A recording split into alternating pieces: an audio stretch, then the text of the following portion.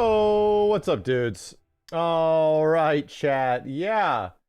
Some stuff is going down today, man. That's also not working. Hello, hi. This D23 news is getting crazy. I'm gonna be honest, man. Like, there's two of me now. That Kingdom Hearts news is nuts. That is nuts. I saw all this stuff happening and I was like, bro, what are they announcing? I am just like, I'm sitting here looking at these announcements and like, you know what? I'm not into this anymore. I was at some point, but brother, I am so happy for Kingdom Hearts fans. like I'm actually ridiculously happy that that fandom that has been literally tortured is getting their comeuppance, bro. Like, it is actually happening. Like, that is crazy. You guys get your game like next year, in the same year as the end of Final Fantasy VII, which is nuts. And then there's a movie or a show. It's crazy to see Disney, like big head Disney fandom, like front of the spectacle, biggest Disney news. We're making a show. It's like, what? Holy crap. Yeah, it's an anime. It's a TV series. Wow. That is crazy. Y'all are eating. That's nuts. Is JJ excited? Not really. Not necessarily. I don't think she's seen it yet. This stuff just got announced, bro. Like, this stuff literally just got announced. I'm mostly happy because, like, again, the Kingdom Hearts fan base and like the Final Fantasy VII fan base, which is on my representation, is pretty closely connected in the Square Enix verse, and just knowing that both sides of this huge fandom that is in this network are all feeling pretty good right now, dude. Like, that's pretty sick. Everyone's feeling pretty good right now, dude. Same year for both games. That's amazing. I mean, I don't know if I'm going to play it, but all I'm saying is that, like, I'm happy when people are happy. It has an effect on me. It literally, like, when good news is happening and there's, like, positive vibes, it has an effect on me, bro. Like, when everything is just bad news, I don't feel good. Reaction to the Doomsday trailer. Is there a new trailer as well? I won't be able to put it on stream. But when, like, yeah, I don't know. It's just, yeah, Nico's probably through the fucking roof right now. There he is. He's probably through the roof. This shit's crazy. There's also a new Wolverine trailer. Wait, for the game? I have played the game. I got some impressions. I got an impressions video that's going through some approval stuff with Insomniac right now. That's going to go live in the near future. So I have played Wolverine, yes. And I'll get to talk about it in that video. I'm going to wait.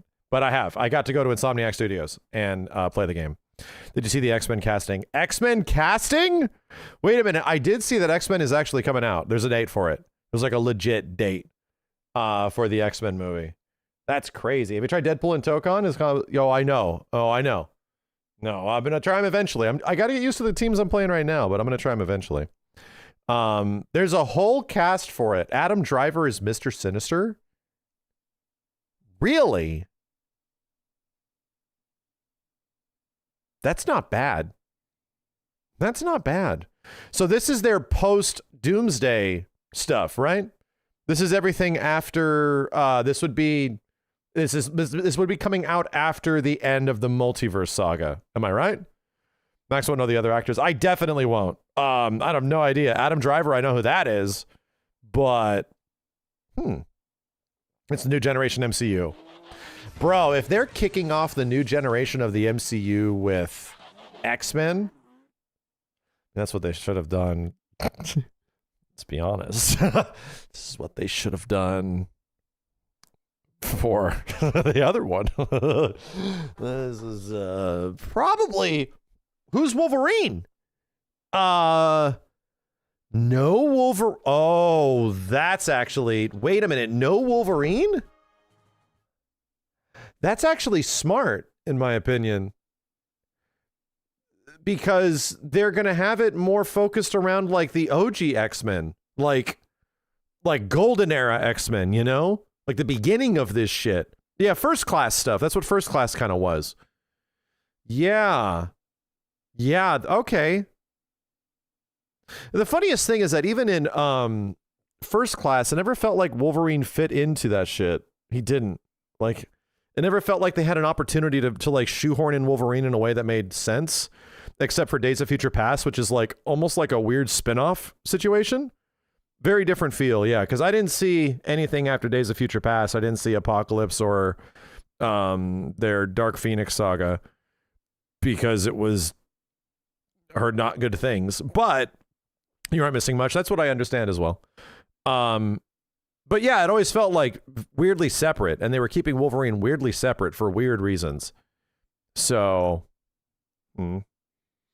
this sounds like also very good news. What the hell? Let me see who the cast is. I just want to see like pictures of the people that are playing the roster and stuff like that.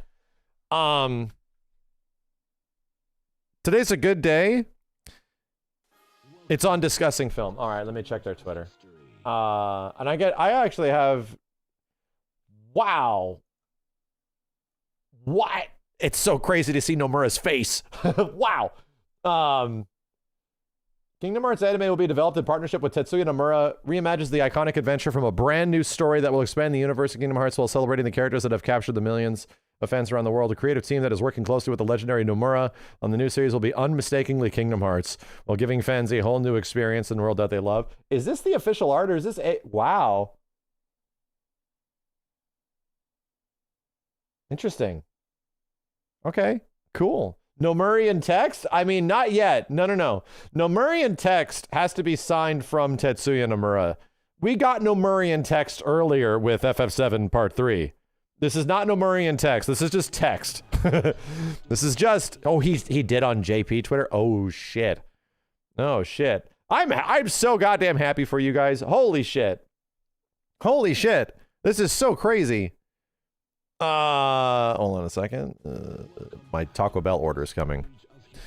I saw that Fortnite stuff. Let's not talk about that. Yeah, it's totally fucking fake. There's an image that's rolling around Twitter right now. It's fake as shit, chat. It's got AI horse shit all over it. So, no. The lettuce. No, what I get at Taco Bell, I get the, what the fuck did I order? I get the...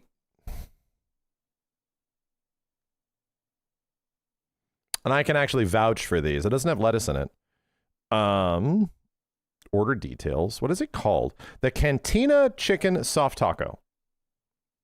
And it has purple cabbage instead of lettuce. They use cabbage. It's delicious. It's absolutely delicious. So, anyway, those are good. I know. They're healthy, too. They're pretty good. No thanks. No thanks. You've never had Taco Bell before? You're not missing much. Back in the day, things were pretty good. I'll have to check out the Doomsday trailer. Yeah. I don't know if I can watch it on... I can't watch... bro, I can't watch trailers on stream. I cannot. Did you see that Del Taco got voted best fast food french fries 3rd year in a row? Well, they are good. They are good because they're like normal. They actually taste kind of like french fries, like potato-ish. That's crazy.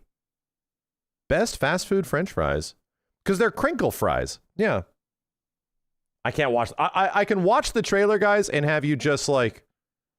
And have you just chilling with me, you know? I haven't watched the Kingdom Hearts 4 trailer yet. No, I just saw the news. Here's the thing. I had such a good day today, bro. Like, I got up and just went to the beach with my family, and this was the first day I have been to the beach since, and I'm like not far from the beach, like all things considered. Like the amount of distance comparatively that most people would have to go is very short. So it's like within an hour. So I got to go to the beach and hang out, to go to some different beaches I'd never been to. And the craziest part is that I went shockingly unprepared, and I didn't plan to go in the water or do any of that kind of stuff. And this is the first time I've been back at the beach since I've been back on my trip. And like I told you guys, I got a bit of depression coming back because I spent every single day in the water for exuberant amounts of time. And me and my family, like all that kind of stuff, for literally 2 weeks straight. I was just in the water every single day. So when I came back home, and I've had this happen to me before when I moved to Santa Monica the first time, I was just in the water constantly, and I would be depressed when I wasn't. That kicked in again. that happened again.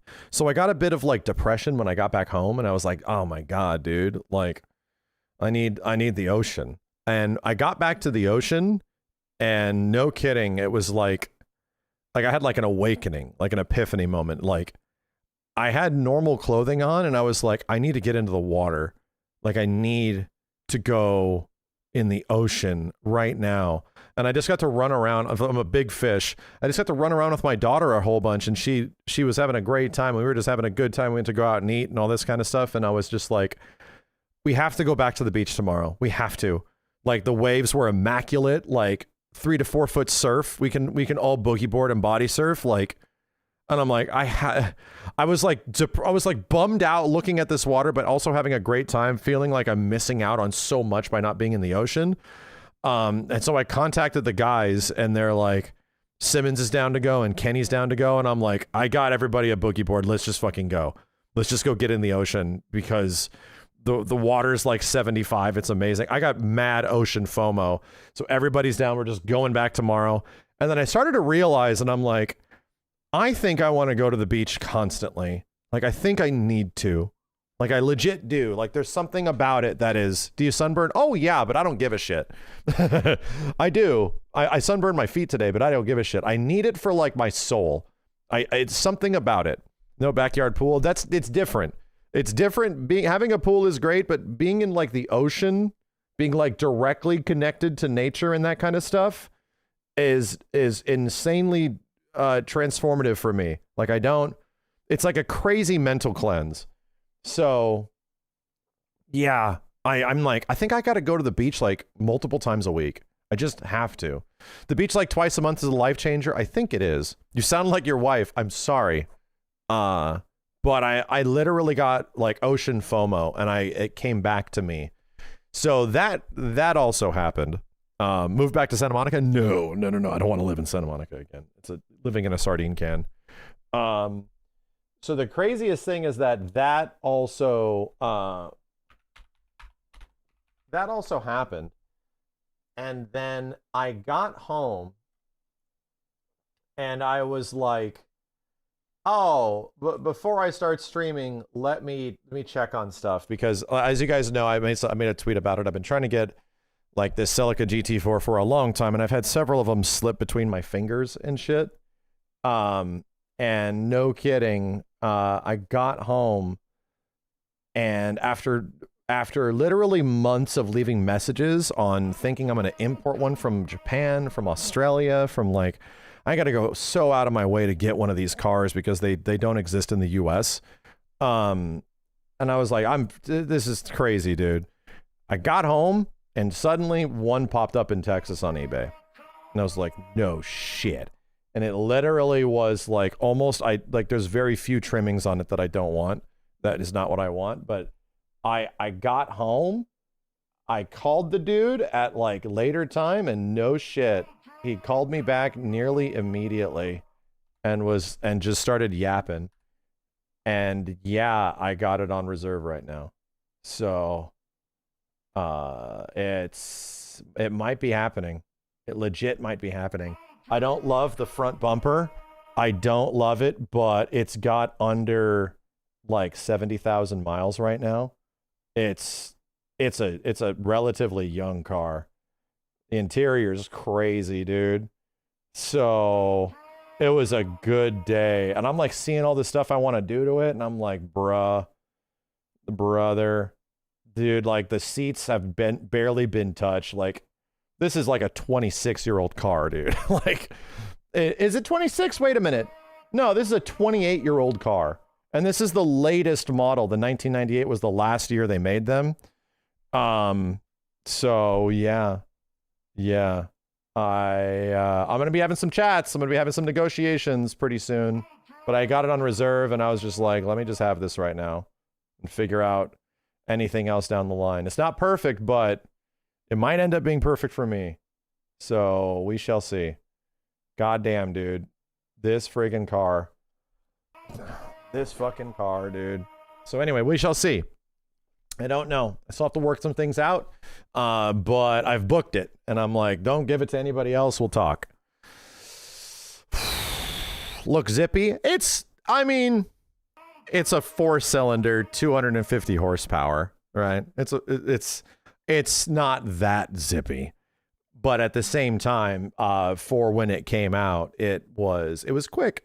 It's got some turbo lag to it, but it has arguably one of the best engines Toyota's ever made in it. So they are horses, man. They go, and the fact that it's that young means a lot, right? It had 250. Good point. Good point. It had 250. Yeah, it's mostly stock. There's very little on it that's been done.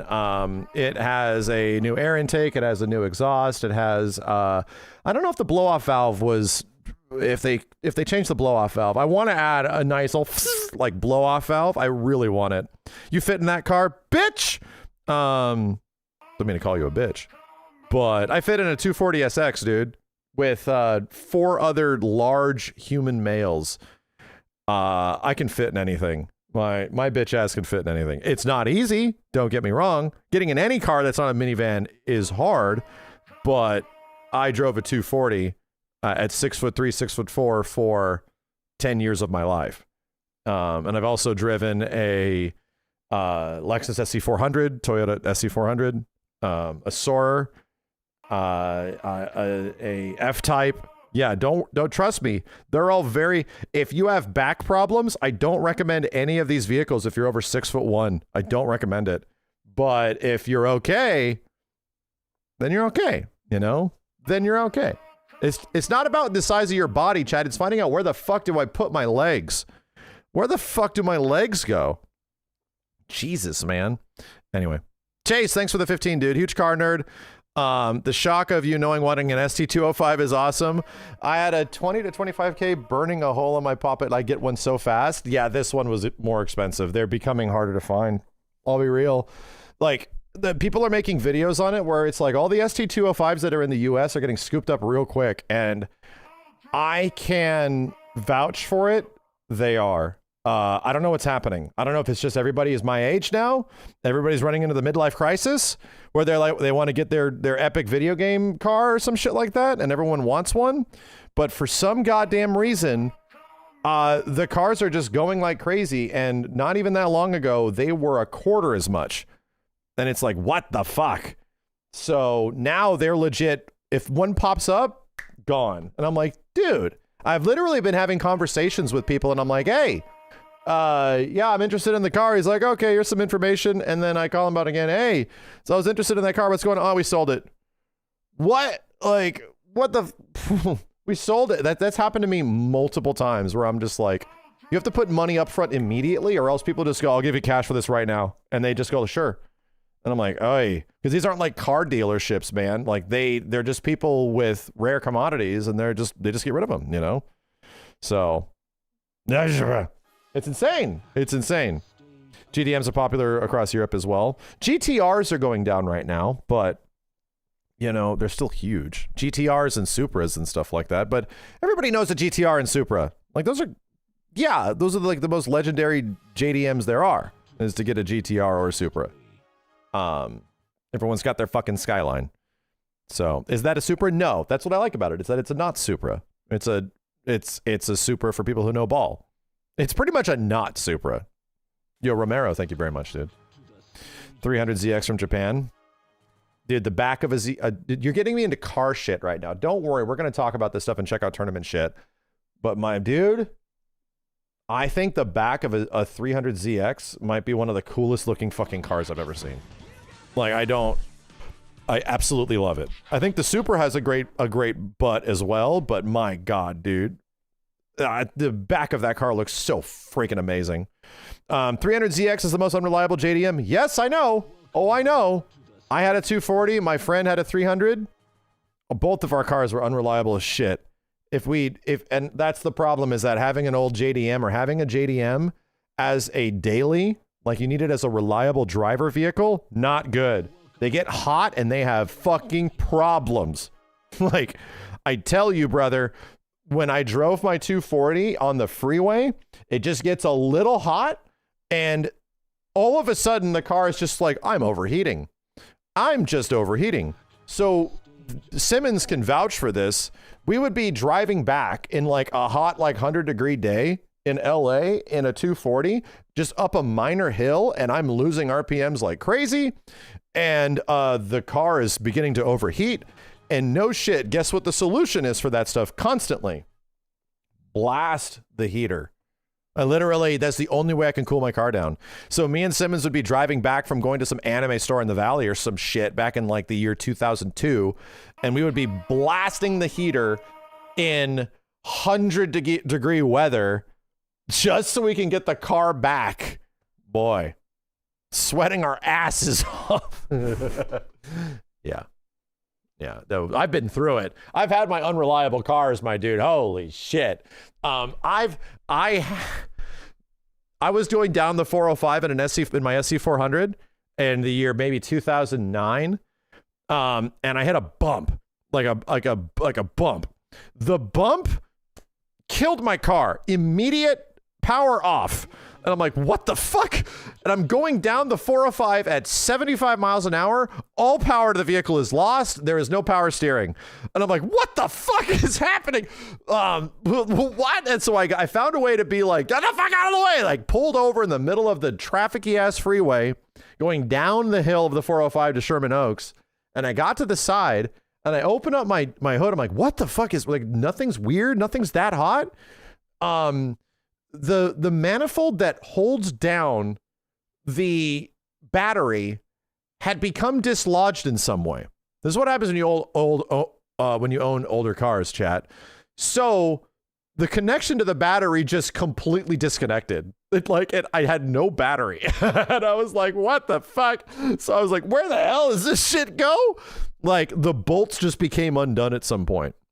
Battery got yeeted and it was like lifted off of its seat and then got disconnected as I was driving. I was like, car turned into a soapbox all of a sudden. I was like, what? So yeah, I ended up buying a new thing, bolting it down. Jesus Christ, man. I've been through some shit. I have been through some shit. The new SC300 is like one of the nicest Lexuses, and they've had apparently a really good drive. There's a new SC300. They're making new SCs. Dude, they're literally making the GT3 again. Toyota's making a GT3? Like, what the fuck? Like, everybody's going back. They're doing 8.6s. They're doing Supras. Like they're all these new car companies, their ideas are just to go back to their old stuff and redesign it. I was like, I didn't even know that was the case, dude. The new, what is it? I saw somebody with a new Nissan 300 in my neighborhood, and I don't know what it is, but it's the new Z.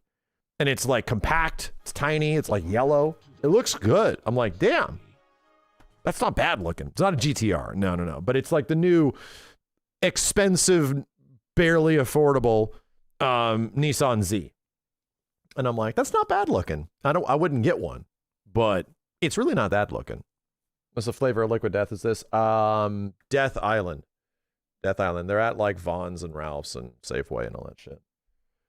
So, is it the 400Z? Yeah. Remakes are popular. I mean, I don't know what to tell you.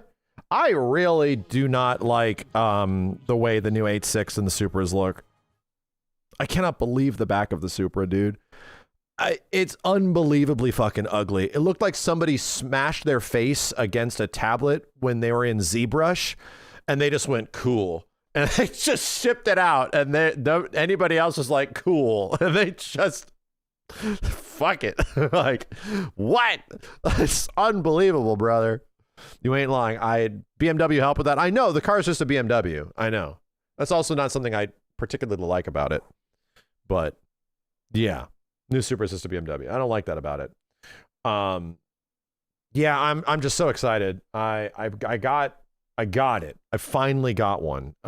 It's a bit more expensive, but it's got some of the lowest mileage I've ever seen on the vehicles. And in the other times, if I run across GT4s that have under 50,000 miles, that shit is eclipsing like $40,000 to $50,000. And I'm like, what the it's an old Celica, bro. It's an old Toyota. What are we talking about here? What?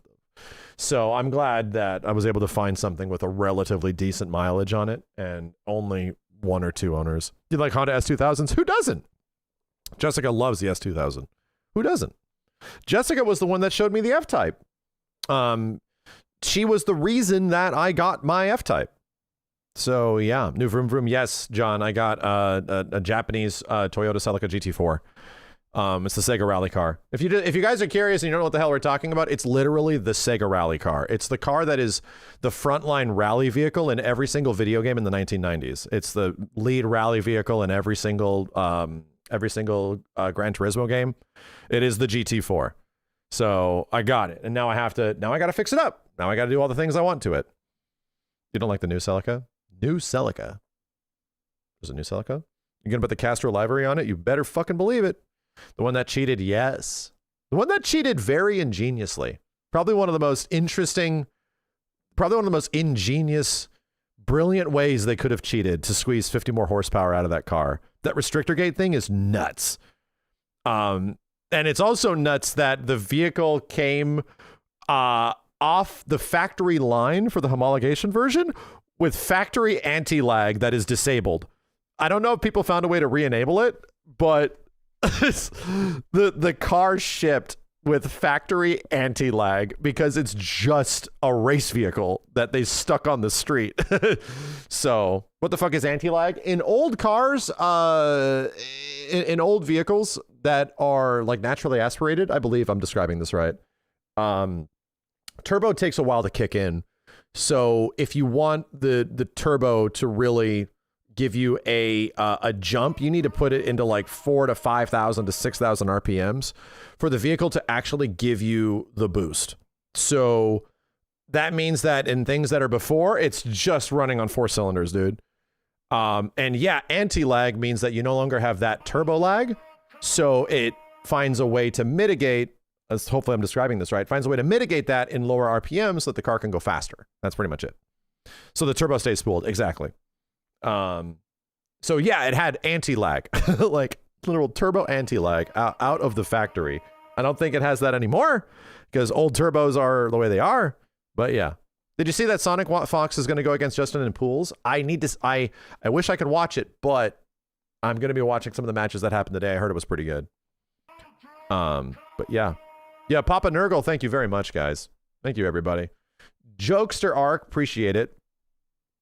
I don't know if I'm gonna put Recaros in it. I'm debating. I kind of love the seats that are in it already. It has old ass 90s confetti seating. I kind of love that, man. But I'm gonna get Speedline tires. I already bookmarked them and they're not cheap. But I think I'm gonna have to get them. I'm at that part where it's like, oh, what am I gonna do to this vehicle? You know?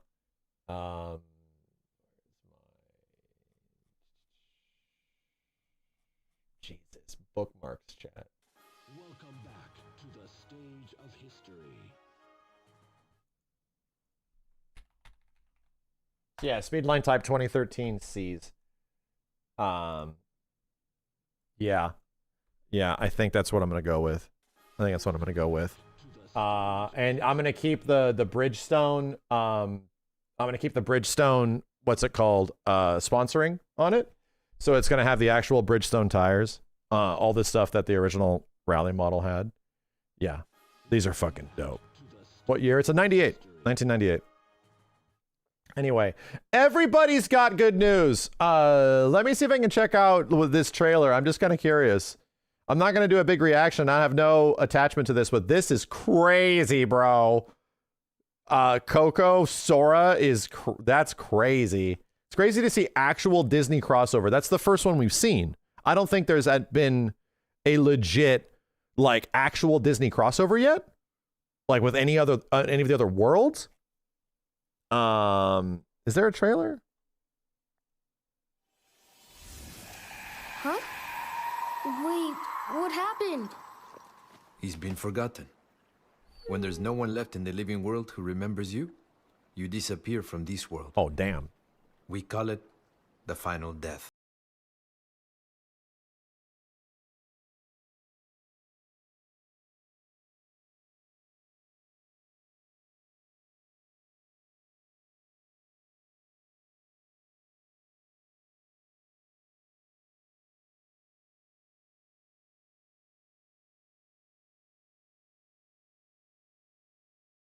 Bro, Kingdom Hearts 4 is going to have Star Wars, isn't it?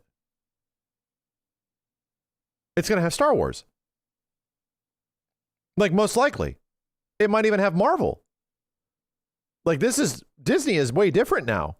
Like, that, all that shit is on the negotiation. Wow. Hopefully not Star Wars. Well, not modern like, okay, straight up, if you were to put Star Wars into this bitch, why would you do the new trilogy? You wouldn't. Disney's already over the new trilogy. They're over that shit, bro. They're like, oh, okay, we need to go back to OG Star Wars. They're doing it to the theme parks already. You know, like all the other shows are doing good. The threequel trilogy is now like, all right, we can move past this shit. So imagine if it's like original trilogy. Imagine if he goes back to original trilogy in some way.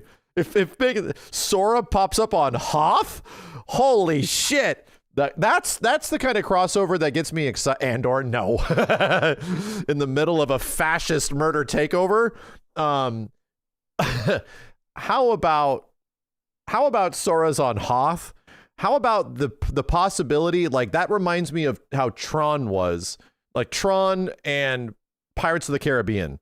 Like that shit was crazy for Kingdom Hearts 2. It was like, what? This is so sick. Oh my God. Damn. Welcome to the Plaza de la Cruz.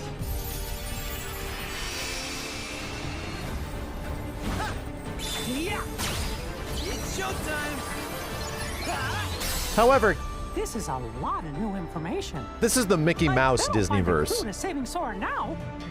When folks disappear above, is this where they always end up? But Sora isn't here. What? Sora, is something wrong? What can you see? Sora, hey! Force Ghost, Donald and Goofy? Force Ghost, Donald and Andor is not a good idea. That will not be... That's crazy that you guys are getting your game next year. That is crazy. Like it's just over a year away, pretty much. It's just over. We're already in almost late 2026, my dude. That's crazy. I don't believe it. That's so bizarre. That's so bizarre. FF7 and Kingdom Hearts 4 in 2027. God damn, dude. Wait, let me go get my tacos. I'm gonna run this again. Hold on a second. My tacos are at the door. Hold on. Huh? Wait, what happened?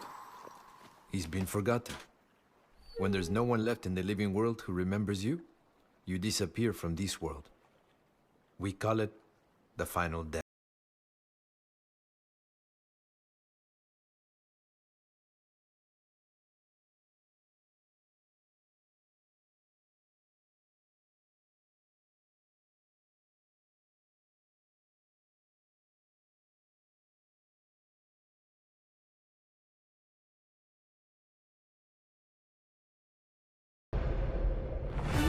Welcome to the Plaza de la Cruz.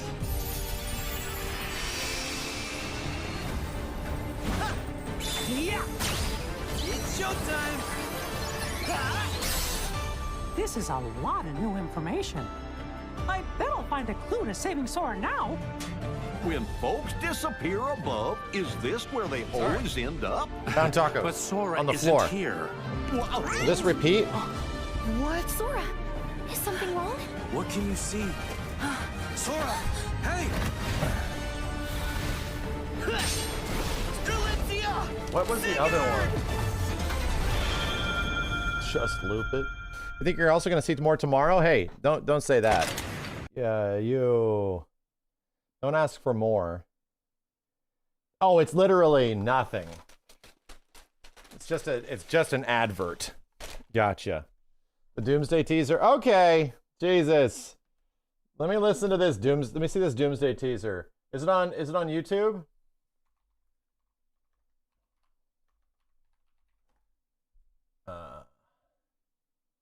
Special look. I'm looking specially. Victor was always the smartest guy. You guys can't see this because it is. If I put this trailer on the screen, it will flag like crazy. every room. He used to be different.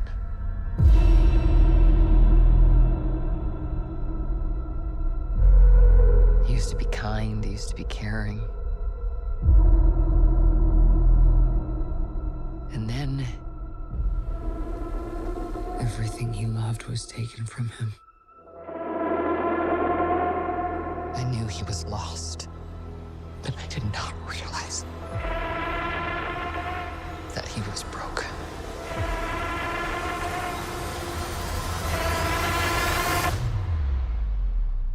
I got goosebumps. Victor, did you do this? All of you have lived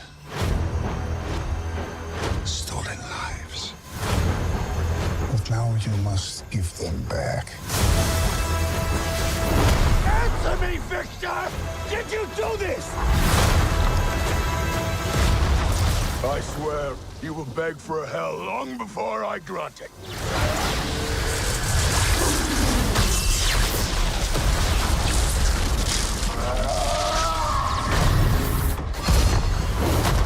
Hell answers to me. For I am Doom.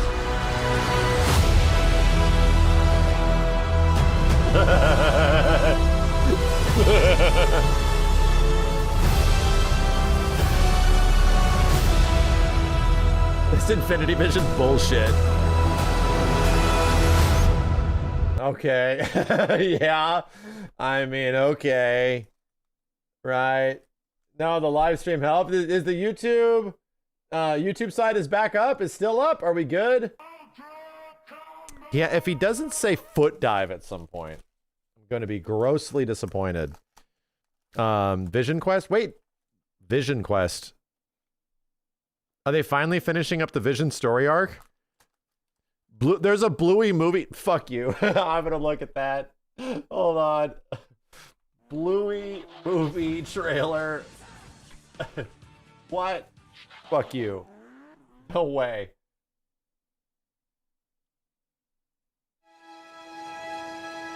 I should be watching this with my family. I'm watching it by myself.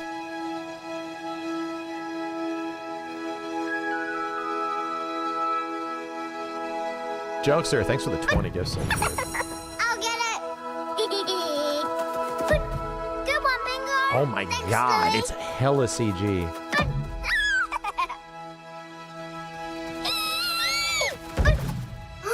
Wow. Don't let it touch the ground. Oh no. Run! The art style is crazy. Wow, that's a lot different. That is a lot different. Holy shit. Holy shit. Can't watch anymore. I know, you can't see it. If I put any of these trailers on the stream, they will literally blow the fuck up. Why do you hear the FF7 theme for a second? Because all the people that made Bluey put references to Metal Gear and shit in the show. It's all people that are my and or our age. Hold on a second. YouTube is very strict. Yeah, if I put a trailer on YouTube chat, it will cook it. It'll very much cook it. He didn't know? Wait a minute. Hold on a second. What else? Is there anything else? Vision Quest?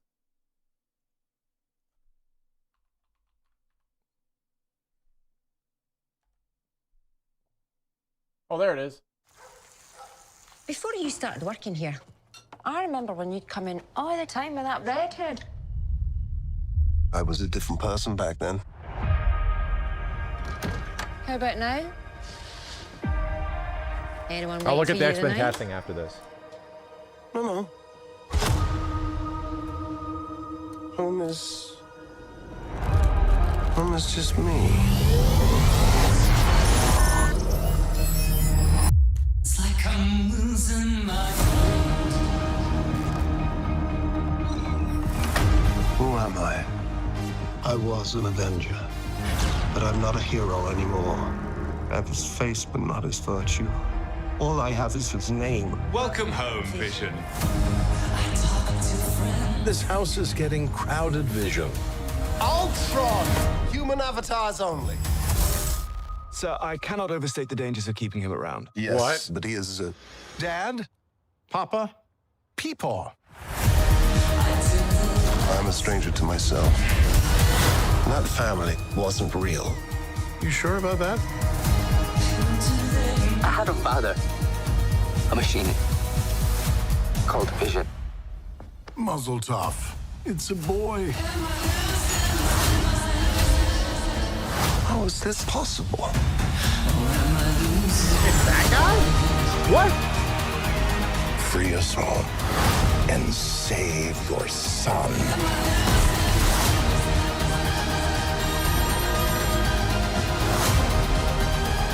I wish to understand my purpose.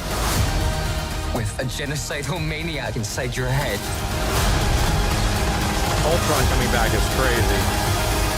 Nothing bonds a family together quite like mortal jeopardy.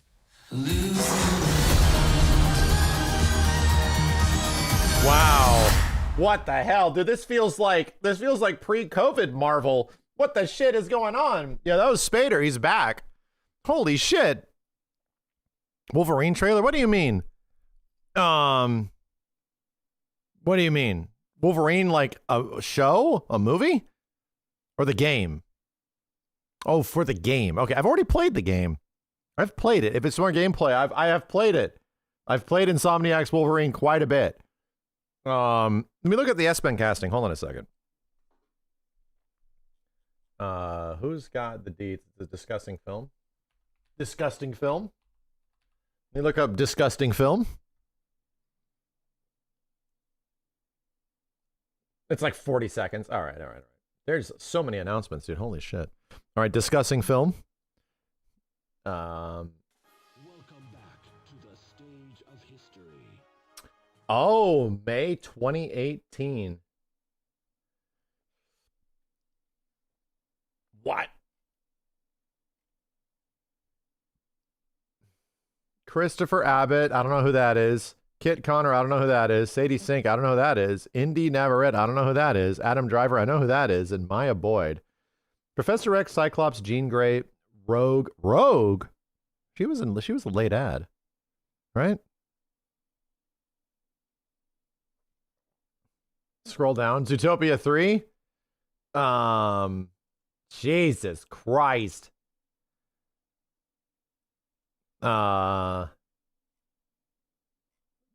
Ashoka. Did they announce X-Men 97 Season 3? They announced X-Men 97 Season 3? Has that been announced? No. I liked the ending. I thought it was really good, but I felt the teaser was weak. I had a weak teaser.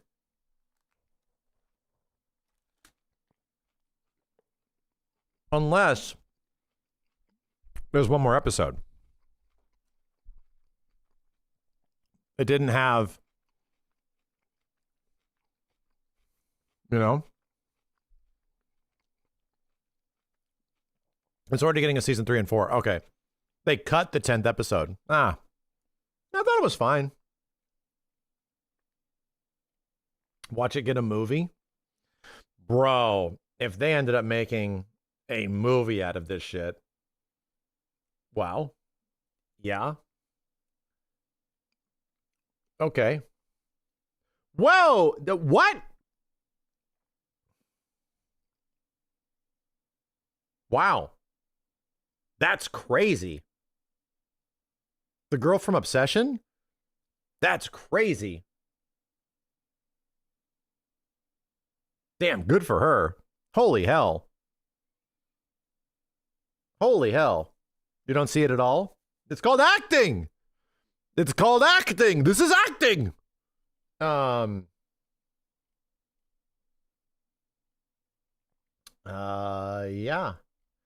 Yeah. Okay.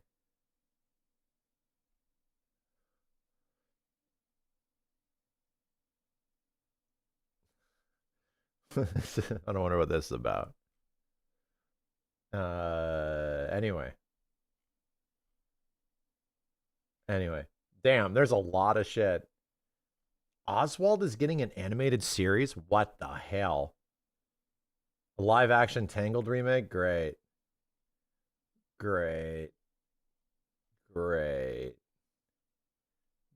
No. No.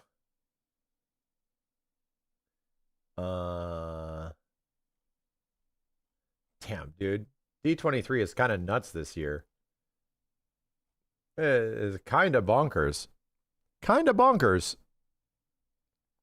You want to see a Max movie where the chat comes to life? Yes. You want to see a what? What? Nobody's gonna go see this, dude. What the fuck? A new Simpsons movie? Nobody's gonna go see this. What? I will? You will? Bro, what? The Simpsons, what? Is The Simpsons any good? What year is it? The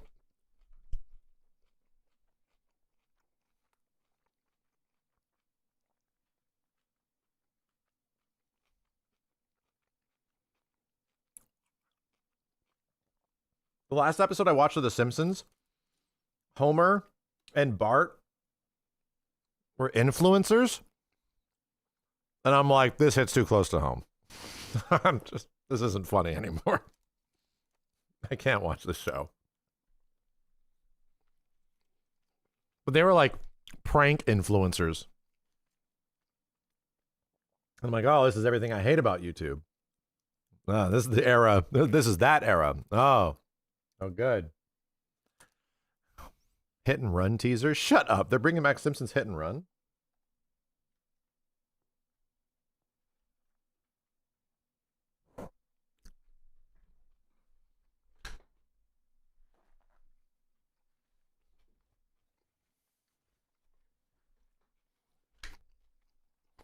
Matt Groening said it? What?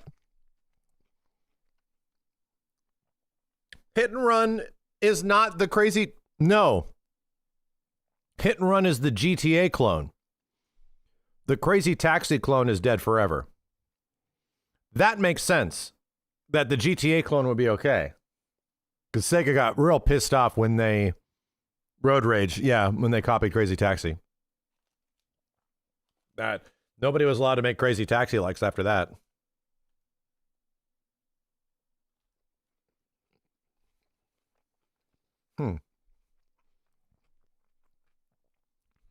The whole issue was their floating arrow. Yep. Sega trademarked an arrow that actively narrates and points you to the direction you need to go. And then they just copied it.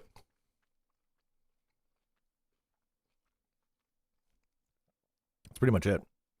Yeah, Crazy Taxi got BD Joe. And he looks like normal. What the shit? What's up? We're feeling it's a good day. There is a lot of really good news. Even stuff that isn't adjacent to me. But this is so sick, dude. This is so sick. Like, incredibly cool. Kingdom Hearts got a release date. It's getting like an anime. This is so sick. The X-Men cast got announced. It's coming out in May of next year. Where's the trailer about Ultron? Watch the Vision Quest trailer. Just go look at it. Just go. You heard familiar voices when I was watching that.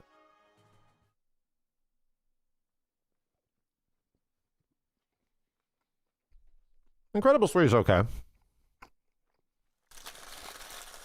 X-Men 97.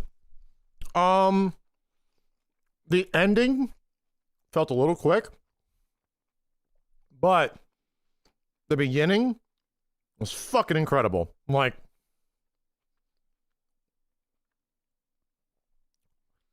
I almost wish it, I mean, and this has been a while now, I almost wished it ended on Magneto dying.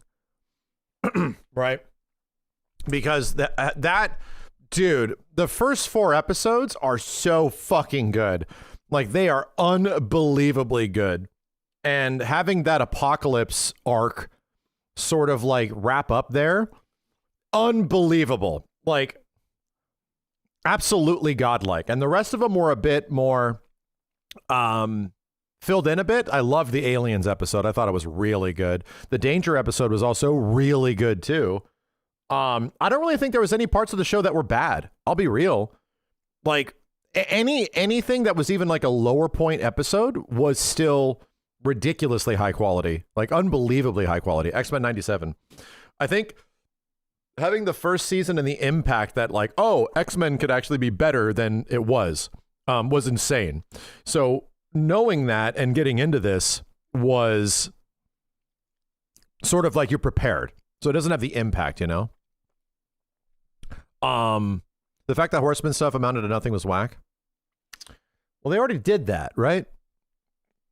All the Horseman stuff's already been done in the first series. And the first series is continuity to this. So most of all that Horseman stuff has already been handled before, my dude. Like, it's already there. I actually watched a few of the Horseman episodes after of the old show. And yeah, this shit is mostly covered. They makes more, though. Yeah. Yeah. Yeah, there's been a lot. Apocalypse has been in the series quite a bit. I think they're going to... Yeah, obviously, I think we're moving towards Onslaught. Yeah. I think we're moving towards Onslaught. But so cool. So many great character moments and shit. Like, I just have such a great time watching that show. Hey, man. I think season 2 ends up being like a 9 out of 10, and season 1 was like a 10 out of 10. Every single time I fire up X-Men 97, I'm glad I'm alive. Like, that's how the show makes me feel. I'm literally glad I'm alive. I'm like, this is so crazy like, that this shit exists at the same point where I live, that it literally exists. It makes me feel so goddamn good.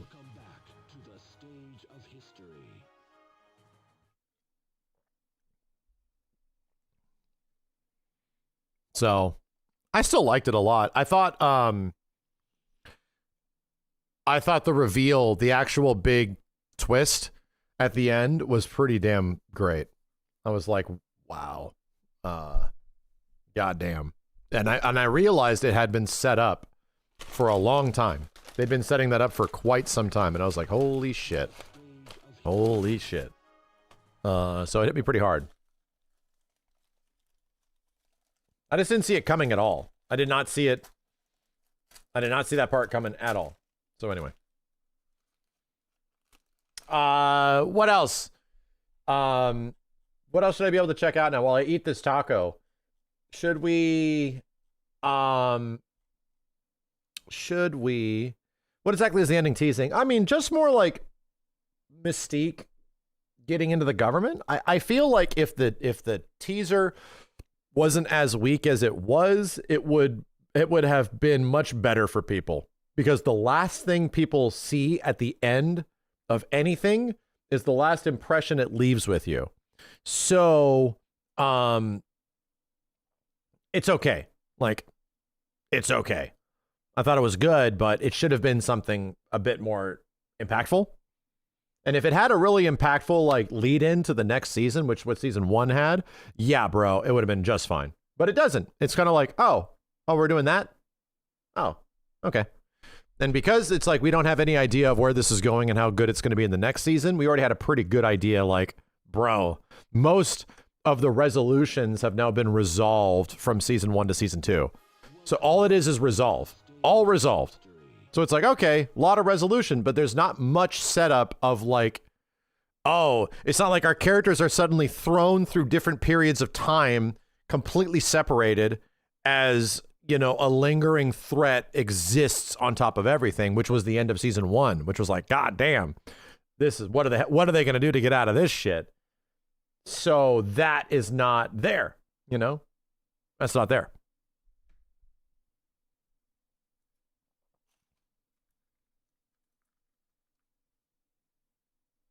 It was originally going to be 2 seasons until they renewed it. Yeah, I'm glad there's more.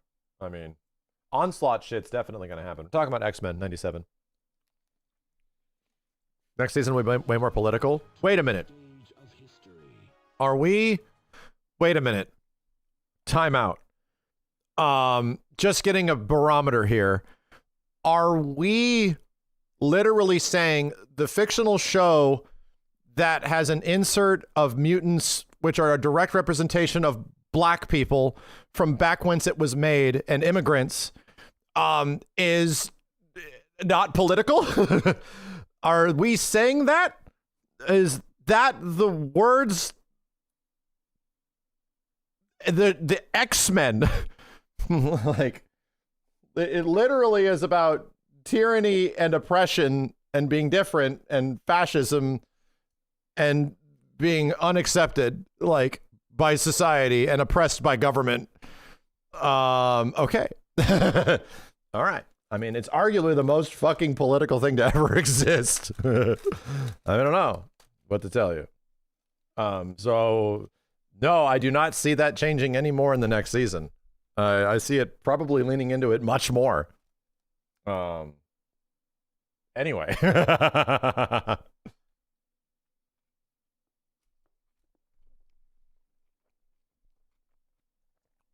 on a second.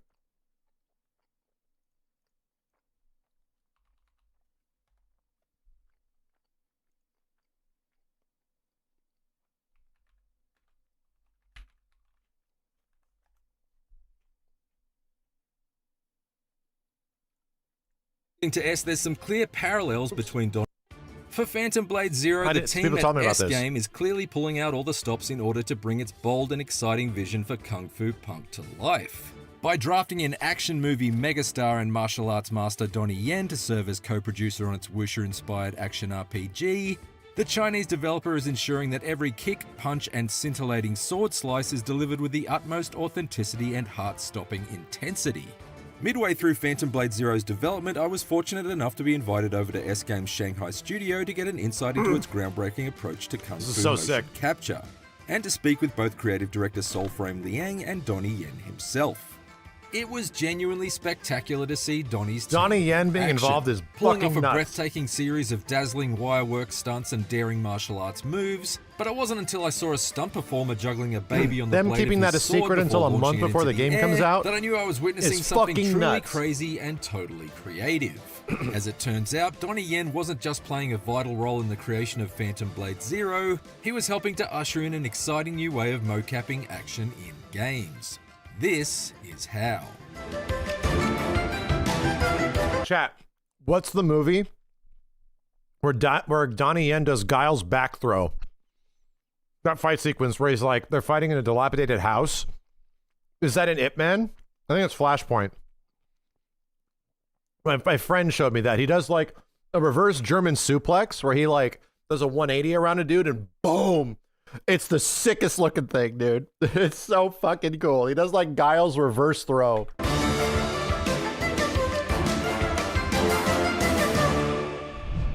Whether you know him from his Hong Kong cinema hits like the Ip Man series, or his scene-stealing performances in Hollywood blockbusters such as Star Wars Rogue One or John Wick 4, Donnie Yen has a proven track record for dazzling audiences with supremely creative choreography and a consistently charismatic performance style. The GOATs? I mean, obviously Jackie Chan, but Jet Li and Donnie Yen. Jet Li fucking was so goddamn cool. In the 2000s, dude, holy shit. But surprisingly, this is only the second time that Donnie has dipped his kung fu kicking toes into the world of video games, having previously choreographed most of the action cutscenes for Capcom's Onimusha 3 Demon Siege back in 2004. I asked Donnie why he wanted to be a part of Phantom Blade Zero, having not played an active role in the gaming world since the PlayStation 2 era. I'm always aware of what's going on out there. You know, I'm trying to learn as well, you know, as a filmmaker, I'm constantly trying to grow, you know, so this is something that I'm always curious and interested in, of the level of the gaming, especially a game like this. This was the very first boss we saw.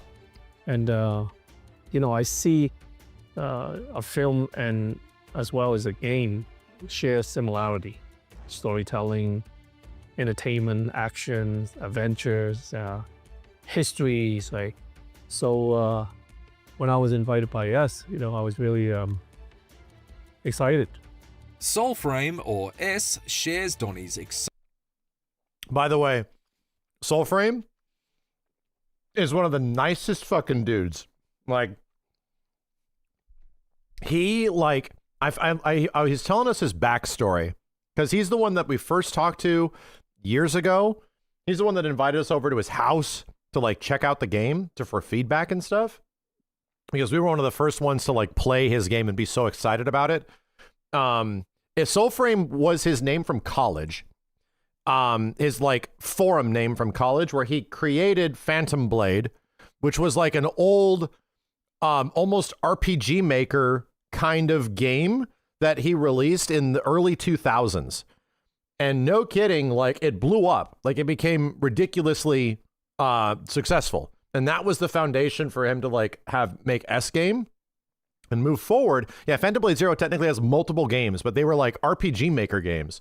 This is the first one that is directly influenced by Ninja Gaiden and Metal Gear Revengeance and a little bit of Soul stuff. Is this one, because the games have been very different before. So yeah, like a lot of the money that went into creating, or the money that was earned from the early games, which were very small, made by like very few people, directly went into him making a studio and just trying an effort to like, can we make an action game? Can we turn this into a big ass action game? And yeah, they got the first playable of Phantom Blade. Like that was their, and then all of a sudden everyone saw it and went, oh shit. And that's when they got a bunch of budget and money, most likely. It's gotten a lot bigger. Excitement. Donnie is a hero to many at S Game, and S describes collaborating with him as a childhood dream come true. But is quick to emphasize that the partnership with the film star goes far beyond simply slapping his name on the Phantom Blade Zero game box in order to sell a few extra copies. Soulframe's also been very nice. He's been trying to get me to go out to their studio, and it's such a big commitment. He's like, you have so many fans in China. Like, he's the guy that told me about my presence on Bilibili, where a lot of my videos get translated to Chinese, like in Mandarin on Bilibili. And I'm like, what? And so he showed me, he's like, dude, look. And he showed me, and he's like, hundreds of thousands of views, like of whatever the hell you're talking about, whatever game, like Final Fantasy or fighting games or whatever. Like, they have equal viewership that I have here. And I'm like, I'm like, what? And he's like, yeah, like, you should definitely come out here. I'm like, dude, holy crap. Like, I mean, I'd be completely down. I'd be absolutely incredible, but it's an insanely, it's such a crazy thing to be exposed to, and to like, to gather that, you know? Anyway, it was nuts. We're really honored to have Donnie on board. And of course, at the very beginning, as all other studios, gaming studios, they usually do is have some superstars for only endorsement, only some branding or marketing images. But what we're doing now is way deeper than that. I think what you have already seen is Donnie are playing one of our characters, a master character, but more deeply, Donnie also give us the direction and the style of the overall Kung Fu styles and everything. So I think this is so great because what we're trying to do is to catch the authenticity of the Chinese Kung Fu. Everything inspired us from the golden age Chinese Kung Fu movies and everything, because we grew William, up thank you, dude. with all these Appreciate movies, the 5, dude. and Thank you. We actually know every frames and every minutes of Donnie's classic movies. And so now we God, they were so young. Holy shit. chance to bring that into our game. And we together to I did this fight. promote it's hard or as make fuck. the Kung Fu Bro. culture even more popular to Me and Simmons did that fight. It's a side quest fight. We were on that shit for an hour, dude. And it's multiple phases. It's insane. It's so fucking hard. the newer generations all around the world. Kung Fu culture, with or without realizing, right, has influenced almost every aspect in terms of visualizations, right? Films, TVs, gaming, action movies, any type of actions, vehicles, right?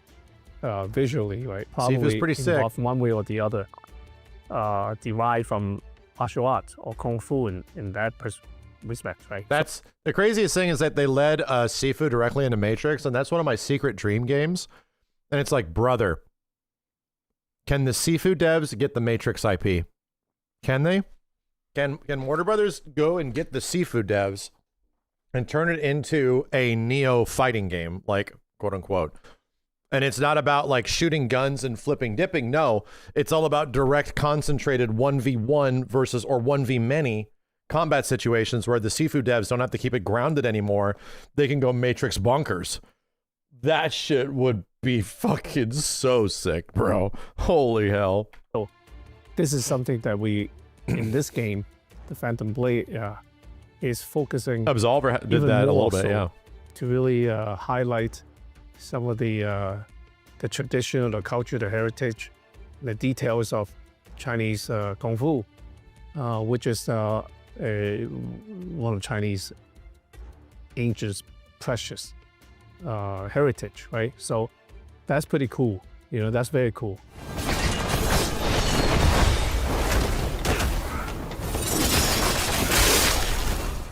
As S alluded to, Donnie hasn't just been brought onto Phantom Blade Zero to help choreograph its action set pieces and allow the team at S-Game to draw on his decades of martial arts expertise to help sculpt its vision for the game. He also appears in multiple flashback sequences as the father of the main character's soul. In the scene I watched them capture during my visit, Donnie's father character is forced to fend off attackers and guide the infant soul to safety. According to S, there's some clear parallels between Donnie's role in the game and his involvement behind the scenes. This is a great character, and it's an iconic character in our game. This is a master and also our hero's father, but they split when the hero was super young, is like a baby. So it's a very important scene.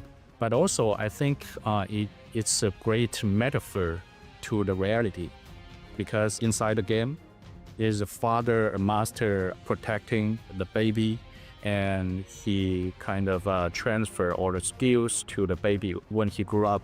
So in reality, we're also doing kind of like this heritage, because we, as I said before, we grew up with Donnie's all these classic movies and all these movements and everything. Wow, the plane landing. And we're Holy now shit. trying to transfer all this excitement from those kung fu's and action scenes into a new medias, and we all create a great heritage. Dude, giant video game mocap wire work. Like, usually video games get a big mocap studio. I just saw one for Wolverine. Like, they made a mocap studio inside the Insomniac offices when they were talking about it when COVID happened and they weren't using their offices nearly as much anymore. They would always have to outsource motion capture, you know? They'd have to go to like different studios and use their studios to do motion capture. And they're like, screw it, we can do it ourselves. So they created a mocap stage. Yeah. Like, they created a mocap stage in Insomniac, right? They're also a big Sony thing, so it makes sense to you, Gilly. I don't know if you know if they've been used, but they did like that thing during COVID where, oh, we're just going to build this ourselves. So facial rig capture and mocap and all that kind of stuff is just in their offices now, and people work from home. So, but it's usually like a stage. It's mostly like stage play stuff. Same stuff that we see with like NRS. When it comes to absolute massive wire work, like huge, like usually the animators just kick in there. They have a character just jump. Now it's like, oh my God, now there's direct wire work involved in a motion capture setting. That is not, I don't know if that's been done for a lot of games yet, to be real, in a specific video game environment, you know? Of Chinese Kung Fu and transfer the cultures, and the culture will grow in this trend. And so I think it's a great metaphor. Initially, the scene in question was planned to be a bit more straightforward. The infant soul was supposed to remain secured within the relative safety of the pouch strapped to his father's back during the fight, but Donnie felt that it just wasn't exciting enough. This is a man who's previously delighted movie audiences with a glass-smashing showdown against Mike Tyson in Ip Man 3 and a motion-tracking takedown of thugs in John Wick 4, so he's made a habit of choreographing fight scenes that twist and turn in surprising directions.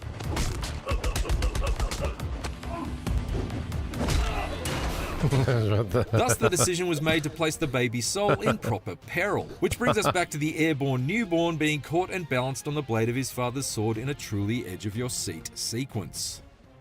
what my would like to do when I look at a piece like that, I look beyond of the excitement. The excitement is given, I know is there already, but how can I, push that into another level, right? So I looked at it and say, how do you make it even more thrilling and more emotionally engaged, right? So that's something that I do the course of many years of making films. I do have that kind of intuitions. When I look at a piece, I understand what it takes to elevate that, right? So I thought putting that elements in there would be a very personal and very sentimental as well as emotional. So this gives me a big reminder of the old school Devil May Cry behind the scenes stuff, when they were like figuring out all the wild ass Devil May Cry action sequences from DMC3 all the way up to DMC5.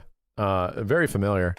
And also, it allows you to have fight sequences where a baby gets balanced on a sword and things like that. Yeah, of course, because the way my mind works, I'm always think like a filmmaker. It's not just, I try to kill many birds with one stone, Right.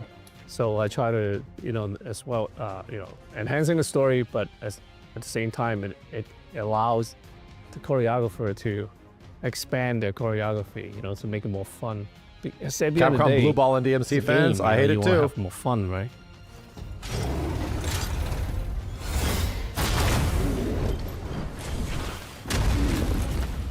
Of course, bringing in Donnie Yen to collaborate on your game doesn't just gain you the expertise of one man. Accompanying Donnie into the mocap studio were his most trusted squad of stunt performers and martial arts proteges, including Hua Yan, who served as the stunt team lead and lead action choreographer on Phantom Blade Zero. Wow. Hua Yan and Donnie go way back. That's cool. In fact, here they are going toe-to-toe in Special ID back in 2013.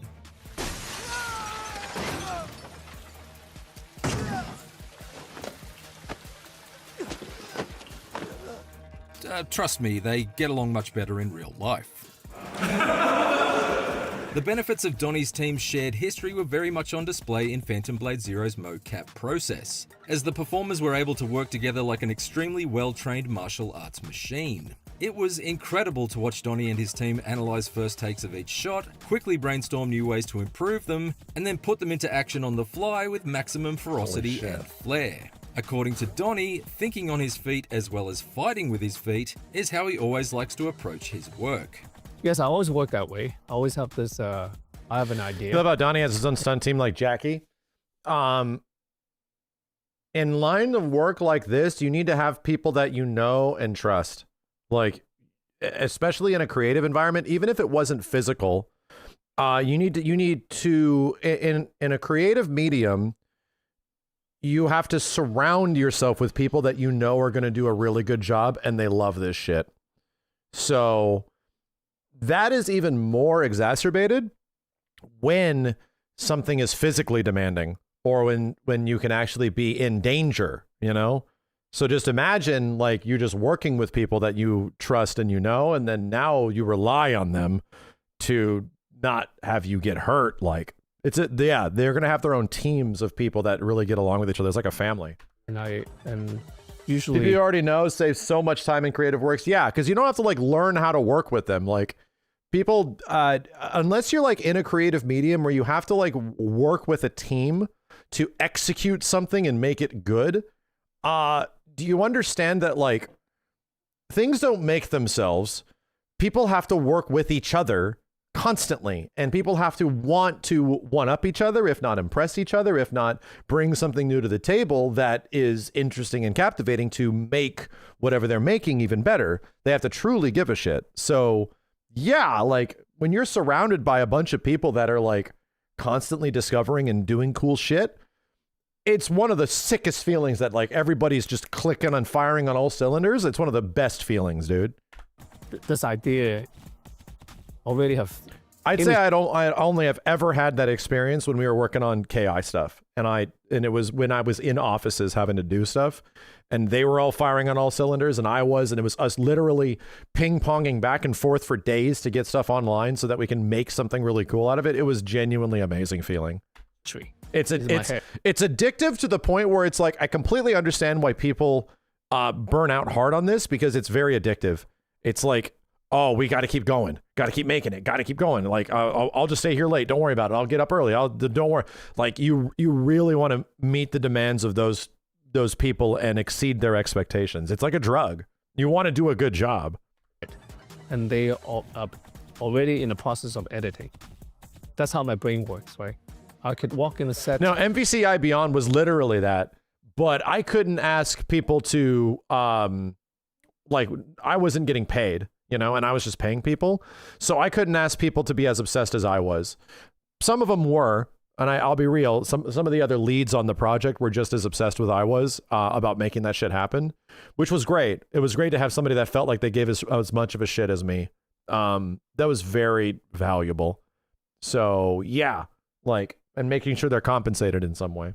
And I will look at the room, and I can put all the shots together, and then form these numerous of shots together, and then ultimately becomes a running film, a running movie, a story. That's how my brain works. So throughout these years, I share my... This is your dream job, mocap? How do you get a job doing it? Just start doing it. Literally, just start doing it. Like, you can get homemade mocap setups. They're not even that expensive. Like, no kidding. If your question is, how do I start doing a thing? Just start doing it right now. Like, if your thing is, I want to do mocap, then you probably need to have an understanding of choreography and direction. So just start, like, move with stick figures. Like, move a cell phone camera around stick figures and stuff like that. Just start making shit. That's all you have to do. You just have to start making shit. And if you can't afford to do this stuff where you can actually do like mocap inside a room or something like that, just do whatever you can that is not that. Like, just start doing it. Immediately. Understanding, and I developed certain theories, and I passed that to my so-called my proteges, and my students. Find people in your area. Yeah, you can find people that are into it too, but don't rely on others. And we have this. If it's a passion, do not rely on other people to get your passion going, dude. That we do. It won't work. So we know, we can synchronize this automatically and immediately. All of the motion capture I witnessed was performed at the full intensity of the in-game action, and this was very much intentional in order to avoid the post-production speed adjustments typical to other motion capture processes that can often make the finished product seem artificial. As S explains, his team has developed a method for motion capture that's flexible enough to stay in step with the rapid pace at which Donnie and his team operate. There's so much a system that he hopes will make bro. developing action games far more efficient in the future. I think we're going to expand this to a whole system of making games, because gaming even needs this more. Because for making games, most of the other studios or big companies always make like step by step. You spend like 2 years to do this pre-productions with all the concept art and documents ready, and you where the hell is that camera? According exactly to what was written in the this is so sick. This is so rough. I love it. 3 years to produce. So that's the normal way for so-called AAA industry. But working with Donnie make us quite confident of our original way of working, especially doing something so creative. Just smoking. It's so weird. System for modern action game. It's so weird just to have people just hard smoking. Like, just trying to not even vaping, like hard smoking. Kung Fu movements to the existing action system, it doesn't work. So we have to come back to the starting point, or we have to build. I was walking around today at the beach and somebody was smoking, and it was the most like, what the fuck? What do I smell? What the fuck is that? Like, and it was literally somebody smoking, and I was like, that's weird. Is nobody smokes anymore. There's just no more fucking smoking, dude. It's like, it was so bizarre. And like growing up, like people smoked all the time, right? But it was so bizarre to have people in the USA. Yeah, smoking is very, especially in California, smoking is very uncommon, like really uncommon. Thing from ground up. So this hard smoking, not weed or vape. Very heavily depend on. People are smoking weed all the fucking time, anywhere. Let's say if we are doing a combo with like 4 hits or 5 hits, and the boss will have some sort of special mechanics to react to your combo. And if you're doing it like a traditional way, you can catch the essence of the movement especially like Donnie's movement or Donnie's style, because there's no such game in history showing that for us as reference. So if we don't have the reference, we cannot do it like the old way. We have to do it in a very special way and very unique way and dynamic. So exactly like Donnie was saying, what he has done in movie industry, like for all those classic movies, we're trying to do the same thing in gaming industry. It's just you live in Seattle and you still got plenty of nicotine smokers. Well, yeah, because you live in Seattle, dude. People need something to take the edge off. It's like the most depressing fucking place on the planet, brother. It's Seattle. It's very nice, but like, there's no sun. True. It's one of the many ways People that didn't take off S-Game the is edge. innovating with Phantom Blade Zero, and it's a process that both S and Donnie are relishing, even if building an action game with such bold ambitions does make for a challenge. I was in Seattle for 2 days for PAX, and I could not believe, and I'm like, is it literally like this every fucking day? They're like, yes. Yes, it is. Every fucking day. It looks like this. Everything is just gray. And I'm like, wow. All right. Well, challenge is a good thing. That's what we live for. So for me, it is very motivating. I like to create things. I like to do something refreshing, and it's a satisfaction that you get from being able to elevate, right? In all things, right? In life, right? Now in game, right? So for me, it's challenging, but at the same time, for me, it's not really. You love Seattle, gorgeous, right? None of that fuck-ass LA murder, son. Yeah.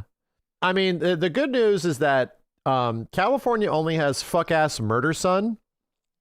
For like, if it's fuck-ass murder, son, for legit, maybe 2 to 3 weeks out of the year. If like sometimes even a couple. 2 months is because it's not fuck ass murder son for 2 straight months. There's like, for example, right now it's a bit cooler. It's like 80 outside right now when it has been 95 to 100 for like a week and a half, 2 weeks.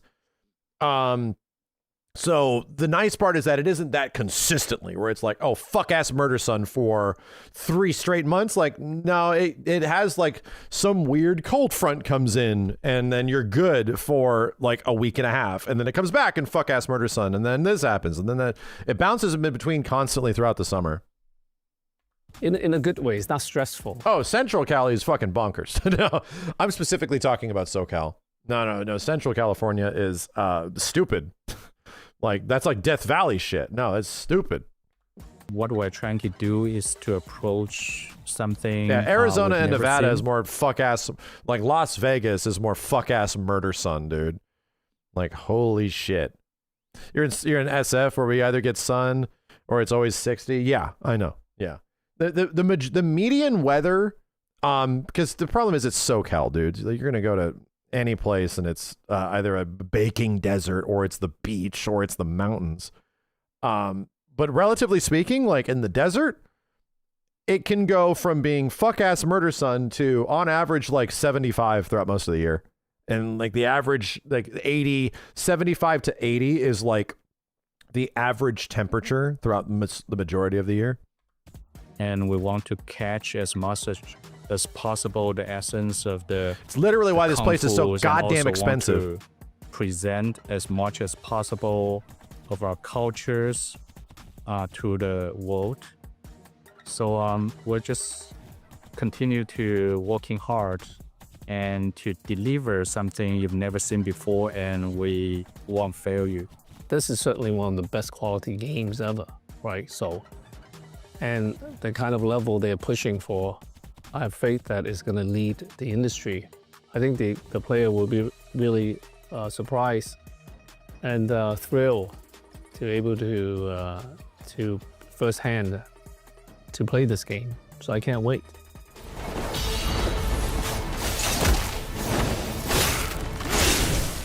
Donnie can't wait, and the good news is that if you've been anticipating the release of Phantom Blade Zero, you don't have to wait long either.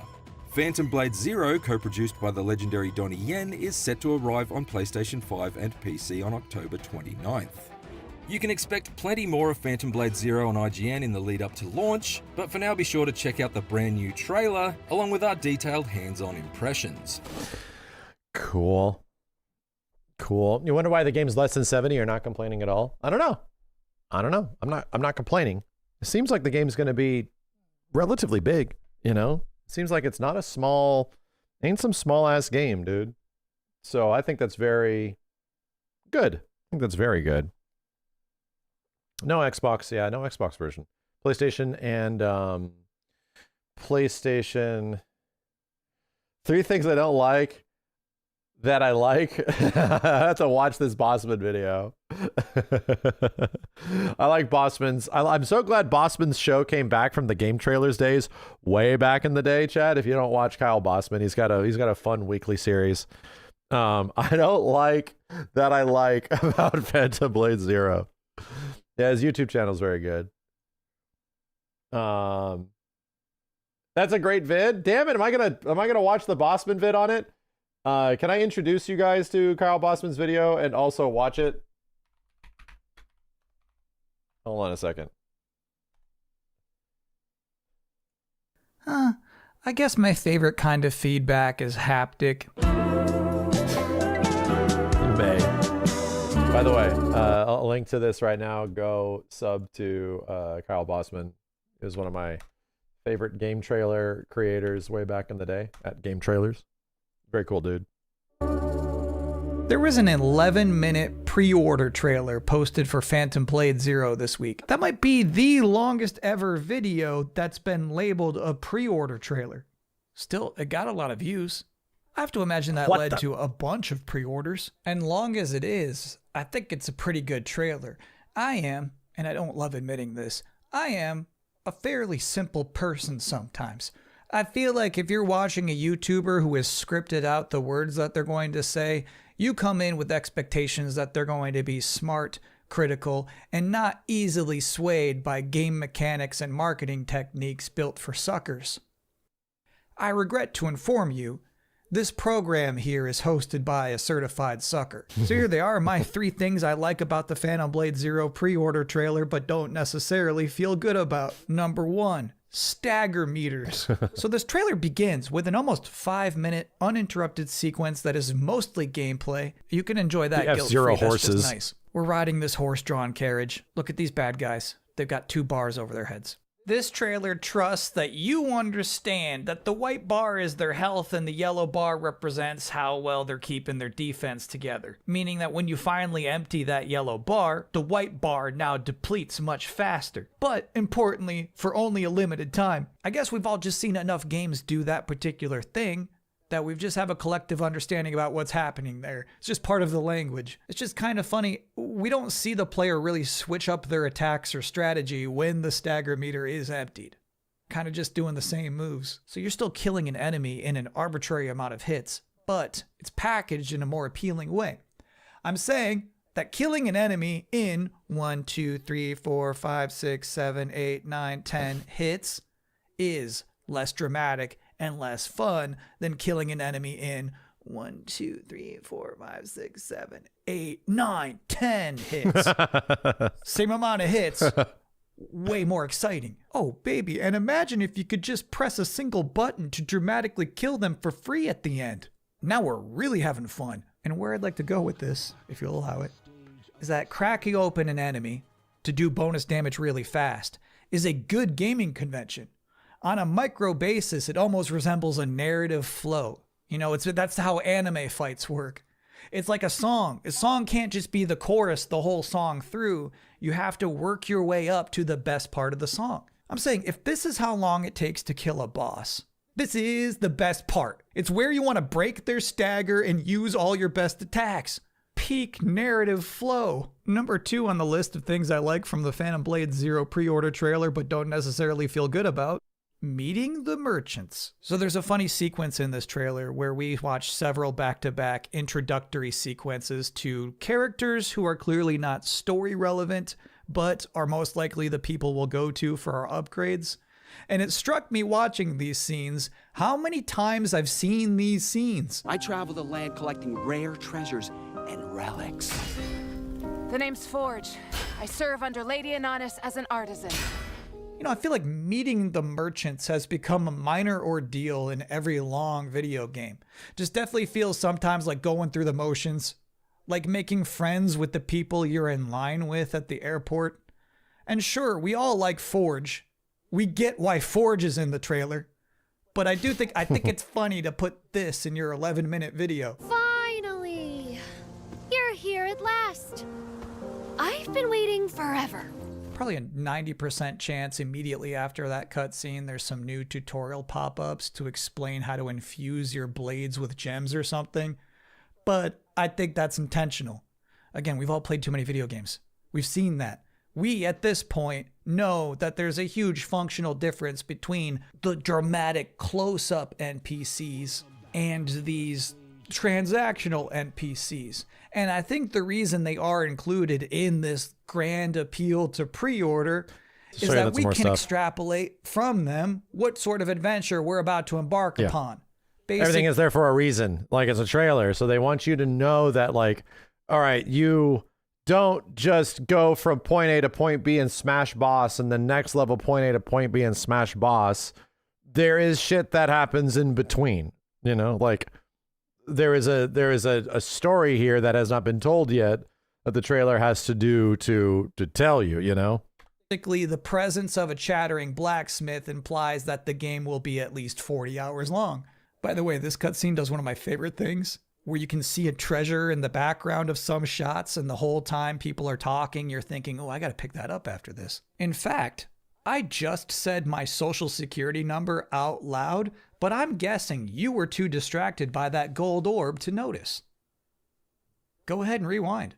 And lastly, probably the wrongest thing to like about this trailer, surprise marketing payoffs. Previous Phantom Blade Zero trailers featured this masked man. What a mystery. I didn't think it carried a lot of weight as a marketing hook because we don't know any of these characters. It's like watching the last 30 seconds of Scooby-Doo. What's it gonna mean? So I should have expected it. I should have seen this coming. The face hiding behind that mask is not a big narrative reveal. It's something even better. A celebrity likeness. So at the end of this trailer, after we've already been instructed to pre-order, we get a bonus scene. After much build-up, the masked man finally reveals his face. Now, the impact of this reveal might or might not hit at that point, but at the very, very end, they make it explicit. That's Donnie Yen, creative consultant and performance capture actor. Yeah, this Donnie Yen. Yeah, this is literally like, in terms of Chinese culture, like, the comparison here is Keanu Reeves and Cyberpunk. It's big.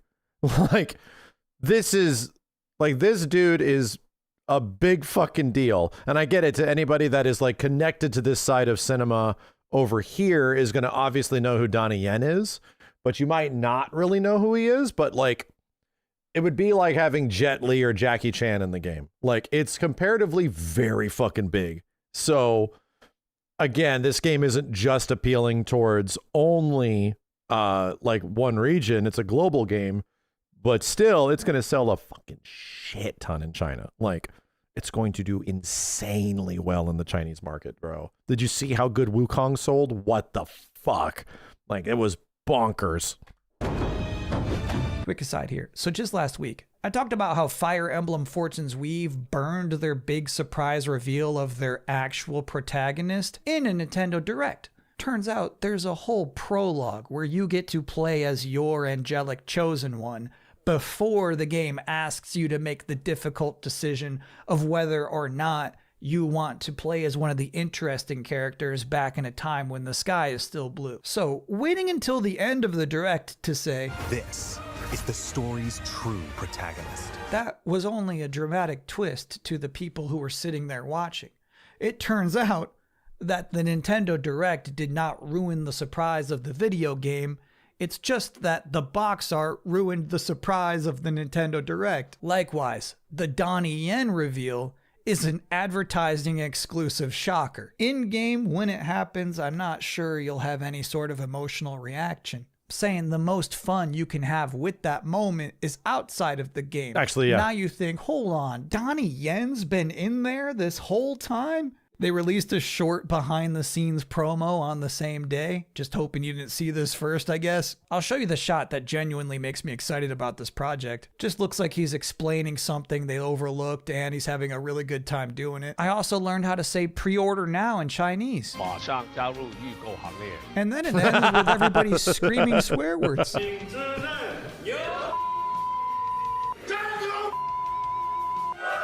Anyway, I guess what we're really talking about here is a smaller scale version of the Keanu Reeves Cyberpunk reveal. Pocketing a surprise for deep into your marketing rollout can be risky because it's a leaky business, but that just makes it more impressive when they pull it off.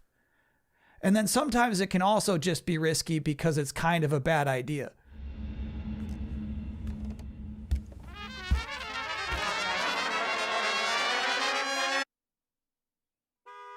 And that's delayed input. I'll be back next week. Until then, thanks for watching. Holy shit, dude. I forgot that happened. Oh my God. That's right. That's right, dude. Holy moly. That one didn't really land. Like, I'll be real. The Keanu one landed. I think even Idris Elba was in Cyberpunk, which was also pretty cool. The Donnie Yen announcement, pretty sick. Like, also the thing is, like, the actors feel like they have a decent place within the world that is being created, you know? Maybe that's it. Where it's like, yeah, we've also seen Snoop Dogg shoved into anything and everything over the last 20 to 30 years. So it was not surprising to see Snoop Dogg show up in anything. So when he showed up in the game, I was like, wow, interesting. Okay. Tupac was genuinely like a, what the fuck? What? Wait, like, huh? Like, it feels so crazy that digital necromancy shit. Yeah. Like, huh? You know, it's definitely something.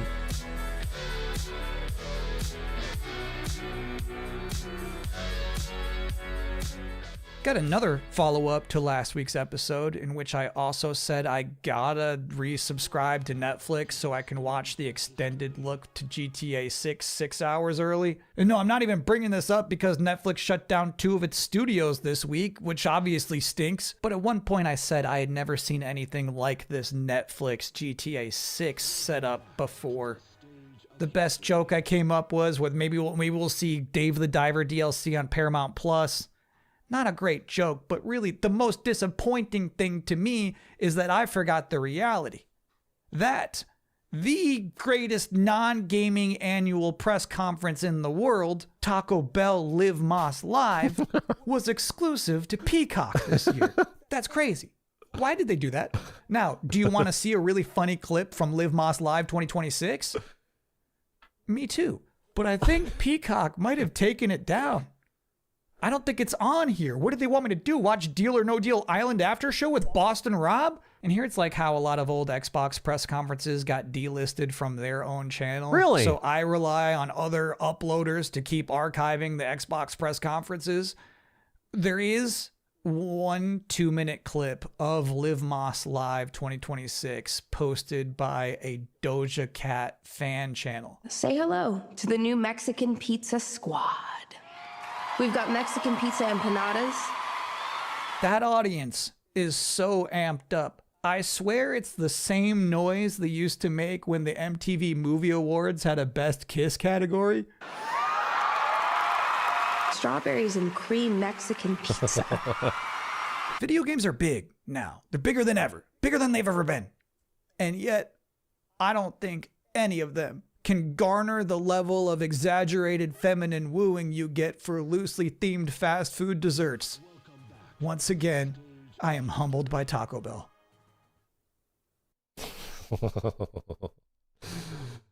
Bossman, I appreciate Chad because he's like a very much good at communicating and also really loves the industry, you know, likes all the weird parts of it. He's an old Big E3 fan and all that kind of stuff. He's the dude in the FF7 in the Final Fantasy VII reaction from game trailers, right?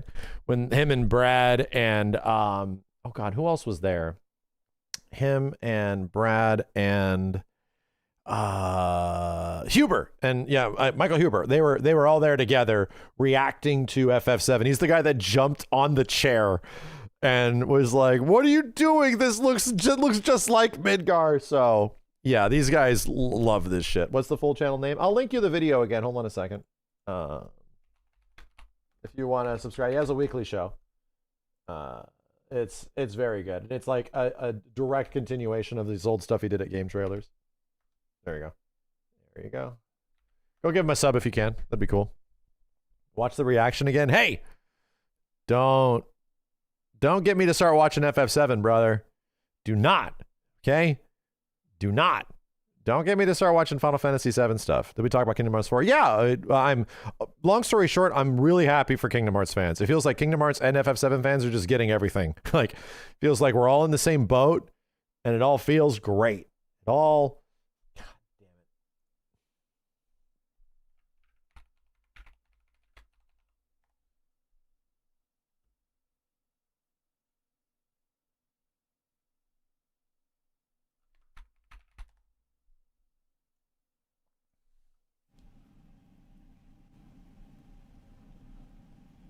Cool. No. No. No, no, no, no, no, no, no, no, no, no, no, no, everyone settle down. It's not possible. Is this one the better one? Now, Final Fantasy has a long history on PlayStation. Stop it! We're excited to show you a world premiere of the newest addition to the franchise. Let's take a look. Oh, it's 14. Yeah, they're not doing 7. Being Simmons, because here's the thing. I mean, we were in communication with these guys. We've known Damiani and stuff like that for a very long time. In this time frame, me and Simmons and Damiani, and I believe also the game trailers folks, heard a bonkers ass rumor that apparently Final Fantasy VII Remake is getting announced. We're like, bullshit. Like, collectively, like, oh, that's bullshit. There is no way. Like, that is complete horseshit. So all of us in anticipation right before see this Final Fantasy thing and we're like, oh, whoa, that they show this. And is dead forever. Oh, this is not 14. What? This is the fake out, bro. This is the 7 reboot. As memories lost.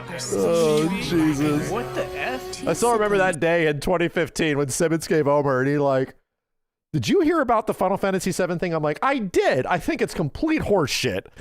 And he's like, yeah, none of the game trailers guys think it's real either. And I'm like, I figured as much. Embark on an adventure unlike any before. Yeah, it is. Welcome to Grimoire, a world of the weirdest of things. Me and Simmons were so deflated after this. We're like, well, that's the Final Fantasy game you wanted, right, chat? That's the one. Game's good. It's fine. Final Fantasy. World of Final Fantasy. All the games mixed together. I wonder if it's free to play. They put something out on the Vita. Now, that adorable world of Final Fantasy will be released exclusively on PlayStation 4 and PlayStation Vita in 2016.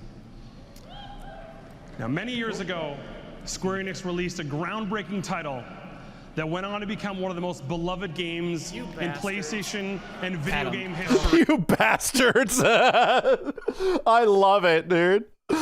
For some reason, the guttural reaction of anybody that has been around this shit for too long is either fuck you or you bastards. Like, don't you dare. Like, you do not dare. Beloved games in PlayStation. You bastards. I love this shit, bro.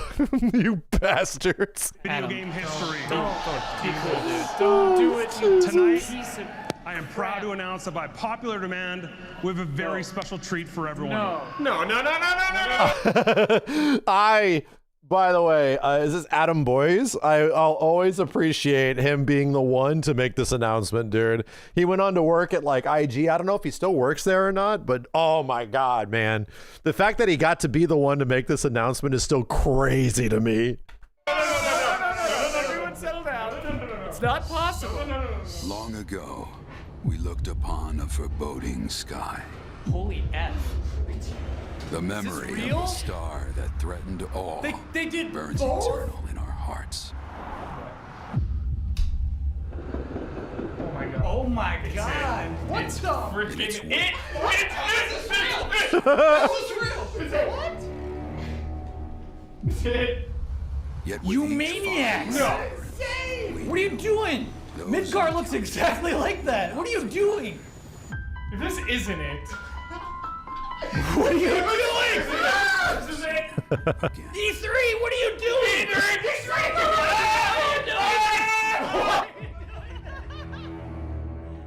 Why? Nomura. Oh God. Oh God. But after the long calm, there are now the beginnings of a stir. The reunion at hand may bring joy. No. It may bring fear. I'm still But let not us believing it. embrace This isn't whatever real. it This ain't brings. right. How did they keep this secret? For they are coming back. Christ. Barrett. Jesus Christ. No. The promise. Jesus Christ. This ain't real. It's a movie. This ain't real. It's got to be like a movie or something. No. Go.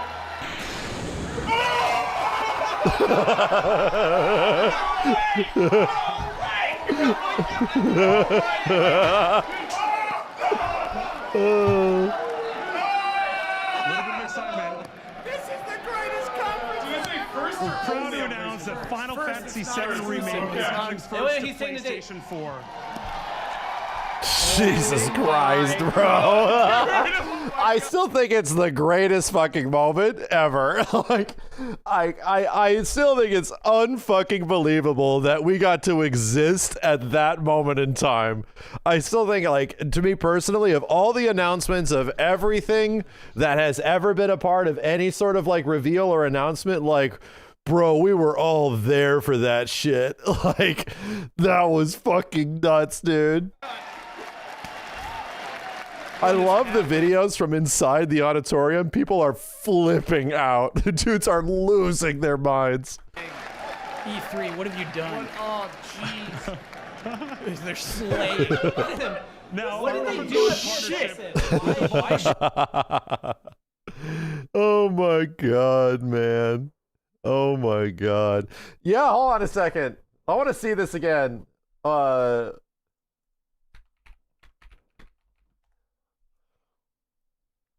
want to watch this. Console exclusive thing. World premiere. World premiere. I love this trailer, brother.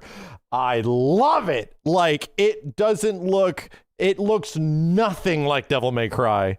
And even the part where the Capcom logo shows up, you're like, wait, what? What are we looking at? That's not.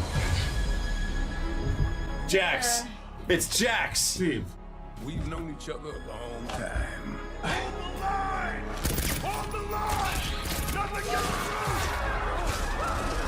What is this, Earth Defense Force?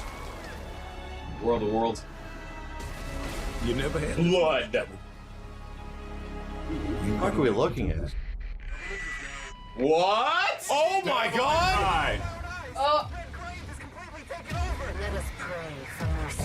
Oh my God! Oh my God! Oh, what the? Whoa! Whoa! Oh my God! What the fuck is going on? What the fuck is going on? Yo, who was here for this chat? He looks very real. Nobody can recognize Nero.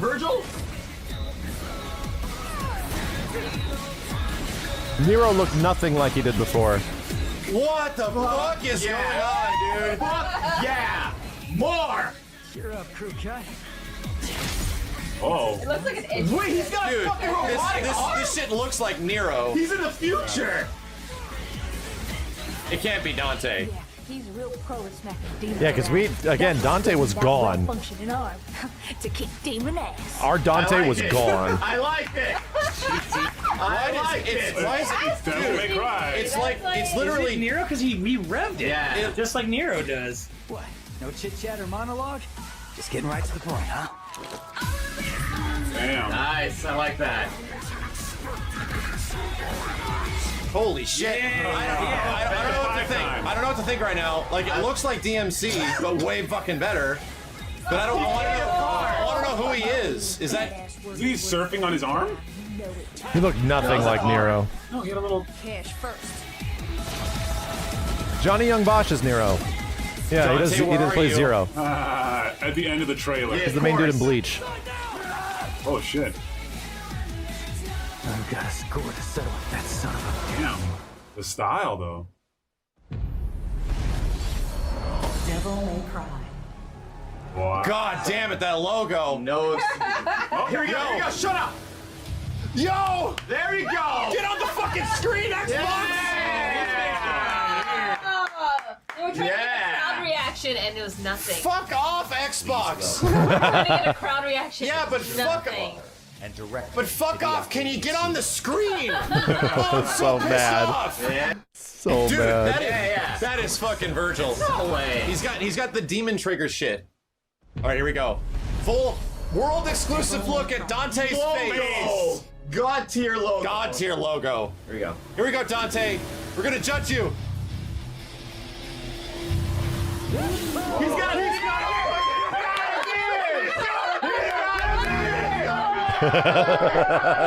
He's got a beard.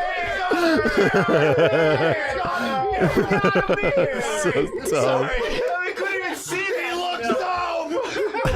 Sorry. Got a beard.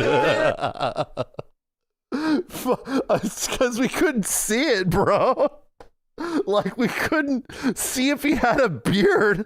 Like, the camera was so far out. We were looking at a little screen in our little screen. It's so stupid.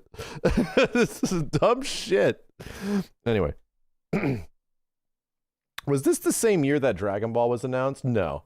Dragon Ball was the year before. Right? Yeah, 2016. It was the year before. Yes. Man, it'd be nice to get a new Devil May Cry. Boy, howdy. It'd be very nice if a new Devil May Cry happened. That would be enjoyable, you know? It'd be enjoyable if that happened.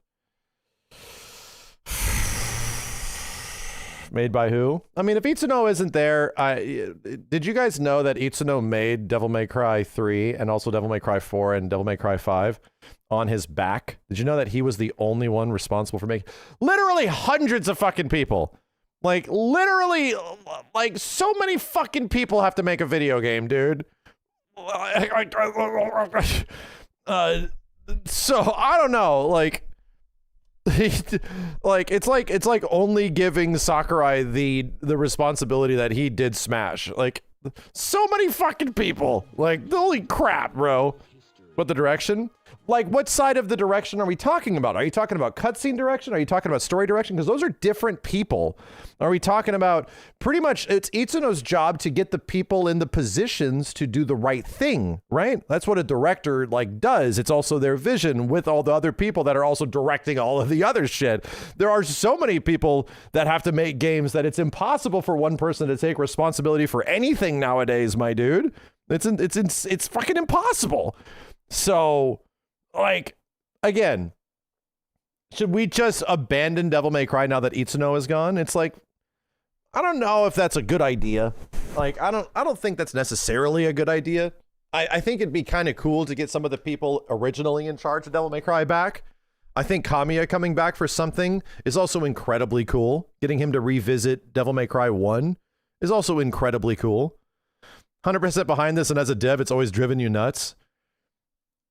And yeah, like, Itsuno is a god. He's literally one of the OG Capcom gods. Like, he's arguably one of the direct responsible parties for, like, a lot of insanely cool shit over the years, especially when he was a part of smaller projects back in the PS2 / like PS1 era, like Rival Schools and all that kind of stuff. A lot of that shit was probably, like, his idea. So, anyway. Modern games are made by so many humans, like just an astronomical amount of people. And a lot of those people are in direct charge of those things like gameplay systems and stuff like that. So I'd like to think that, hey, maybe, just maybe, this shit could be popping still. I'd like to think that maybe, just maybe, it could still, Devil May Cry can still be pretty good, especially if modern day Capcom, who has some pretty good fucking sensibilities on their shoulder, could do this shit. They did it with Dragon's Dogma DLC. Yeah, I mean, we'll see how that is. I don't know. I'm not a Dragon's Dogma guy. I've not always been on board with all of Itsuno's games. I do not understand the vision of Dragon's Dogma 1 and 2, my dude. I do not understand the vision of those games. And it's like, they just made the same game again, but just better. So I don't get it. It's just not, this is just not for me. And I get it, it's probably for some people. It's just definitely not for me. Anyway. This was fun. This was fun. I'd like to think that DD2 could also be really cool. Maybe the DLC really hits and it's like, it's insanely fun, you know? It could, because Dark Arisen was a big deal with DD1. It was a big deal. Did you see that old Capcom fan club video? Yeah, hold on. I had a Capcom friend shoot me this, and I have not watched it yet. Capcom Friendly Club, there's multiple.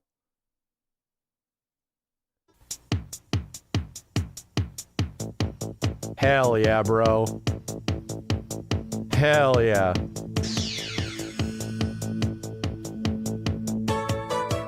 Here we go, chat.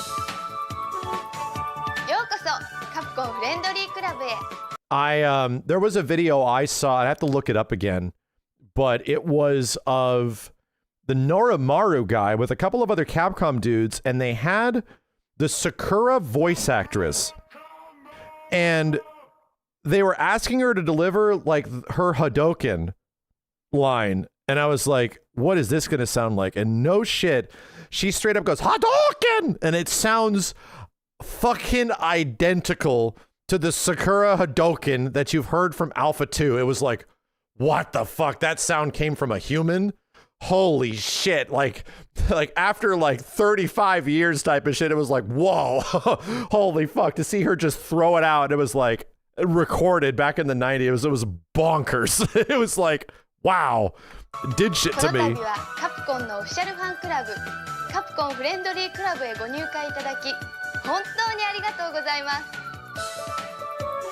このカプコンフレンドリークラブはユーザーの皆さんとカプコンとをダイレクトに結ぶ架け橋として会員になられた皆さんに最新ゲーム情報などを提供してまいります。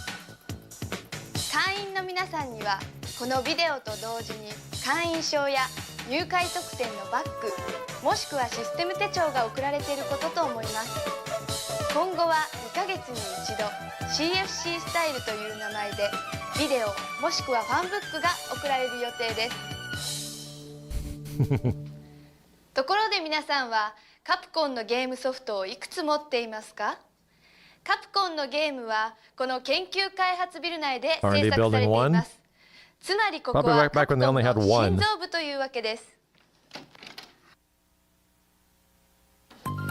ゲームを面白くするのもつまらなくするのも企画次第。と言ってはオーバーですが、ゲームを制作する上で企画は重要な役割を持つと言えるでしょう。Hey man, we can talk and celebrate this now. Mega Man's fucking back, all right? He's alive again. Capcom's got head on their shoulders, dude. The Blue Bomber's back, okay? ゲームに対し制作上のすべての権限を持つプロデューサーはゲーム全般にわたって細やかな指示を与えます。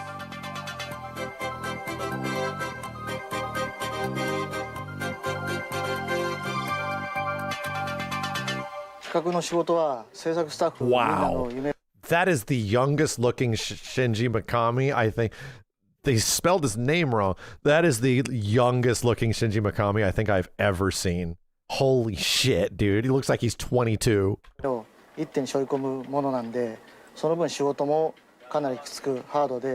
When is this video from? Is he making Resident Evil 1?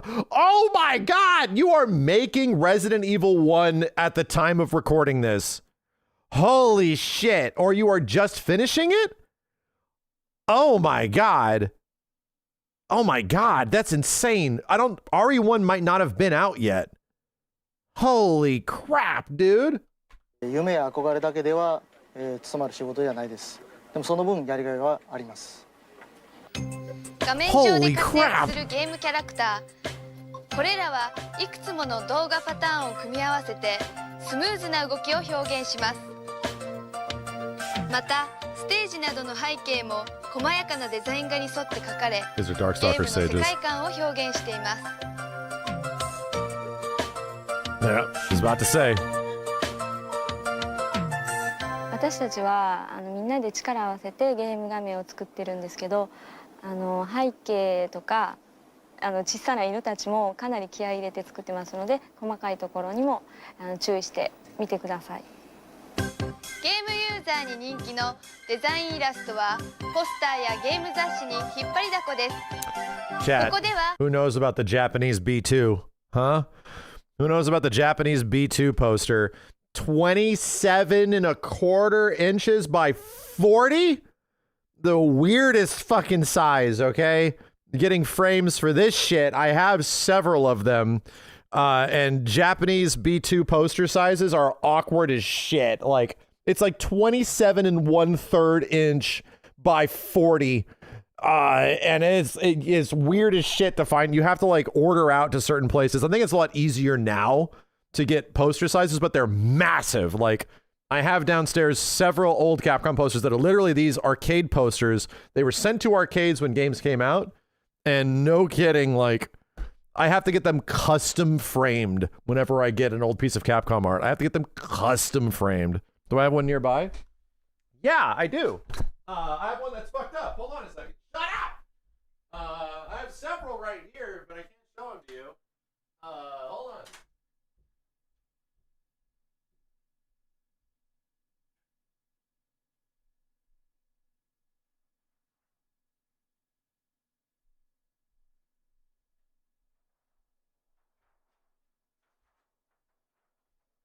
So here is this one's messed up because it wasn't that valuable. So I just like stuck it on the wall. Here is the Japanese B2 for Plasma Sword when it was released in arcades. And yeah, the poster is just fucking massive. It's like literally like movie poster size. It's absolutely huge, bro. Like they are just, it's fucking huge. And this one they made quite a few of, but like some of the rare ones, I have a Japanese B2 Alien vs. Predator. I got X-Men Children of the Atom right outside the wall. I have Marvel vs. Capcom 1, Street Fighter EX, several more. They're all over the goddamn room, but like they're just huge. They're so fucking big.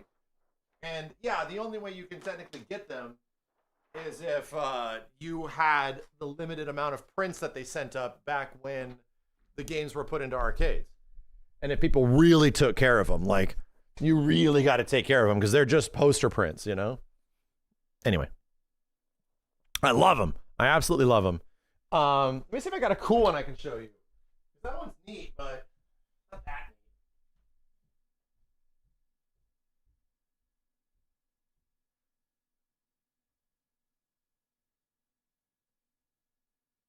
Welcome back to the stage of history.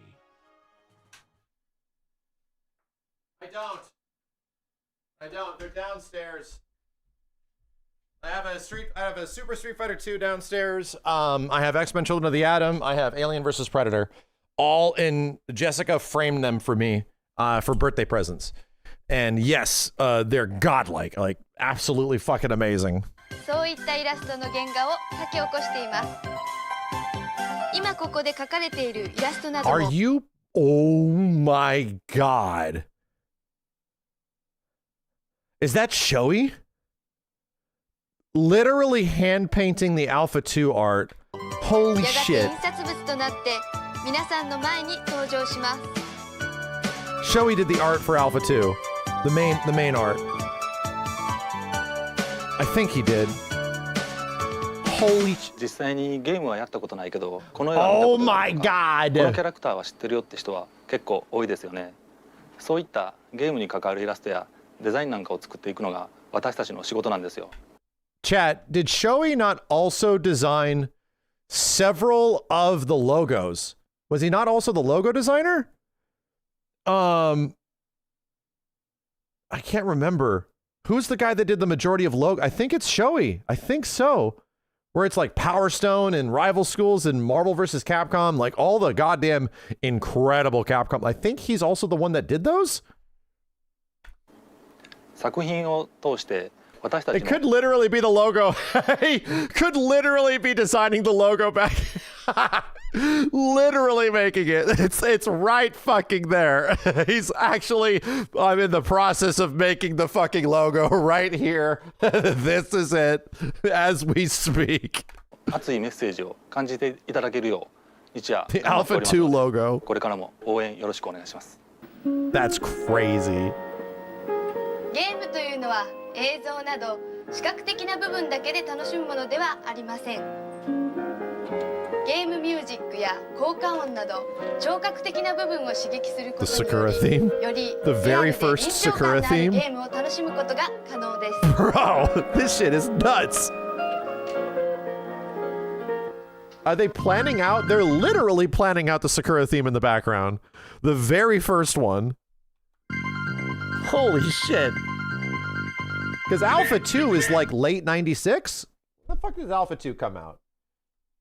SF02 Arcade. Release date. Yeah, it comes out like March of 96. So either by the time this video was released, it was either had been out or just was about to come out.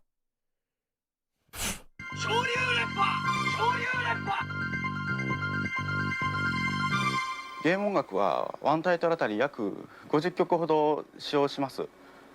しかしこちらが用意する分にしては、その場合の100曲ぐらいを作曲します。SE も同様で使う音の倍から3倍の音を用意してそこからいいものを使います。これらすべてのパートを正常に機能させ、ゲームソフトとしての命を吹き込むのがソフトマンと呼ばれるプログラマーたちです。私たちにはさっぱりわからないこの文字データがゲームのすべてをコントロールするキーワードというわけです。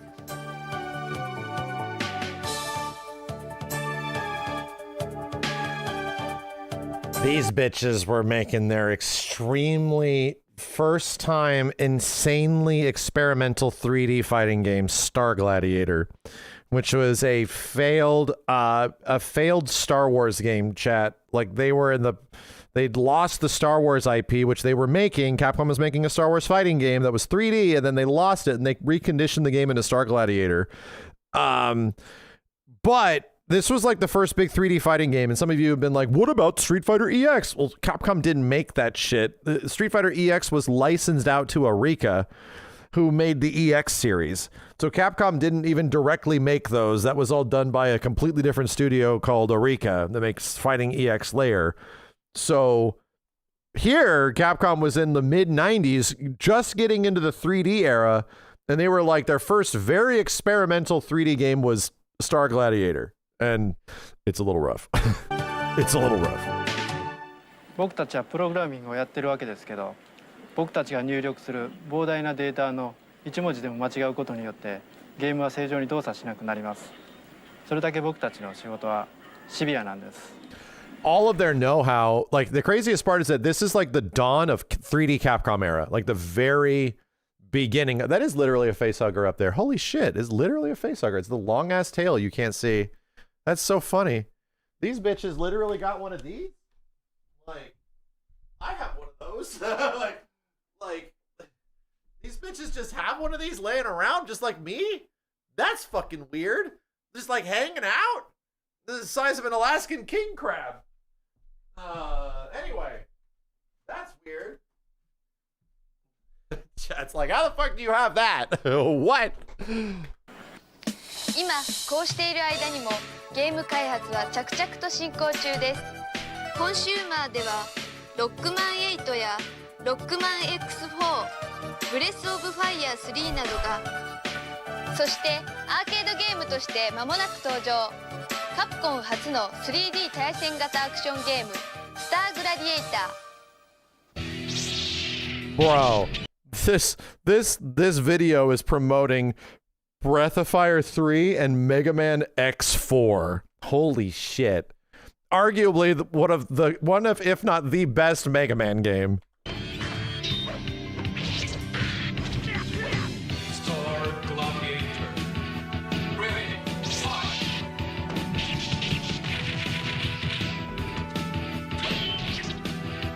This game has an unapologetic Wookiee in it. There he is.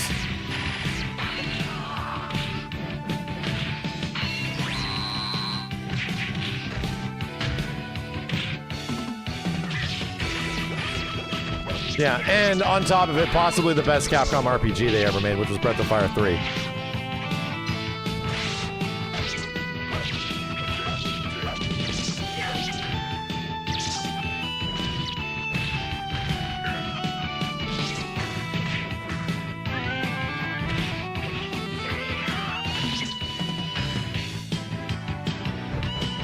This is still going.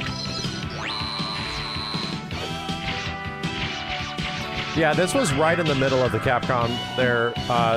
Capcom in the mid to late 90s, they were at their absolute peak. Like, their output was fucking bonkers. Granted, even nowadays, modern day Capcom eclipses this. If we're talking about, like, how much their games are selling and how much money they're making, this is the equivalent of, like Disney around the 1950s and shit. Is that the right time frame? Like, that's what this is. This isn't them in like the 80s, which is like their Snow White. No. Like right in that middle area when they started releasing Sleeping Beauty and all those kind of movies, like right on it, they started, their renaissance was kicking in and they were producing so many fucking games. Like, this is before RE2, which was their next big smash hit. This was before anything like Monster Hunter or anything like that. This was right around Resident Evil's first existence, you know?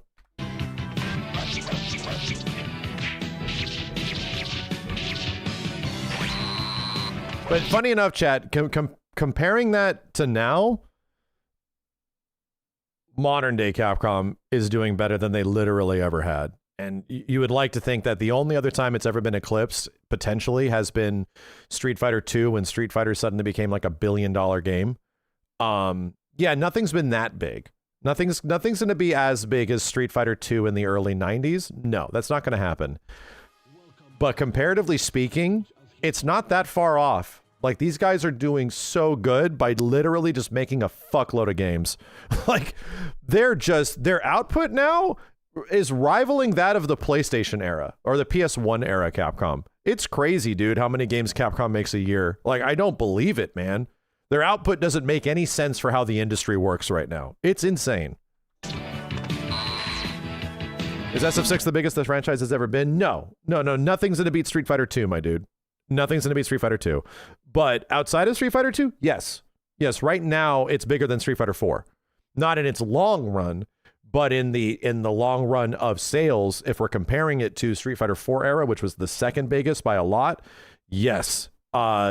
Street Fighter 6 is popping off so hard in terms of a money-making game. Like, how good are they doing with Street Fighter? Bro, hugely well. It's going extremely well.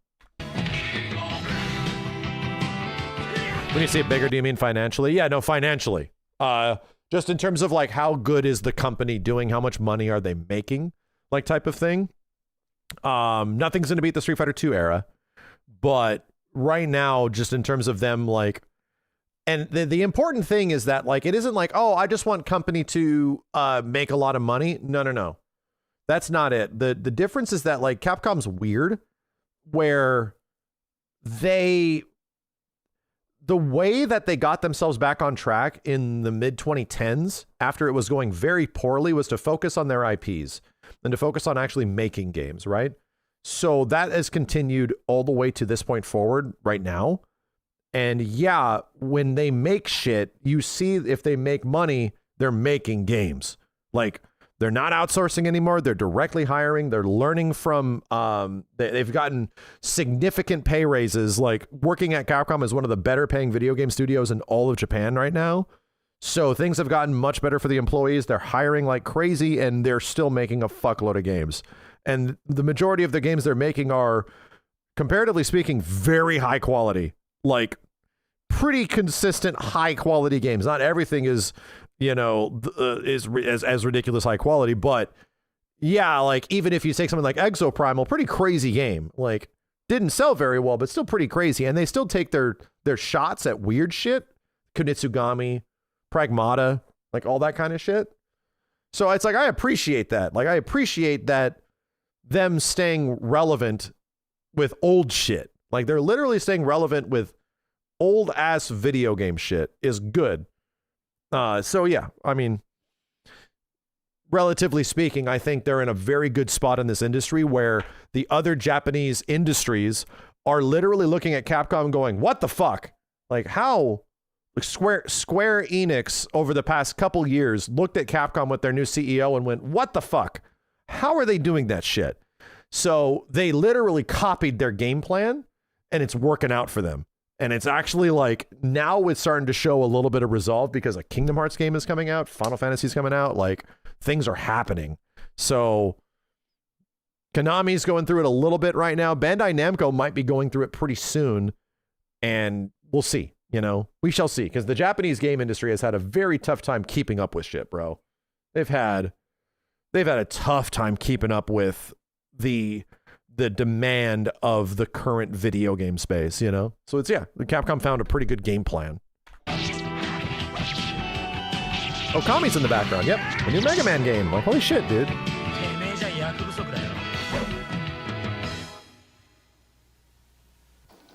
このスターグラディエイターはプレイステーション用ソフトとして発売が決定しています。 But Konami's not doing the Capcom thing because Konami is currently in the mid 2010s era of what Capcom was doing, which was outsourcing a lot of their IPs, which isn't necessarily a bad thing. It's just that it was very poorly managed on Capcom's end because everything was extremely under budgeted. The idea was that Inafune's idea was to give all their IPs to outside sources and barely give them any fucking money. So all these devs that weren't super big developers were like, sure, we're cheap and we want the opportunity to make something cool. So they all jumped at the opportunity to do it. And to be completely honest, like, I feel like there's only one game from that era that managed to do something with the IP of an outsourced Capcom game that felt like this is pretty fucking good. Like it isn't godlike, but this is pretty fucking good. And it was Strider. Strider was the one. It was made at the exact same time as Killer Instinct, in the same office of the Killer Instinct devs. So that was the one that seemed to hit the most. Not DMC. DMC was pretty good, but not universally, like, I would say, well respected. Not universally like, oh, you know. I actually like DMC a lot, but thinking of it being a DMC game is what fucks it up. カプコンが特撮の東宝と手を組みニューヒーローをセットアップ。その名も七星闘神ガイファード。強化街道兵士ガイボーグと未知の寄生生命体タラーが奇跡的融合を遂げ最強のヒーローが誕生した。 This music's definitely gonna flag. Soundtrack and CDs, VHS gameplay submission. Hold up. This is definitely gonna flag. I watched some Japanese thing the other day on stream and it was like, oh no, don't like this. ではここでビデオをご覧の皆さんにプレゼ Here ン we ト go, のお知ら chat. せ Here we です。 go. Giveaway. プレゼントその1、カプコンゲームソフトプレゼント。 All right. これはカプコンから発売されたコンシューマーゲームすべてが対象となります。 Free game, chat. We can get a copy of Super Street Fighter 2 on Super 欲しいゲー Nintendo. ムソフト名、対応ハード、欲しい理由を必ず書い The て送っ reason, てください。 chat. Okay, yeah, you have to get a letter. Okay, on the letter, you have to say the name of the game you want, what do you want it on, and why you want it. That's it. That's all you got to do. Just send it in right now on a letter. It can't be typed out. Don't be a bitch. It's got to be your own penmanship. 名、対応ハード、欲しい理由を必ず書いて送ってください。応募者の中から5名の方に 5 希望のゲーム people. ソフト 5. a few dudes will get some games. 5 プレゼントし people. ますプレゼントその2 I need those Vampire Hunter calling cards. I don't want to call my mom collect anymore. ヴァンパイアハンターのテレホンカードを5名の方 Japan had a に lot of phone cards back in the day. プレゼントその3ヴァンパイアハンターのポスターを Oh, that's the Sega Saturn Vampire Hunter poster. Bitch, and now I have to show you guys the difference between a Japanese B2 and a weird Saturn poster. God damn it. Now I have to literally fucking shit, bro. Fucking shit, brother.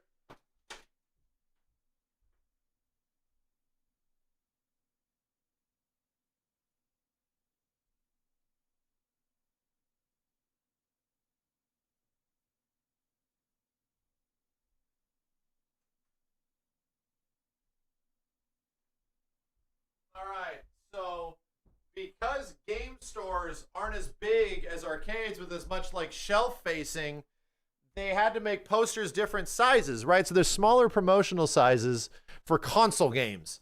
So I have like a massive Marvel vs. Capcom poster right over there. However, that isn't where it ended. They made console size posters. So this is the, as you can see on the right, the Dreamcast poster for Marvel vs. Capcom, specifically the Dreamcast one that got sent to stores. And yeah, that's what we're looking at. We're looking at the Saturn one. I have the Saturn Marvel Superheroes vs. Street Fighter poster on the wall over there. I can't take it down. But there's like a little Saturn logo or a little PlayStation logo that was stuck in the left or right. That's literally how they work. Literally how... Now I gotta go hang this back up on the wall, chat. Hold on a second. Shit.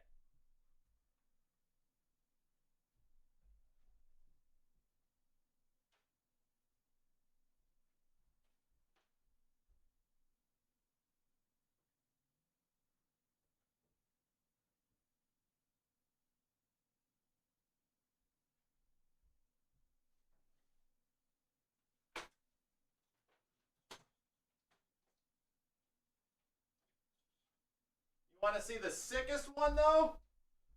Bro, I love this poster. I forgot I had this. This is the sickest one. Look at this lenticular bitch.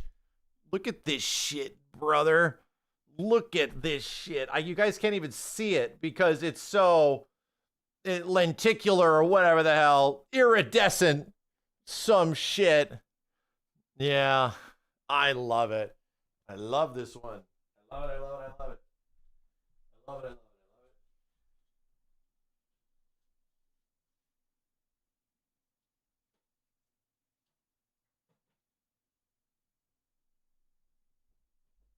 Anyway. Moving on. Moving on. That one's hard to look at, I know. I understand.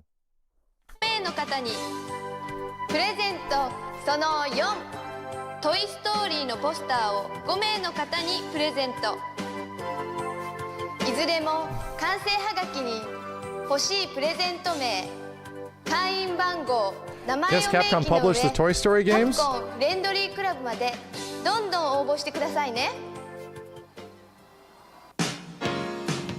最後にカプコンからのお知らせです来る6月6日から9日幕張メッセにて東京おもちゃショーが開催されますまた8月には東京ゲームショー9月にはアミューズメントマシンショーがそれぞれ行われます発売前のゲームをプレイできたり Bro, is that 最新のゲーム Darkstalkers? 情 Holy 報もわ crap. かるのでぜひ遊びに来てね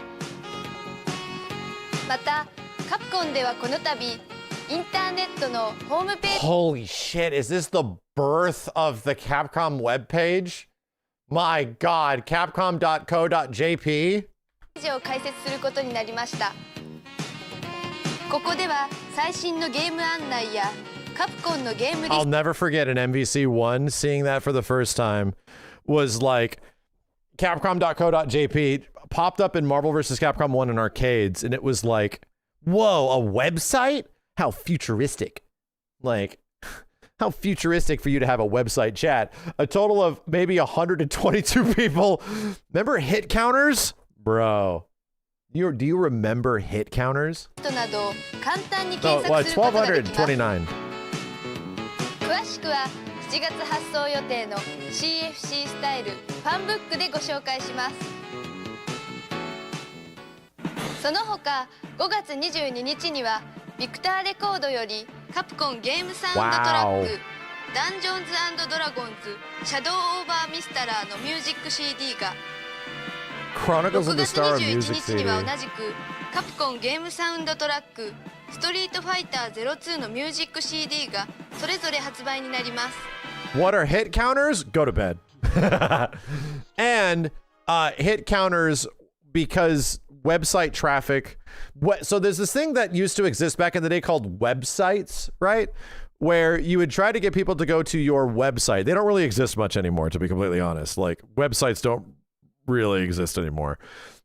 But if you got people to go to your website, it counted how many people had ever visited your website specifically, you know?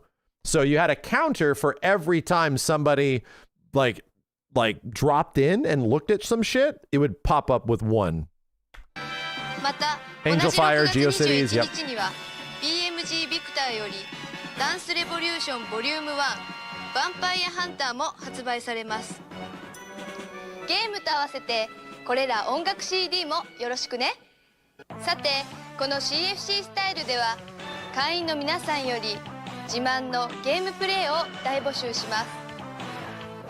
例えば連続ヒットコンボや大ダメージ技、自分だけの必殺プレイなどみんなに自慢したいプレイがあれば VHS テープに撮って Record it on a VHS tape and send it to this address. こちらの宛先まで送ってね。 Wow. カプコンのゲームであればどのゲームでも OK。 Wow. That's cool. 特にすごいプレイはこのビデオの中で紹介しますのでじゃんじゃん送ってくださいね。No, VHS tapes were dirt cheap. They cost like $1.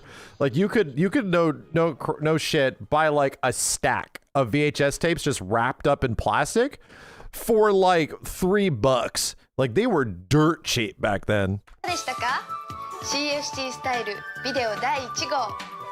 今回は記念すべき第1回ということでカプコンの人しか絶対に入れない開発現場の様子を中心に紹介しました。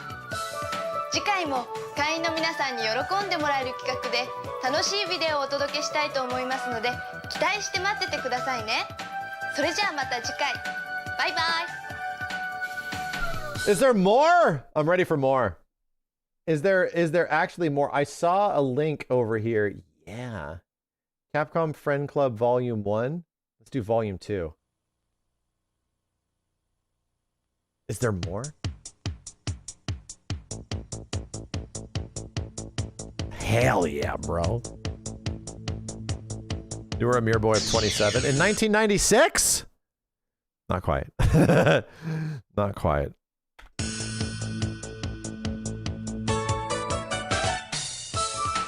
皆さんこんにちは。 CFC スタイルビデオボリューム2。早速今回のメニューをご紹介。プレイステーション、セガサターン、スーパーファミコンと相次いで発売。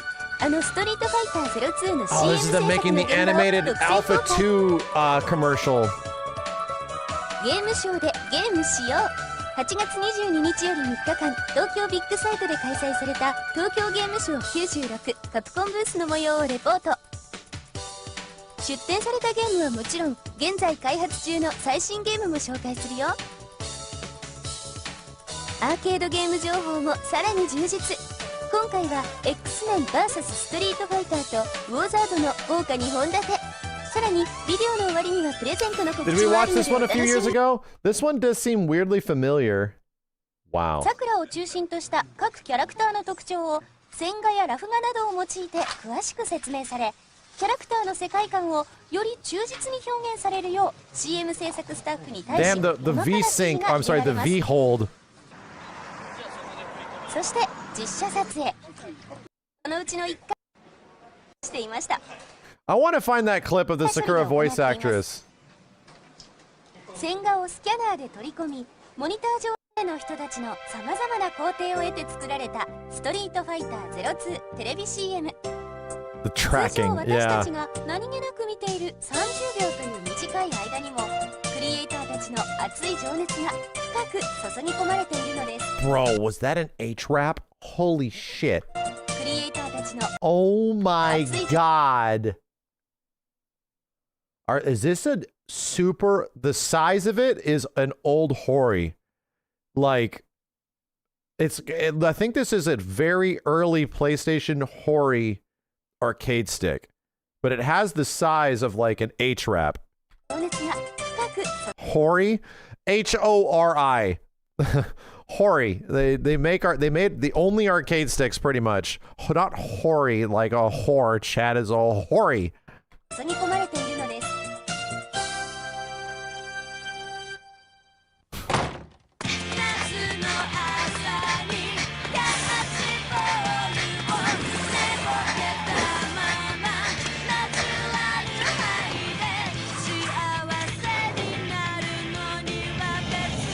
龍にもう一度会いたい。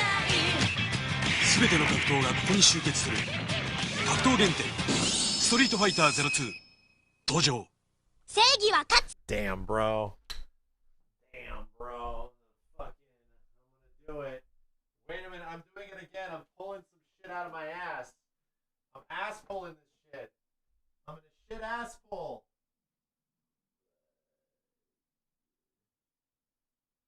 Oh my god. I'm gonna shit this ass pull. Hold up. Hang on. Tell me. Please. There it is.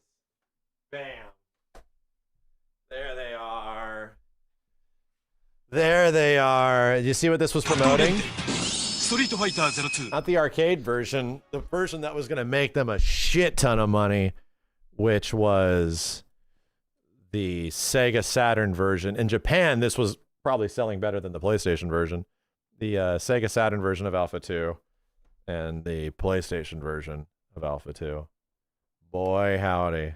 Does this one have a... Is this the one that has Cammy on the back on accident? Damn, brother. Damn, brother. Order the guide, chat. Just order the guide right now. It's only $12.95. Only $12.95. Hang on a second. Let me just... Oh. Oh. Do you want me to take this out? This is in a plastic protection case so that it does not get air. So it does not get oxygenated, because one of the worst things that these things can get is air. No, the plastic case is fine. Look, this is what we bought for all the Saturn games. So it just pops out. So this is that has not been touched by that much oxygen, which is why it isn't turning yellow. And oh boy, very pretty, right? Very pretty. Let's just hope. Oh, brother. Look at that shit. I don't even know if anyone's even played this motherfucker before. Let's just put that back. Let's just put that back. Oh, you know what? You know what I can do? Oh, God. Did you see? Something was missing in there, chat.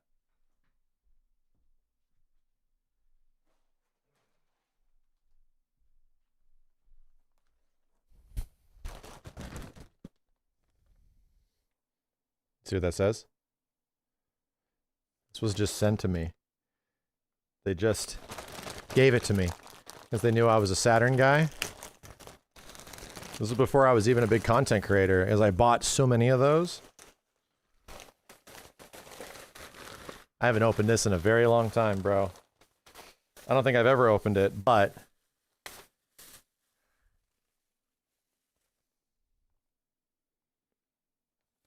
And I have an entire bag full of them.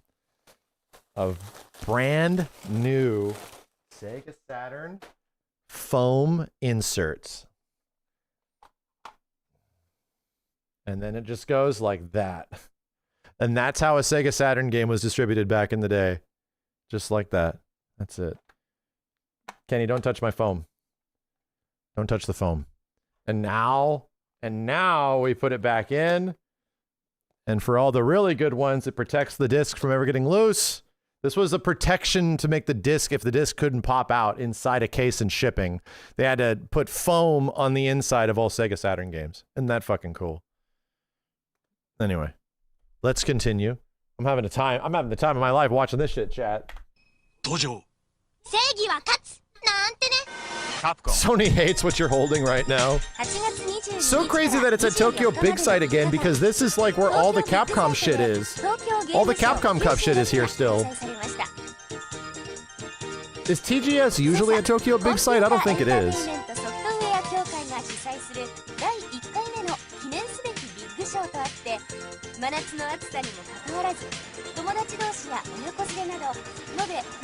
God damn, is that Knights? Fuck you. This would also... 1996? Bro. This would have also been the very first time that these people would have seen Final Fantasy VII. Holy shit.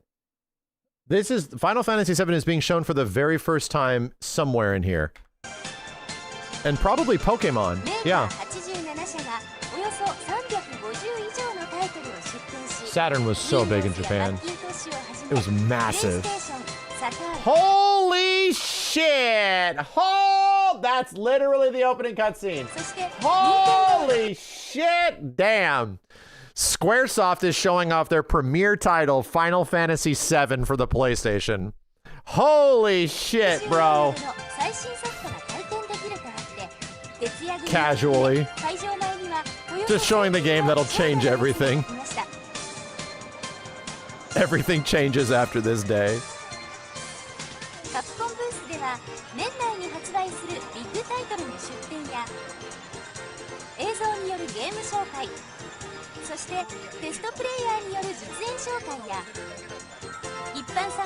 You feel old? Shut up!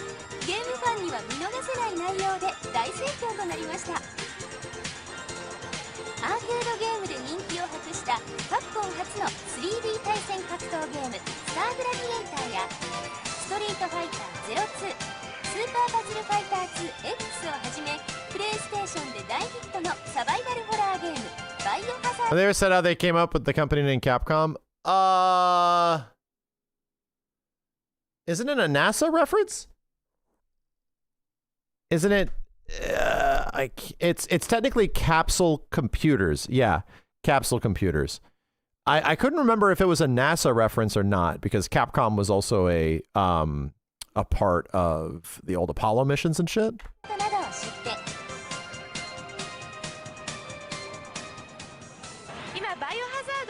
Resident Evil, first time.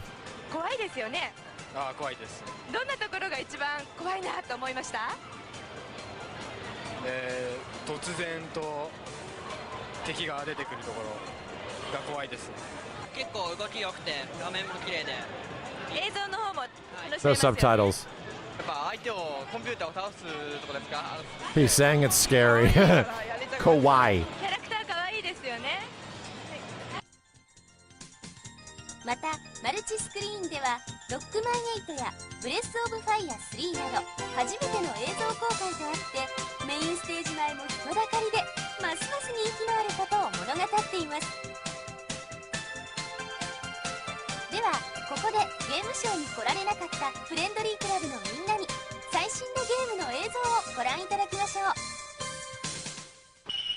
Star Gladiator. Gladiator. There's no translate.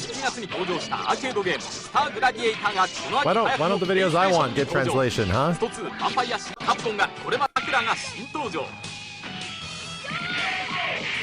Here, before we watch all of this, Rockman 8, damn, this is Breath of Fire fucking 3. Holy shit, dude. Oh. Early RE2. Very early RE2. Biohazard 2. The next game that would literally take over the world.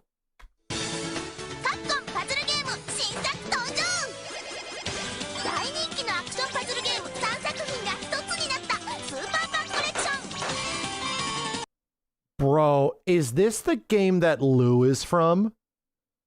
In Marvel 1?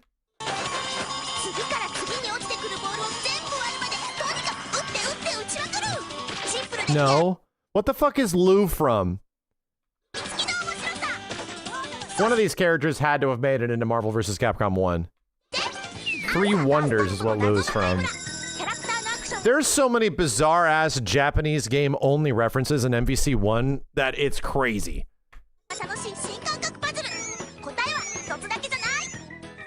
Capcom. ここでカプコンフレンドリークラブより会員の皆さんへ緊急情報です。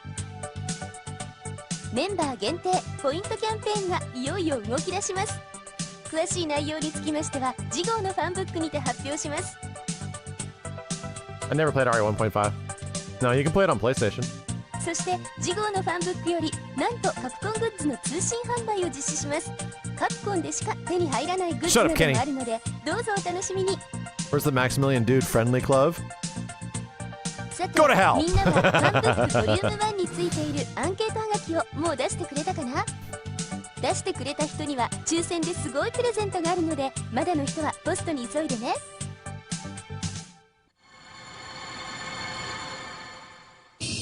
Unfriendly Club. Oh!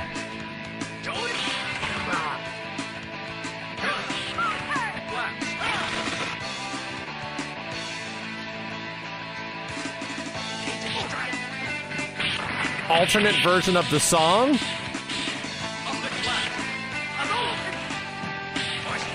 Interesting. The beginning of Push Block.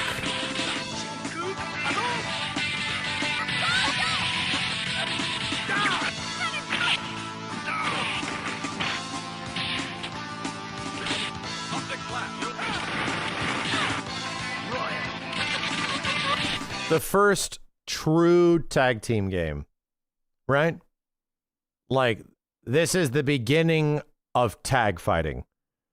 I think SNK holds the record for first team game because games like King of Fighters and stuff like that had teams, but not a tag team. You couldn't bring in the other character immediately, like true tag.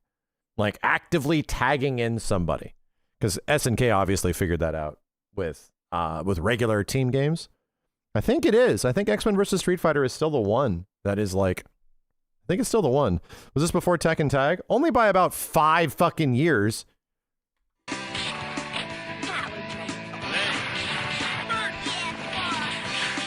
Oh, the health bars are different. You're right.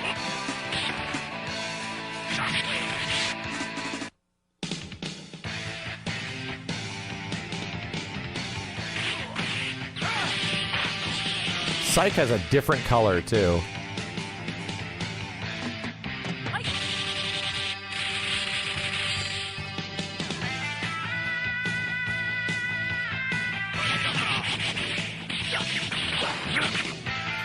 They beat Kizuna Encounter by 4 days. So Kizuna Encounter was also a true tag team game? That's crazy that they hold the record by 4 days for being the first actual tag game.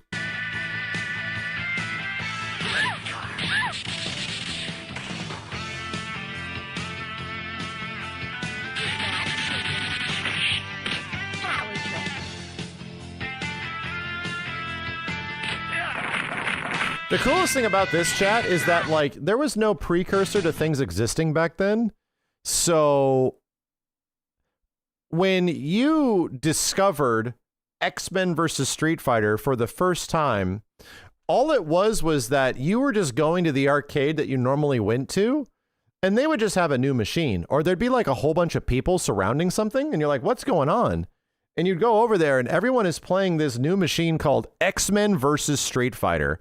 Like, we had no preconceived notion of shit like coming to reality. Like it would just happen. So they relied completely on specific word of mouth. Like there was no hype. There was no like build up. There was none of that shit. Like everything just happened. And if it took off, it took off. And then the natural quality of things would effectively be the only contributing factor to how most things became popular. They were just good. So everyone would hear about it and tell your friends about it. Word of mouth back in the day for the majority of things was the only way you knew about shit. That was it. Like if you didn't have people or friends, you just didn't know about shit. You just didn't know if it existed or not. So again, if something was organically good, then you were just aware of everything being organically fucking amazing. And it was like, damn, I have to go check this out. I heard a story. Let's go check this shit out, man. Discovering shit was so cool. Or reading about it in a magazine or something like that. Exactly. And for arcade games, there was no like publications. Like there was very little things you could do to learn about arcade games coming out.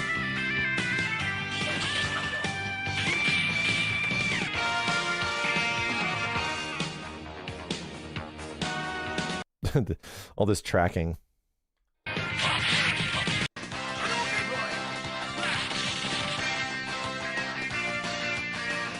Damn, they're showing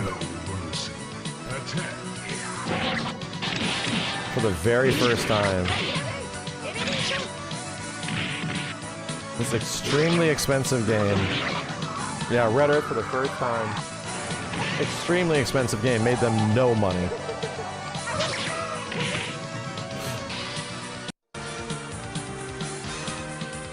Honestly, chat, I think more people have played Warzard / Red Earth in the modern Capcom fighting collections than they ever did in arcades back in the day.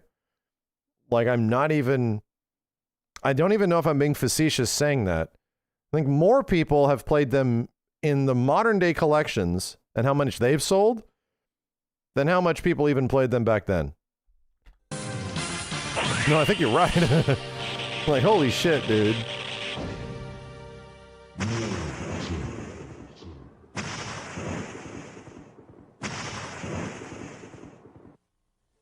Yeah, Warzard or Red Earth was very rare. CFC スタイルビデオボリューム2。最後は業界関係者向けに8月に行われたアーケードの新ハード CP System 3 would go on to make a total of 3 games? JoJo? Third Strike? Red Earth. 3 fucking games. 6? Did they have some other weird ones? システム3発表会の映像をご覧いただきながらお別れです。次回も最新のカプコン情報満載でお送りしますので。Oh, we're counting Second Impact and New Generation. You're right. That's right. 楽しみに待っててくださいね。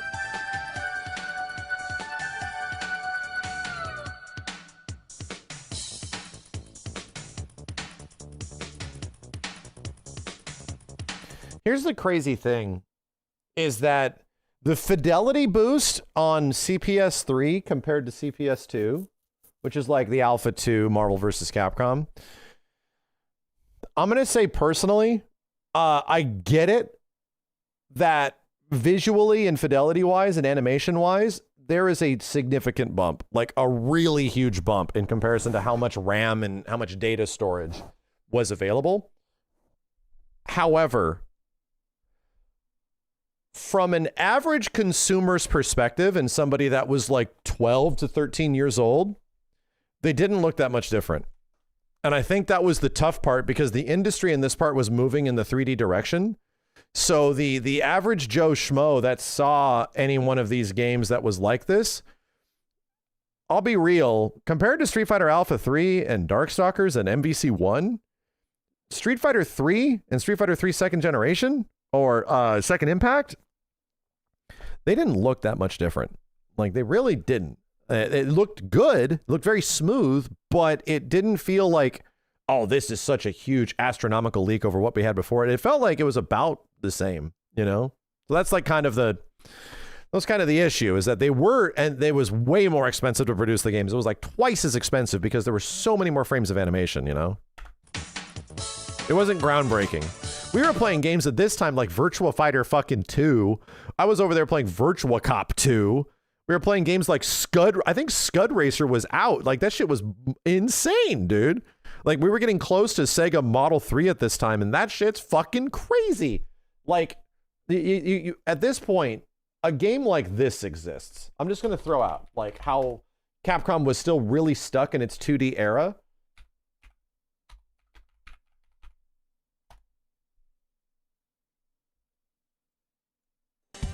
You could play a game like this in the arcade, and it looks like this in this time frame.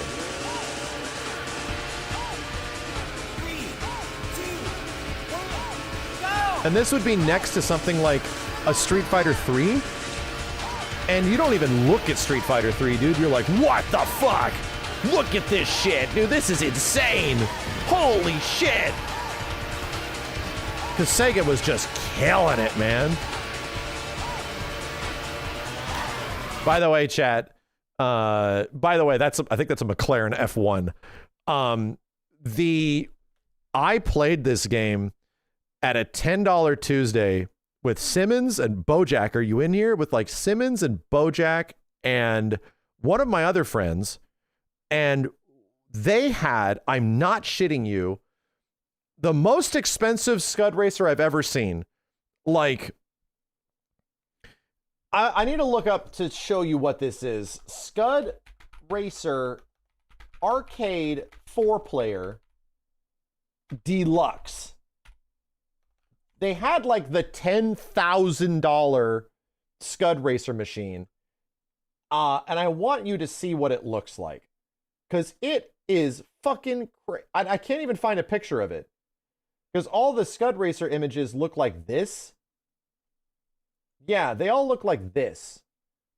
This is the very frequent one. They all look like this. So it was like, oh, okay, this is cool.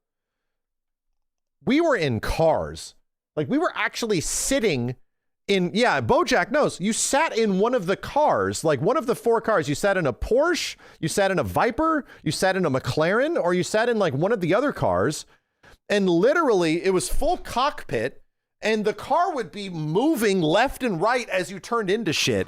So you'd be like leaning into your friends and stuff like that. And they bounce on you and the whole fucking wheel shakes and stuff. They probably lasted a total of a few years before they completely died. That experience was insane. And it was 4 players all connected together, bro. That shit was insane, dude. It was arguably one of the coolest fucking arcade experiences I think I've ever had. I can't even find one. Because you can connect multiple Scud Race machines together. But I can't even find a picture of it, which is nuts. Bojack, you have to have some old pictures, right? You keep everything. You got to have some old pictures of those days. You must. Like, you were the documenter. Bojack, you're here. I'm calling you out. You must. Anyway, I can't even find an image of it. Wait. Aha.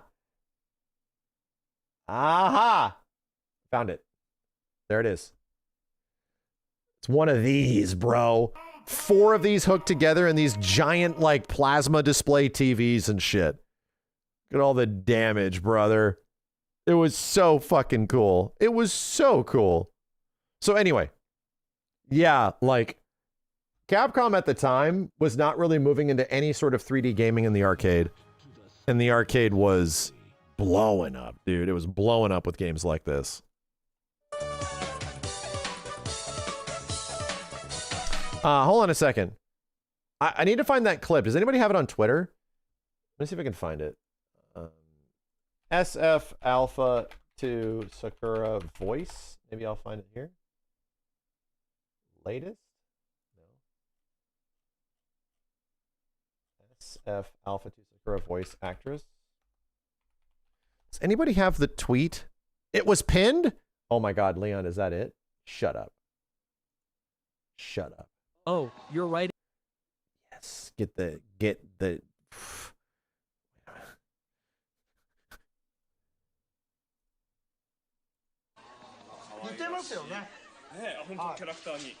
ready. This is gonna blow your fucking mind. This shit. もうこの道何年ぐらいなんですか？まだ2年ぐらいです。もう声質が違うんです。ちょっと絵とかぶしてみて。今この方本人なんだ。本人だからいいんですよ。そうですか。じゃあさくらの役で何か一声。はい。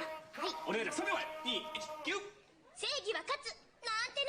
おお。これはね。なんだよ。The Mario guy. 攻撃パターン。必殺技関係お願いします。3秒前。2、1、9。波動拳。おお。全然違う。Bro, what the fuck, dude? パターン。必殺技関係お願いします。3秒前。2、1、9。That's fucking crazy to see an actual human deliver the Sakura line. That's so fucking crazy to me, dude. Like, holy shit. That's fucking crazy. These are just things you take for granted, man. Like, after so long, like people actually delivered, people actually did that. Like, what the hell? That's so nuts. That's so nuts. Anyway. Good flashback. Good flashback. Let me catch up with some of the CEO stuff. I'd like to play some Tokon tonight as well. I'd really like to. Hold on. I missed a one day of Tokon, and I remember ending the night all deeply pissed off. And then one day passes and I'm like, I have to play more. That's how you know you got a good fighting game, chat. That's how you know, is that it'll leave you very bitter and angry at the end of a long session. And then you're like, all right, so I need to play more. Like, really bad. I definitely need to play more. I need to get better at this. That's not toxic. That is the nature of all fighting games, dude. Every fighting game, even the one that you love the most, you're gonna fucking hate that shit and be super mad at it at the end of like a long session most of the time, and then you're gonna want more. You're like, all right, we have to get back. We need to get back. TNS did Marvel 3 until the end? Fuck. Wait, dude, was it fucking Flocker versus He's not gonna pop it. Florida versus the world? Who won Marvel 3 though? Will that timing on the push block there, which is gonna Marvello. Did they not finish Marvel 3? There's a 10v10 exhibition. Did they not finish Ultimate Marvel 3? We watched the Doom trailer. I thought it was great. Phoenix is I watched it off stream. Marvel 3 got to top 32. Okay. So they did some sort of Tokon, like, it wasn't just pool play. They did like a Tokon 10v10 or something like that. What was it, chat? Like the Ghost Rider. The Tokon had a was it on a different channel? Was it not on TNS? It was on CEO Gaming. Okay. The Rumble. I mean, was that what it was? I just saw like it was like an invitational, so it was like specifically really good players were showing up. And that is one of the better options that you do have. CEO Rumble. The wake of super? Live and die. Yeah, live and die. Almost got him. Oh, but the crouching M. Shield slash. Freedom charge. Do we break the stage? Oh, we got the meter. Need to watch Marvello, Cap, and Tokon? Where? Yep. If you have a timestamp anywhere, let me know. Oh my god. Cap is so being slept on, dude. How dare you press the button, blocks the overhead. How dare you again, perfect assembled. Nice, good catch off the vertical sit. Beyond Toxin, that's very smart. Ooh, could have just done a super, but that's all right. Did they fix the PC version? Kinda. Ooh, scratch him up. That's right. The butt scratch. Oh, Toxin is here. Damn, dude. Toxin's an MKX player. Old school. Here's my first. It's the same. Other. That's one. Web slinging bandits. We the web bandits. Instead of the web bandits, we the web bandits. Oh, Magnus. Oh, string them up. Let me see what you got here. Yo, switch these names, yo. I need respect on this. Yipes and Yesen wore their prison costumes from the movie.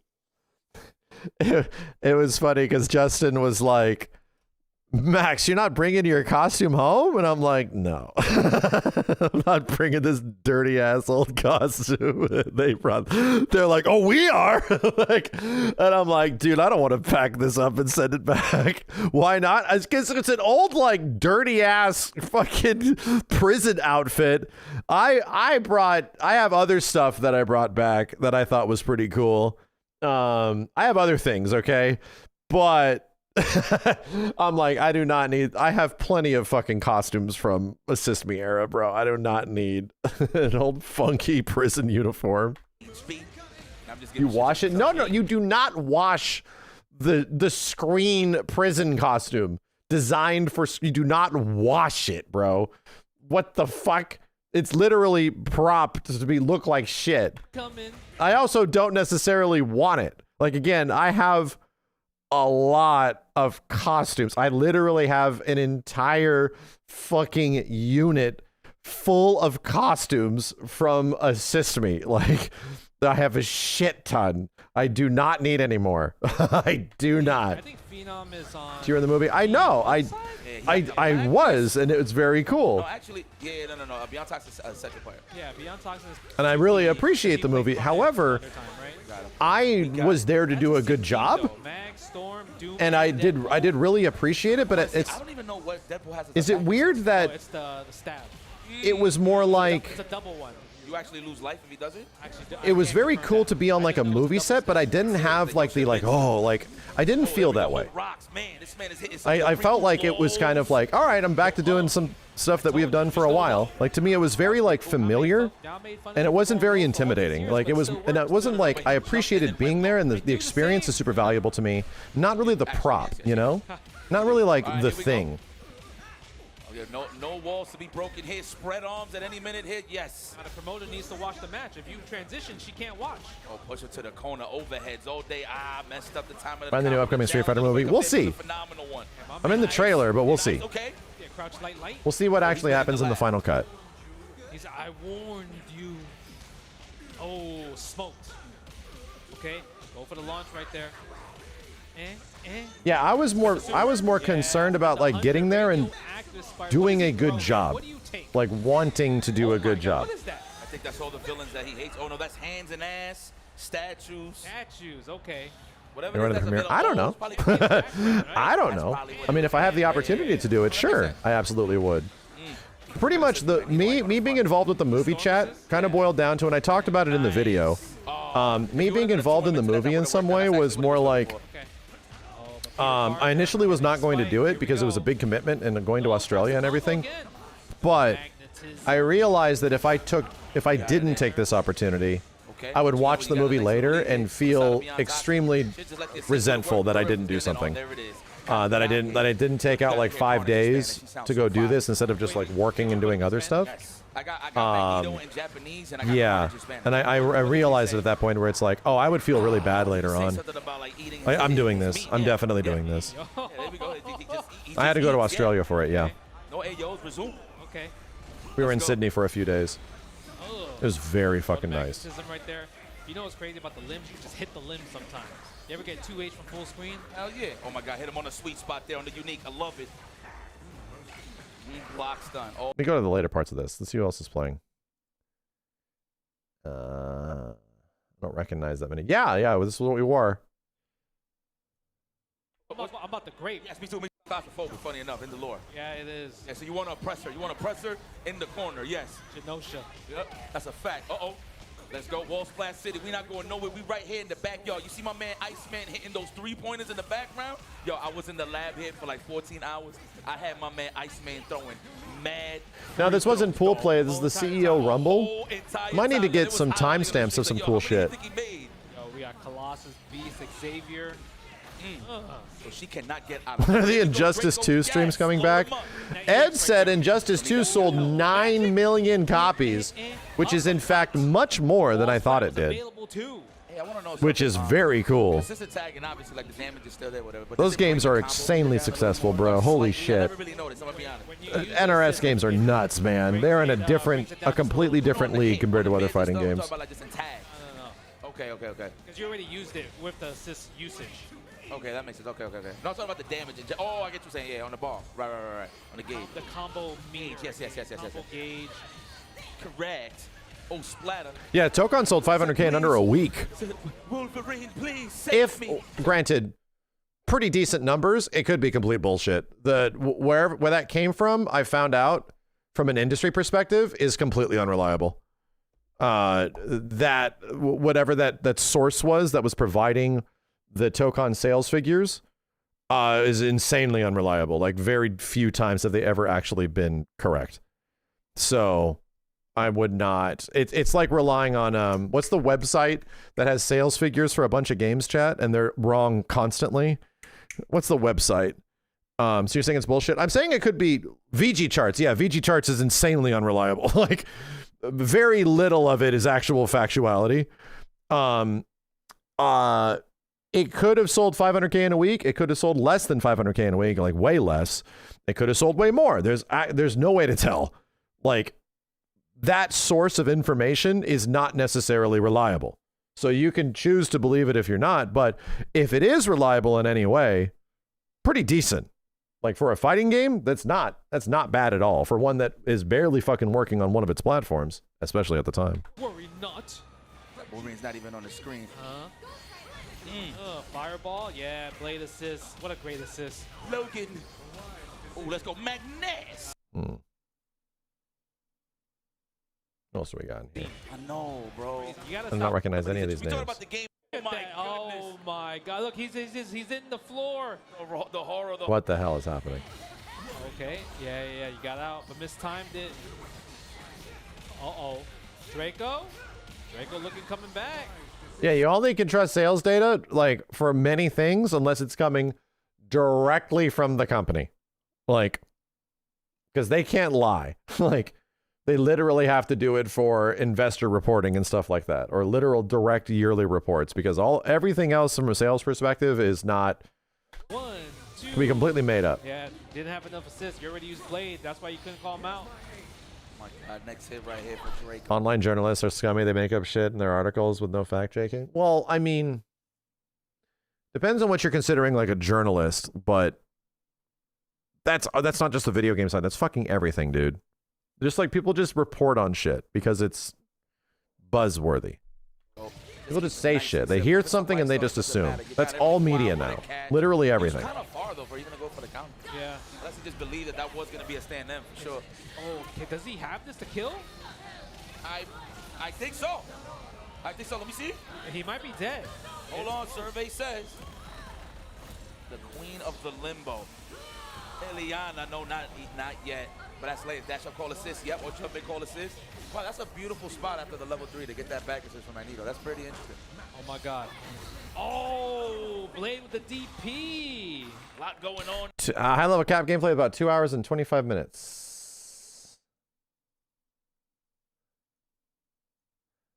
Magic. I think that is not the Rumble. Hold on a second.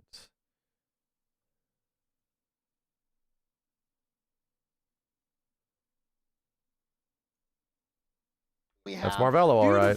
Yeah, Marvello ran the team that I want to play in Marvel 3 as well, which was Doom, Strider, and Nova, which I think is a very good team.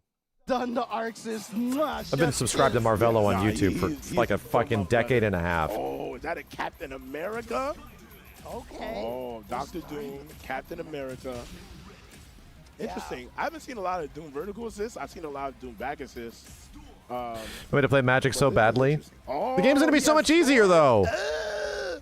If I play Magic, the game's going to be so much easier. I don't know if I want to. I have the same fucking I have the same weird bitch ass mentality. Even in going back to the Marvel vs. Capcom 3 days, where I didn't want to touch Zero and I didn't want to touch Virgil. I just didn't. For some reason, I was okay with Doom. But because I like Dr. Doom, I was always going to play him no matter what. We'll see. We'll see. Is she like Soul? No, she's not like Soul. She's just like one of the best fucking characters in the game. She has insane buttons, insane combos, insane cross-ups, insane everything. She just mashes H and gets so much for it. It's Carnage weekend. There's been carnage. Oh, dang, what's the lore on the black shield like that? I think this is like an evil reskin right here. This U.S. this is probably agent. a comic that It's the has U.S. become- agent skin. Yeah, oh, I'm sure of it. Oh, he has a re-jumps. Yo, okay. Into the Oki? I see you. I see Nice. you. And immediately goes for the instant air dash overhead. Gonna get a second. U.S. agent was in Marvel Superheroes vs. Street Fighter. Team as well. Nice, and he's actually one of the few caps I see. And he's a secret assist in Marvel vs. Capcom 1. Meaty situations in the corner, and that's a perfect. That's what we might be seeing a lot of those in this game, man, because the mix be mixing here. Yeah, people truly like understand how to use like the tag mechanics. Q, if you got a timestamp, let me know. Like, they're out here doing stuff. All right, but here we go. Mist getting his first opportunity right now. Nice, but he is gonna end up dropping that. There's the air shield toss. Isn't that Hydra Cap? I don't know. Is it? Isn't Hydra Cap fucking green? Gain some of that assist gauge back. Now, Doom Shooter Assist I actually do like as well. It is kind of fast. I prefer the back assist if you are playing Doom. But it also, like, the Shooter Assist is incredibly fast. And there's the crossover counter. Yeah, I mean, it's an interesting composition because obviously, like, a lot of characters... Yeah, isn't Hydra Cap color too? First assist, they all are shooters. Modding is getting pretty crazy in TOKON already, dude. Yeah, they've found a way to get custom skins in the game already. And custom models. It's already happened. They got past the security. Against a lot of, like, projectiles. Are they allowing mods? Well, we'll see. We shall see. But people have already found a way around it. I think it was Rin. I think Rin, who helped us out with MVCI, was the reason it happened. I think she found a way. But listen, Marbello does not care about that. He said, I have Doom and Cap, and America is on the screen. God damn. So where do you go now? Back roll? Nice. Roll mash worked. Away from it. Almost looked like the shield just didn't hit him. Like maybe it was a little too early. Yeah, I think he was trying to go for the forward air heavy, but when you're that low to the ground, you might have to just go for like JM. Oh, there it is. And we also saw the assemble counter over there earlier. Oh my! This is a guaranteed crash out. Wow! Yo! So he probably has an option that covers multiple. He probably has an option that covers neutral tech, back roll, and forward roll. I'm just assuming. We also saw the assemble counter over there earlier. Oh my God! Look, it's setup time again. There it is! So what's great about that is that it nullifies cross-up protection. Right. He gets hit in a funky position if you forward roll, and you have no cross-up protection here. The assemble counter over there earlier. Oh my God! Look, it's setup time. Damn, bro, cool. There it is! So in that situation, you want the crash out? Yes. No. You a lot of play now has people ending their combos in corners using the heavy auto combo because it guarantees a crash out. So if you're at like 75%, you don't want to push the combo any further. You just actually want to sacrifice the damage, force the crash out, and then it sends them flying in the air. So if they fly in the air, look what happens. You get a guaranteed setup. You get the appropriate time to set up for Oki. Oki setup, Look, it's setup time again. they have to roll. There it is! Doom is doing it as well. Doom is doing the thing where he forces them to do the explosion, and then you get all the frame data to work with in the world to set up lasers or whatever. So it's actually like week one meta. I'm telling you, Cap, listen, Cap is bread and butter, but it's good bread and butter. Dude, okay. Look, I spent It's literally how Goblin does anything. Yeah, I'd imagine. Dude, Marbello was finding some sick Because stuff. ideally, what you kind of want is like a solid 25 to 30% damage that is resourceless that you can set up to ridiculous Oki. You know, that's pretty fucking good. And then you just got to hit the opponent a few times and they're dead. Maybe like only twice technically, maybe three if you're gonna blow resources and try to kill them. Pretty good. Yeah, no. Cap is one of my favorite guys. Guess the anti-air with the 5L. That's such a pretty looking combo. And it's not big, but dude, it's doing 30%. It's doing 30%. Really good. Oh, dude, but great job for Mist right there. Kind of avoiding that. Gets the cross up on the instant air dash, but doesn't get the convert. Could have flipped out of that combo, but did not. Hey, listen, blue but true. That's how we like it. Oh, you stayed in the corner. You stayed in the. He was like, I don't want to roll forward and get caught in the mix. And Marbello. You know what the answer to this shit is? Down L and A. Not the back one. You got to press down. So that as soon as you tech out, within 1 frame, you can do the parry. You can do, not assemble counter. What's it called? The backdash parry. You can do the backdash parry not by pressing back and parry, by pressing down. And you don't get any Oki. You can't escape the mix. It's like almost like a DP. Is it it's not crossover. I think it's assemble counter. Yeah. Assemble crossover is the one on block. I think it's assemble counter. About, like the light projectile beating out all of Deadpool's shots. I'm telling you guys, if you It's literally V-shift, yeah. You want to work a 9 to 5, pull up good old Captain America. Yeah, assemble counter happens on frame 1. Oh, so vibranium, I'm sorry. So, you know, that And it's mad good. Look at that! Covers the back roll, and you can tech chase for either like staying in place or for back roll. It's so good. Oh my God, Marvello is showing off what Captain America can do here. Oh, nice. 5-0. Oh, the JM into the full confirm? Yeah. The JM of a Dragon Ball character. Oh, just lets it drop there, but then just got caught with the low here. Missed, feeling like he ain't have a chance to play. Look, there it is. Stop rolling now, buddy. Yeah, if he got the wall there, he could have killed him. Even when he stayed in, right? He got caught by the mix as well. This is a tough situation. But the thing is about it is Marvello has almost always gone for the instant overhead on all of the mixes. Yep. And so that's one thing. So if Mist does want to roll out of the corner, he's got to stand up and block. Yeah, they're trying to figure out the rules. Yeah. I'm done. They're making Cap look cool. What is happening? Well, yeah, Cap's got some pretty cool gameplay in this. Got some pretty cool gameplay. If anybody else has any cool match, what's it called? Cool match time codes, let me know. If there's any good shit in here. I'd imagine it might be later. Very well as TYL is able to take it and continue 0 yesterday. A little bit too far. I don't know if Goblin's Salsas would be able to just get there. Was there a good Carnage one? Can't quite reach far enough. It's extreme. Life happens, but it's good to see him send it through. OG player. Now with Haggard coming in here. Oh, we're on Marvel 3 now. Life happens, but it's good to see them all out here, man. You know, especially Mickey, Jocko. I'm ready to see some Ghost Rider action because I know, you know, for the longest time he's been like doesn't have that. Coffee. I think it's based off of 1 and 4. Oh, is it? Okay. I think. There was a good Iron Man as well. If anybody has that. Because I was curious about it. I was like, oh, maybe. Is Fenrich here? Really? Is Fenrich also at the tournament?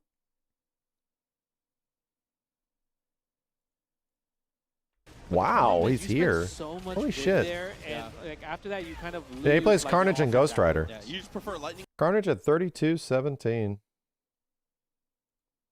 They're gonna be my main. Carnage is so cool. You know, at first when I played Carnage, he was a little bit difficult because you know you have to hit the sweet spot with the unique. Yeah, with the beat, you gotta hit him with the mouth. With the mouth, yes, right? yes. Because you want to get the necrosis, you want to get the yes, I don't even know what do you call it. It's not even. Did anyone play Champion after Jabali went through all that trouble? Of course not.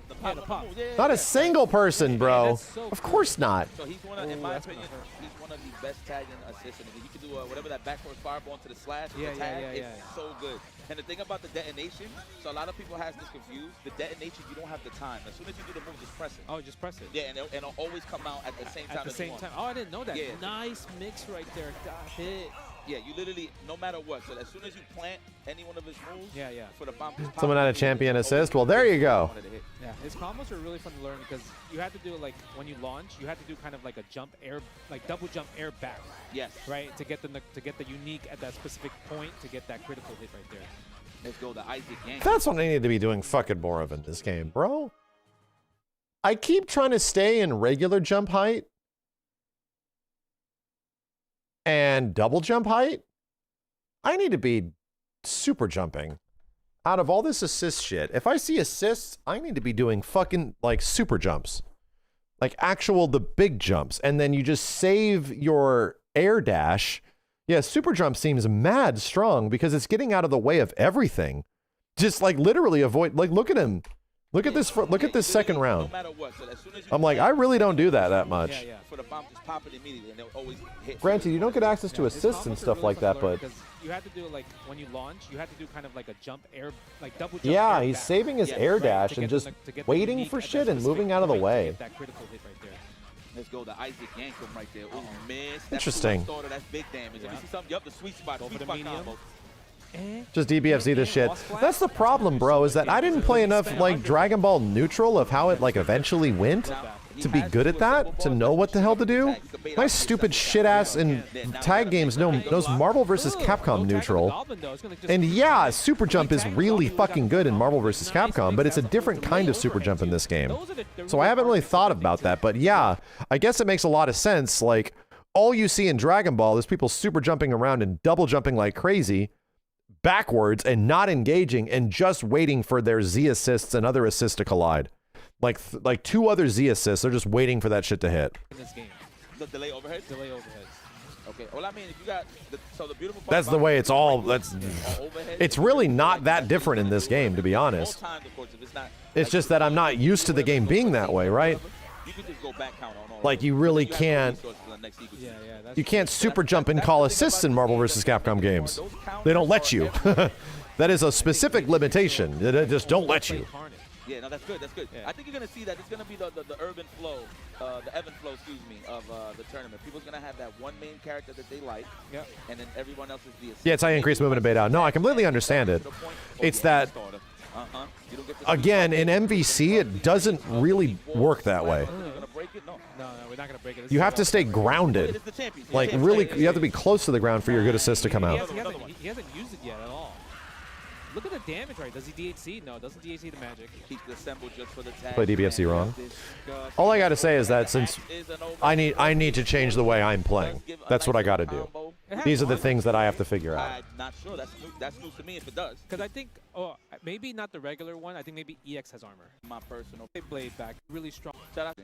Which is so sick. Okay, and if you play Dragon Ball, bro, I think you have a massive leg up in this game. Oh, really? So it's meaty. Like, huge.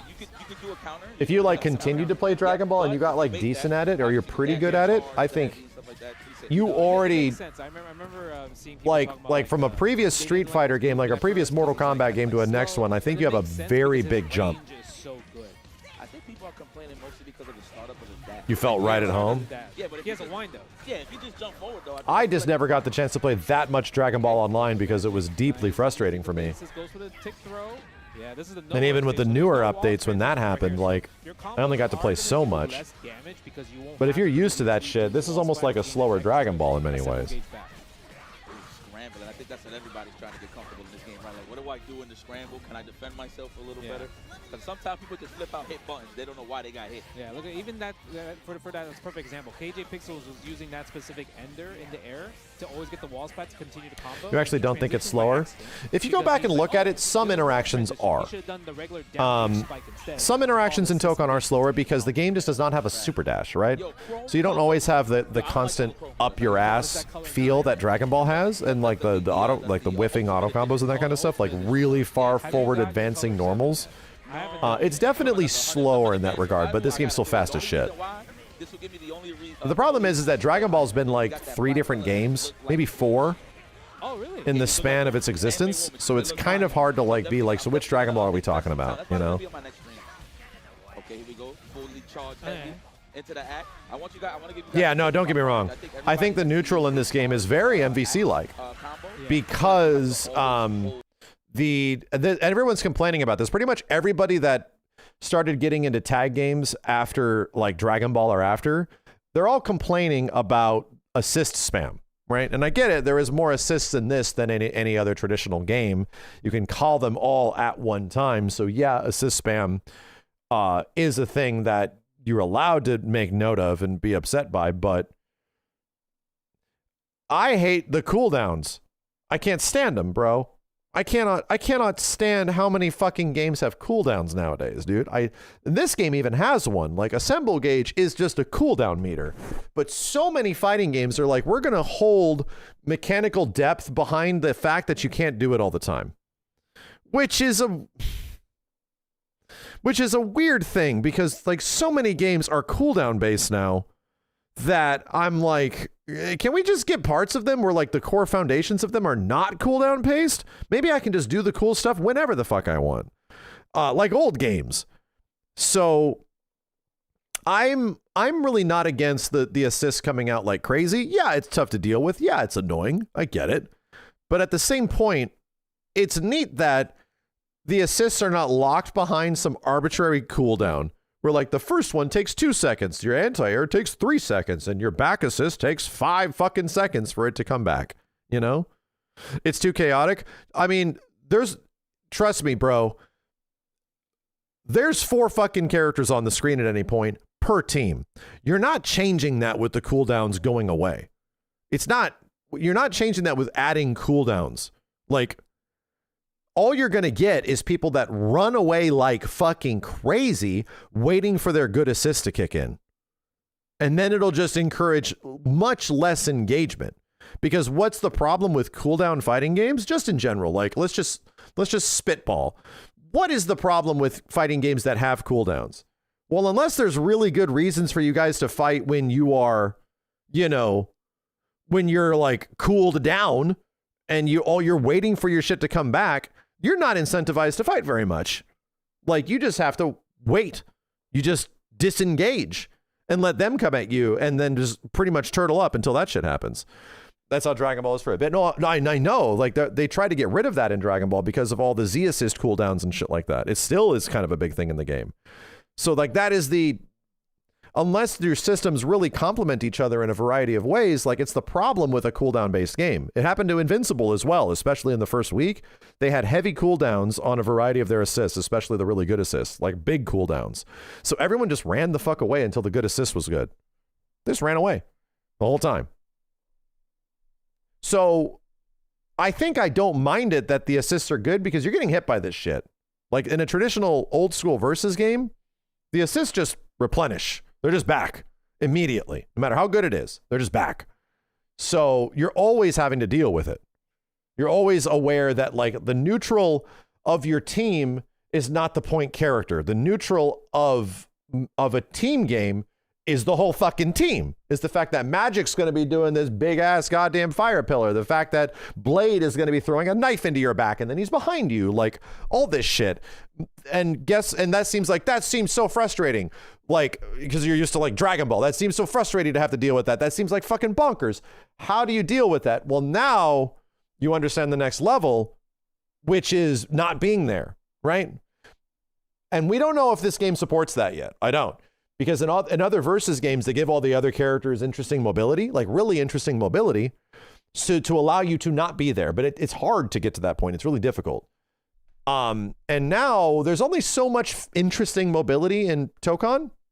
Most mobility is pretty similar, like across the board for most characters. So we'll see. We don't know. We're not seeing the game really played at that point yet. But all I got to say is that it's enjoyable, at least right now, that they're moving. There's only one mechanical thing in this game that is cooldown based instead of multiple, instead of like a large variety of things that you're just waiting on the cooldowns of this character and that character and their character and their green thing and this shit. Like, I'm just waiting to play the fucking game. Feels bad, man. Like, I'll just say personally, ever since Mortal Kombat 11, like, this shit sucks. Oh my God. The charge. No, you literally charge it until it turns white and just let it go. Oh, okay. You don't have to hold it all the way. Yeah. Yeah. At first, I was messing up the count, like, yo, why am I not hitting this? It's because I'm charging it for too long. You literally wait till it turns white and let it go. I saw a wonderful video on how the stylish combo system works. This is free. It's all about repeated actions. If you do the same repeated action over and over again, it starts to scale the combo a lot, and it hits a maximum scaling. It's mad cool, dude. But you're not going to be able to transition. Yeah, go for the hard knock. I hate MK11, I really do. You're going to like it around here. I'll always talk shit about Mortal Kombat 11 gameplay. The game is amazing. Mortal Kombat 11 is arguably one of the greatest fighting games ever made. Like, straight up. I give it so many props, dude. Arguably one of the best looking fighting games ever made. One of the coolest rosters ever made.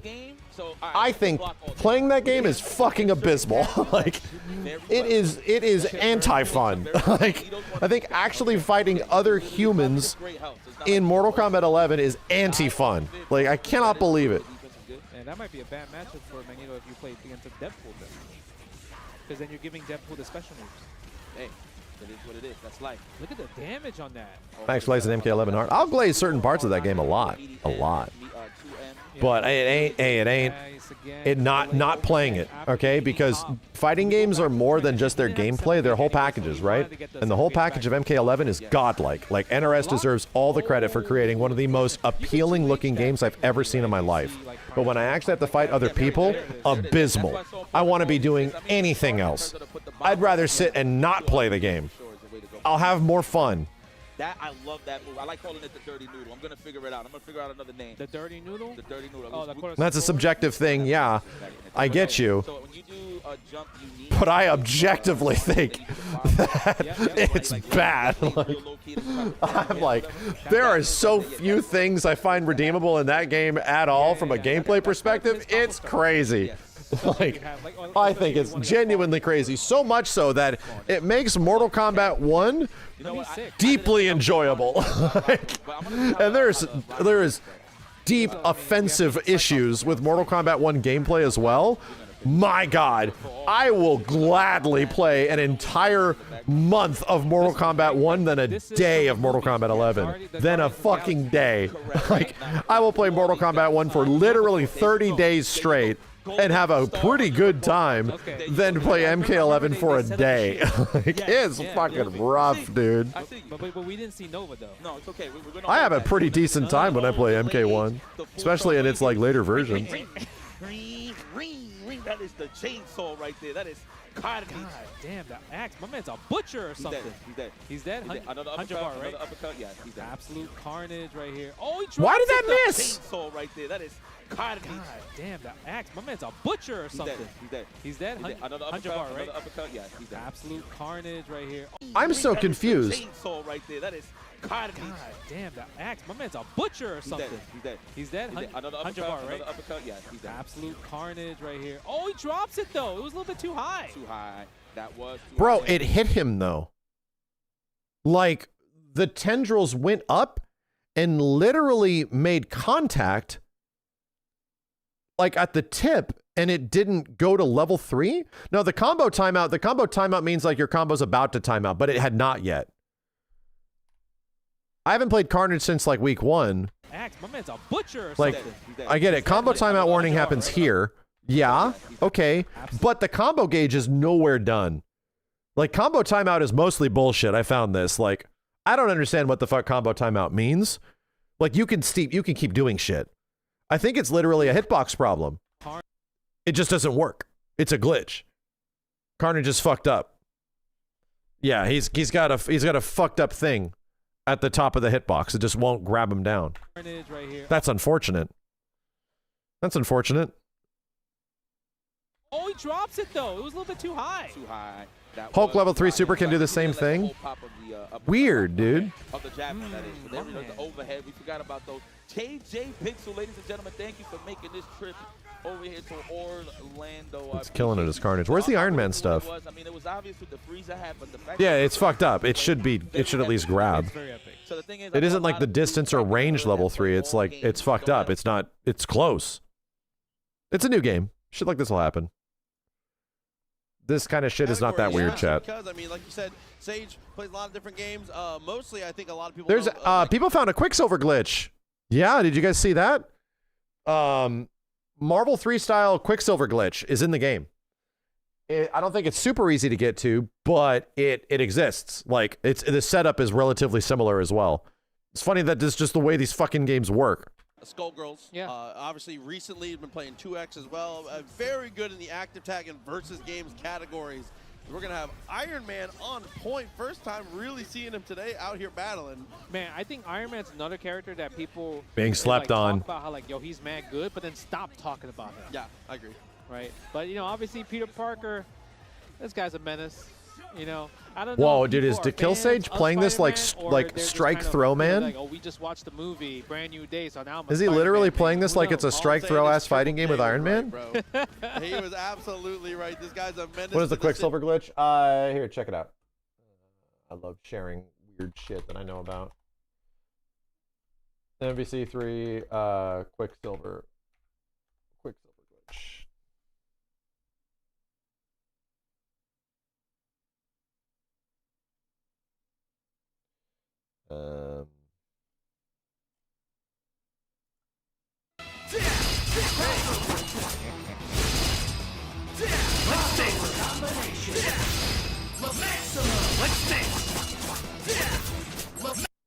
Yeah.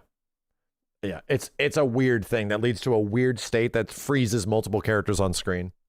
For sure, Spider-Man has been a big star when it comes to a lot of the top spots in the early tournaments. He'll be like, what do you say? He's like, Spider-Man. What's the point? It locks characters in where they can't act anymore. And if you like overlap characters with certain other characters and do like kind of a specific move at the right time, it fucks up the game. Dude, he was spot on. Again here, empty low with that multi-hitting fireball, and we got the flight sauce. Come on, man. That's Tony Stark's, bro. He made that suit for you. He made that Spider-Man suit. You can't betray him. He said, Jarvis, turn the suit off. Yeah, that's what I'm saying. He said, what did he say? He said, if you're nothing with the suit, you don't deserve the suit at all. Actually, come on. Stiff right hand. Ooh, his combo starter begins with DP. That's mad cool. This Iron Man's By the way, Iron Man might have the most fuck it we ball in neutral moves I've seen in the whole game. Has anyone actually seen Iron Man in neutral do EXDP? Has anybody seen it? It's insane. Like, he flies at the craziest 45-degree angle across the whole fucking screen and then enters flight and he's safe. Like, what? And he's like invulnerable or some shit. Like, it's fucking crazy. Yes, get the missiles and the bomb. Oh, we got Hulk. Fuck it, we ball. And then he's just good. Light him up. Oh, no punish though. Safe on recovery. I'd imagine he does it because there's no way it's bad. There's no way. No matter if you're safe on recovery, the overhead still will find a way. Get the break, get that extra little bit of he unlocked. There's right away the DP. Is that also, real? this bitch can confirm off neutral unique. I think with any fucking shooter assist from full screen. Like, he could just throw out shit and fly after neutral unique on hit or block and see if it hits, do unibeam into beam assist, into flight, fly the fuck over, full combo. Like, characters don't get that kind of conversion in this game, dude. And he does. Like, Iron Man is Mr. Conversion. Like, he's kind of insane. That was so instant. Oh my God. He said anytime. Yeah, I swear to God, it's like a 4-frame starter. Just got destroyed right there. All right, that note to self. If you fight the Kill Sage in bracket and you wall transition and he has Iron Man, do not engage. Yeah, don't engage. That's what I'll say. Do not engage. Quick zip though, drop of the combo, and one last opportunity now is the magic fireball finds it. Iron Man's low-key the Marvel 2 Sentinel in this game. This shit is so fucking cool. Oh my God, chat. This is so crazy that we're actually watching a fighting game and discovering shit for like the first time. This is bonkers. It's been so long. I just have to throw it out. It's been so long that we've just been able to like watch a game and see somebody like do some shit that no other people are really doing. Like, games don't really work this way, like in a very long time. I get it. There's a lot of limitations, but like, it's the only game that gives me actual Marvel versus Capcom vibes in a very long time. Like, it feels legit, not MVC, but absolutely MVC adjacent, which feels great. I'm surprised he didn't use the assemble gauge to keep it simple, right? A lot of times, you know, you want to keep combos simple, especially if you have it. New Doom staircase combo? If it's the one off 2H, I did. It's amazing. He's flying and calling these assists right Holy there. shit. Did I like the tweet? Hold on a second. I hope I did. This shit gets me so excited, bro, because it's been gone for so long. This is the stuff that is literally like, this is the shit that gets me so inspired by the MVC series. Like, I love characters. I love Capcom. I like the Marvel crossover. The dream scenario of all these mechanics and characters doing all this crazy bonkers shit is truly what made Marvel vs. Capcom special. It's the fact that like the sky's the limit type shit. Have fun. Like, oh my, like that's what made those games wonderful. Every single one, including Infinite. So most games have just failed to realize that vision. like we thought Dragon Ball was that. Not so much, right? Few games have been able to actually realize a similar vision as that. Hold on a second. Let me go to my likes.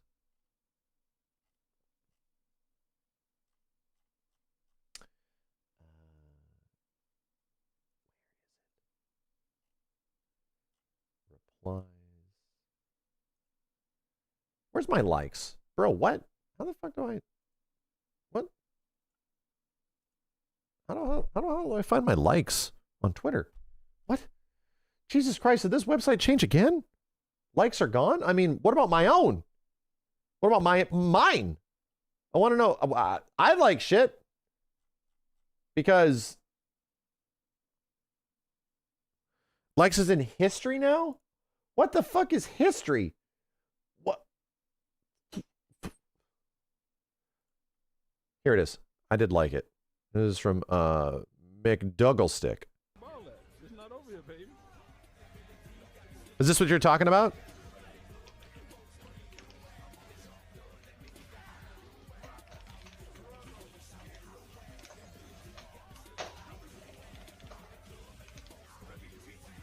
Quit fucking with me, K-Sat. I'm a Doom master. Mad cool. Shit is mad cool, dude. Holy hell. Because you get extra hit stun off of 2H. You can literally staircase all the way down to the ground. It's mad fucking cool. It's good, too. Oh, DP right there again. Okay, I mean, it's looking real the more that I see it as Peter Parker back in the mix again. Yeah, but he doesn't have a symbol gauge. That's just a staircase combo. Yeah. That's it. Ooh, that's expensive. It's a Dr. Doom staircase combo. Staircase combos are ones that put you like in an aerial state at the start, and then you have to get them back down to the ground. So you like literally take steps down to the ground until you reach the ground. It's called a staircase combo. And it's only from the top to the bottom. For some reason, it's not the bottom to the top. That's just a launcher. My man, you know, he DP, now he does standing L. Like, I'm not scared, bro. Technically, Iron Man kind of made Spider-Man in the current MCU. That's true. Ooh, overhead. Nothing, though. We're still disassembled? Yeah. Falling upstairs? If you try. And even disassembled is still able to get out around. That was a very scary situation for Defeat Lee, but managed to survive. No, that sales data for TOKON is probably not real. It might be. And it is good news technically for the game, but also it's probably not real. Perfect. Oh, Hulk bash. Oh, we bring a Hulk? What you got? Oh, medium. Don't do reverse super. Trust me, you're gonna get slapped. You're gonna get clapped by it. He don't got a Hulk. He don't got a Hulk. Huh? Killsage He's just clapping. is doing what you should be doing with Hulk, which is medium clap. He said, "All right." That is what you should be doing. I need to get him out ASAP. I didn't think I was gonna get this far. Yeah. Oh my god. Oh no, still good though. Nice. Oh, DP cancels into the install. All right, Spider-Man being so closely connected to Tony Stark in the current lore is kind of blows. These enhancements in this game, Spider-Man's connected to Tony. Good. Is that what's in episode mode? Bro, he really brought back Hulk. Hey, he got there though. Nice connection. He's all good to go. See, Hulk even got the windscreen. Let's go. Crazy. But you saw how slow he was running too, full screen away. I'm talking about MCU. Okay, yeah, that MCU shit, yeah. Like when somebody tags in and they start dashing as Hulk, it's like It's arena, so no wall transition here. Damage check. Oh my god. Oh, wrong combo. Reset. Damn, double. You know why these stages might end up being desired in the long run? Even though I do feel that the optimal stage in TOKON, I feel is a left, mid, right. Any of the left, mid, rights, I think is too fucking big. Full circular, too fucking annoying. Okay, I like the fuck it we ball stages are this one in expansion, and also the second boss stage, where like you got to work a little bit for the corner is I think the best, because this one is like it's a fuck it we ball. Like the matches will end very quick with the corner, constantly, you know. Yeah. If we never break through the wall. Yeah, it snowballs very quickly. I ended up only liking the X-Mansion and the betas, but as I played the game more, I think I like left, mid, right. Yeah, and honestly and truly, not only just to the credit. And I find any ones that have more than that a little annoying. Feels like he's playing a little slower. If I'm Savage Land is mad annoying, dude. It's like This is a wall, left, left, dangerous left, wall right there. mid, right, right, right. Like, it's like too much. Here, Sager with the lows. Yeah. Okay. Go for the normals right there. I think Iron Man's pretty good. You know how there's like the four string Gatling and everything? Yeah. Iron Man's pretty good with it because obviously he has like the next advancing special. And my prediction is that at some point, right there. Yeah. I think they will allow you to pick. I think they'll literally let you choose at any point in any stage how the interactions go. Get the meaty right here as well. Oh, you want this shit to circle around if it supports it? Go have fun. Get the bar back. No wall splat. You know? I'm surprised you didn't go for the You want this shit to be a, you want Savage Land to be a left, mid, right? Have fun. You want it to be a one stage only? Have fun. I think they'll eventually do that. I know that I wasn't looking, but I know Smash Brothers, you know? Up of the characters eligible to DHC, so you can't look, but I actually didn't see. Because it's like a full screen confirm, right, with the Unibeam Max. Yeah. So I'm wondering, oh, Tekken never did that, right? But the comparison of how stages work in a 3D game is very different than a 2D game, my dude. Yeah, the overhead It's again. very different. Yeah, it goes for the web Like, balls. Yeah, I'll just maybe this is a personal thing, but 2D fighting game stage interaction is extremely linear in comparison to something like a Virtua Fighter, a Soul Calibur, a Tekken, or a Dead or Alive. Like, I just do not buy the comparison. I think they are two very different things. Right there. What?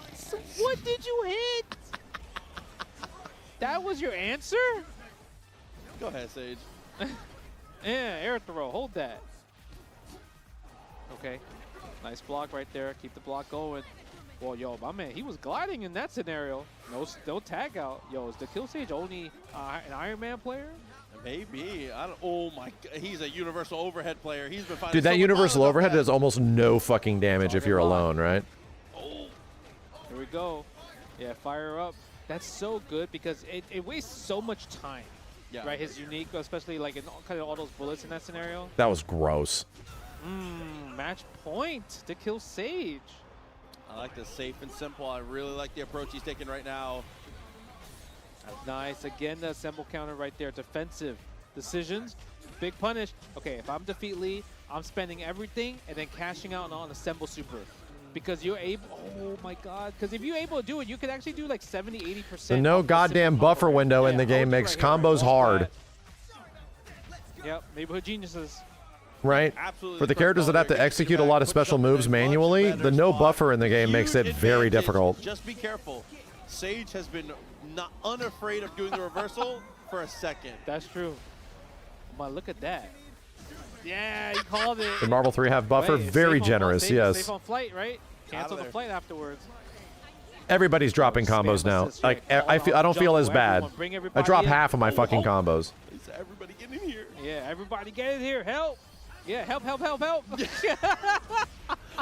You get a lot of dead inputs. That's exactly it. Like, because the game has almost no buffer, like, I'm not even kidding you. Even the Japanese players are talking about it on Twitter. Because it has no buffer, you just get dead moves. You do the special and nothing comes out. You're like, why? Because it just will not carry it over to the next frame available. So you just have to do the input right on the frame available. It's like, well, holy shit. This is another really good reason to use quick skill. Very good reason to use quick skill. There's much less inputs. Spider-Man. See, look, even to Kill Change is like, he's just, yeah. The no buffer thing almost reminds me of like Marvel vs. Capcom 1. Like, no shit. MVC 1 has notoriously a very small buffer compared to like even Marvel 2. It feels like MVC 1 buffer, and I wouldn't even be surprised if it's a similar amount, like a few frames. Yeah, I mean, any reason why they did that? I think they want people to be dropping combos. No shit. Because you can do easy shit. But if you actually do hard shit's hard. Like, I'll be real, dude. The harder combos in this game are actually fucking hard. Combo conversion. Yep. All right, 1-to-1 right here. Do you think they'll fix it? No, I think it's intentional. Like I legit do. I think you just have to get used to it. Even I was like dumbfounded by the DP inputs. It's not really an issue anymore because we got used to it. I think it's just an adaptation thing. I also kind of don't hate it that like again, it feels like the game doesn't just play itself. And this is the problem with like the Street Fighter V era buffer that they have put into a lot of 2D games. Feels like every piece just falls into place the exact same way you're going to get almost every single time. And the game sort of just fucking plays itself. So it forces you to have to like figure out, do I do the easy thing or do I do the hard thing right now? Right? There's actual choices that you need to make. So I almost like we got a big modern day fighting game that specifically chose to make controlling the characters a little difficult, which is funny because it's the thing that they could have made it very easy, but they didn't. And what is it resulting in? Yeah, I get it. It's resulting in a little bit of frustration. I have felt the exact same thing as I have tried to do stuff myself. However, it's made for a more interesting game because almost every single match you fight people, you're dropping combos. I'm going to be real, and this is maybe a hot take. I think dropping combos is more exciting than seeing them finished.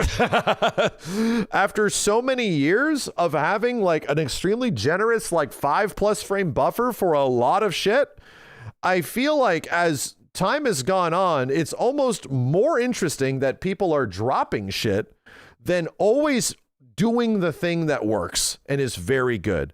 I almost kind of like it. It's weird. That sounds more like artificial difficulty. No, it's more like we made it artificially easy, right? Like games were a certain way for like 20 fucking years.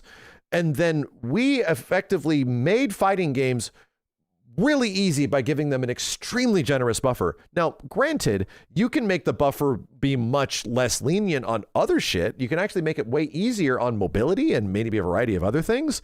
However, adding a layer of difficulty to actual difficult stuff, because you can still you can still pump out like 80% the combos in the game with easy shit and never drop it. You will never drop it.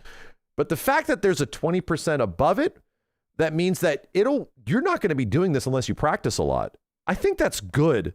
I think that's actually like a little frustrating that I can't always do the combo that's in my head, but that means I actually have to be good at it.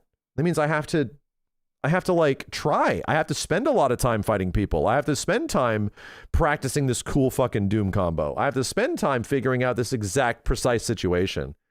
And instead of the game, and that's the problem with everything being so accessible in a game, that it's nothing special anymore. Like watching anybody play is interesting until you've seen all the cinematics, bro. And then it's like, we're done. And is it that much fun to play anymore? No. It's actually fun that you have to solve these problems. You telling me you actually have to play the game? Yes. I think this is actually a good thing, right? I think it's actually a good thing that we have to figure out the timing of this stuff. I think it's a great thing that even after a week of playing in the modern day internet where we just know everything about how a game works ridiculously fast, I think it's kind of cool that we're watching even some of the best players at the game play the game and they're dropping combos. They're legit dropping combos here and there. Brother, the game has an aggressive auto combo system that is very good, okay? That does good damage. Is it great damage? No. But you already have so many. This is possibly one of the most new player friendly from a mechanical perspective, possibly one of the most new player friendly fighting games I have ever fucking seen. It is doing so much to hold your hand in every possible way. You're like practically in this protected bubble when you're playing this game where you cannot be harmed by anything mechanically challenging. Like you really can't. And this is considering the fact that you're using quick skill. It's considering the fact that you're engaging the game the way that they intended you to engage with as a new player, which is using quick skill and using auto combos and doing big damage and pressing 2 buttons for supers and all that kind of shit, you know? It's doing so much. But we get stand throw. He said heat seeker. The 2H is super annoying and like magnetizing. Fuck, bro. Yeah, that was the 2H spam is the thing that I find genuinely frustrating. Neutral right here. Yo, Peter Parker is getting lamed out. Yeah, absolutely. I think this game, when you first start playing it, has a very on-rails feel to it. 100%, I do. But we're kind of lucky that 2H is the most annoying thing in the game. And there's ways around it. You just have to get used to it, right? It's very frustrating. It's very annoying. I don't like 2H, dude. Dude. People are, the more we see the game played, the more people are just mashing that bitch. Universal overhead, and then when people try to punish it, he's going for the counter. That's very devious. Oh my God, safe. Maybe it's not like invincible, but it's just really fast. Just high priority, maybe? Yeah. It could be one of those things where like, it's just too fast that even though you're like meaty, or even though if you're plus, you still have to dash up and press a button, like you're not gonna time it right. Yeah. Plus, I mean, again, even if it's invincible or not, it's working. Yeah, it is. Yeah, the reality is you're never going to get better unless you play and fight better people. It's true, and the better players don't use 2H nearly as much, right? You don't have to worry about it all the goddamn time where it feels like you're not able to like enjoy the game. But you have to find ways around it to shut it down. And once you find ways to shut it down, that's deeply satisfying. It feels great. Feels great for like baiting 2Hs of like, oh, you mashing that shit, are you? Uh-oh, happy boo-boo. Oh, could have been big. Oh, Snap it invincible. You can play it soon, you're into it. I was really into it, and then it changed a lot very quickly. Invincible changed a lot many times very fast in the first like month it was out. Set up, go for the bomb. Where I went back to it and it was like, all right, none of the things I was really doing before are working. This has completely changed. I was like, okay. It was very daunting for me. Counter that because he didn't have a and I was having a pretty good time with it. Could have been a conversion area. That's going to kill. 1-to-1. It's like getting better and better in terms of the control. 150 meters still here as we do find the throw. Sage closes distance. Light him up. Yeah, he still needs to try to find a way Watching to it looks the same. Well. Yeah, unless you played it. Challenge as a counter. Defeat Lee. It changed a lot. Pick me up. It changed in a bad way? I'm sure some would feel it didn't. I don't feel like it necessarily changed in a bad way, but it changed like a lot. And I was like labbing and figuring out the game and finding solutions to things that seemed pretty fun. And then it all just changed. And I was like, oi, and then it changed again. And then it changed again. It was like... It's a sick confirm, but it's also annoying. A little frustrating. Right? It just feels like, oh, I gotta watch that? I got hit full screen, taking 35% health, and he's just abusing a assemble counter? I'm getting annoyed. I see it. I was going to say, Tony definitely got that pseudo zone in place out coming up with the assist late. That was very weird. Yeah. Okay, you see the moon. Delivery. Ooh, super. Yeah, Web Warrior. We're going to get the perfect meaty, but I want to see the bait on the possible assemble counter. I'll show you guys my button layout for TOKON. I'm starting to think that it isn't that stupid. Actually, that's why you empty I think my button, right? for the longest time, I thought my button layout was like the worst button layout. But the more I play the game... Conversion. We could kill here. I don't know. Yeah, I don't know. Keep it simple. That was an important round, right? Because that's going to lead you to match point for both Here, sides. I'll show it to you. And I'm interested. I think that... Pause this. I'll show it to you. So clip this if you're curious. Again, I thought my button layout was the stupidest in TOKON because I just got used to something weird. And I was having a tough time settling on what it was from the betas. So check it out. Follow me on Arcade Stick, okay? Light, medium, okay? You would think heavy. I think that would be naturally pretty smart, but no. Light, medium, heavy. So I'm thinking of the 4 face buttons. I'm treating this almost like it is, I'm treating this like it's a pad. 4 face buttons. Light, medium, heavy. Assemble. Okay? Almost like controller. This is what it's like on controller. Assemble. Unique. Over here. Tag. Light, medium, unique. Assemble, heavy, tag. Pretty fucking weird. However, L and A are right here for all the defensive mechanics. Every single defensive mechanic is right here on these 2 buttons. If you want to throw, it's right there on those 2 buttons. If you want to use supers, they're right there on those 2 buttons. That might be the default layout. Yeah, it might be the controller layout by default, where I think this fits best on a stick for me because these 2 face buttons are always what you need to do. I actually don't hate it. And I think that's meant to be where these 2 buttons are where most of your actions are from defensively and offensively on supers. You never press these 2 together. You never do. I never press these 2. What I did was I stuck quick skill over here for my extra quick skill button, which I don't use until I don't have enough time to react with a half circle back forward to do super. In that situation, if I want to wake up and mash level 3 or something like that, quick skill and unique are right there. Meaning if I just move to the top right, hit those 2 fucking buttons, I'm getting super. Forward, I think it's forward with those 2, super. So that's super convenient. Right there. Right there. Tag is on L2 and not R2 like I have it. Okay. I keep it convenient to these. These are the 6 buttons I use. And in some situations, I might use quick skill with unique. I don't use quick dash. I do all my dashes manually. Every single dash input I do forward, forward, back, back, or these 2 buttons right here. L and M. These 2 buttons. So, yeah. I thought it was a really dumb layout early on, and the more I played the game, the more I think it's good because it's really convenient. And this is right here, super easy for quick skill if you need it be.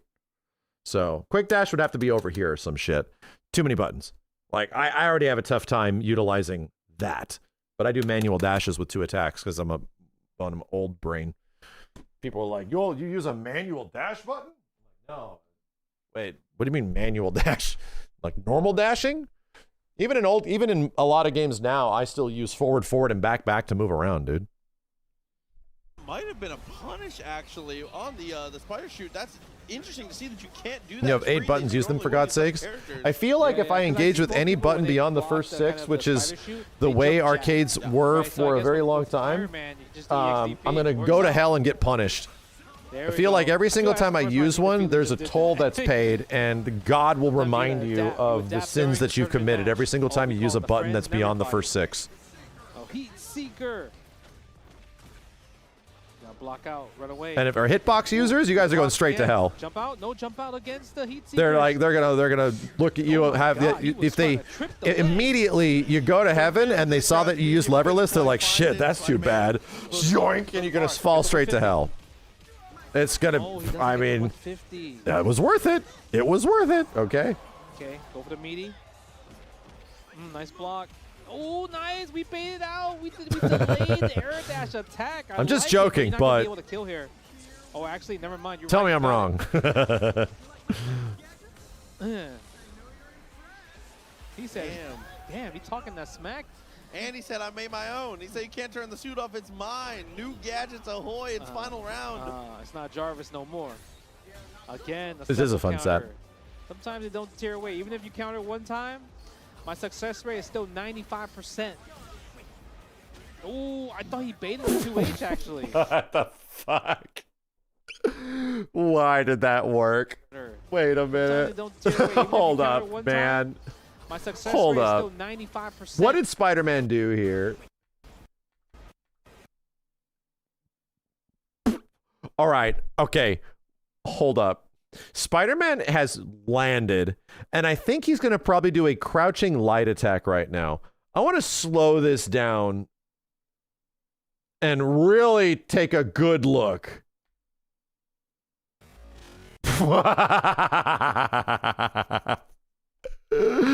Oh my god, dude. Did I see the normal come out? Hang on a second. No more. Hold on a second. Can you step by step Twitch?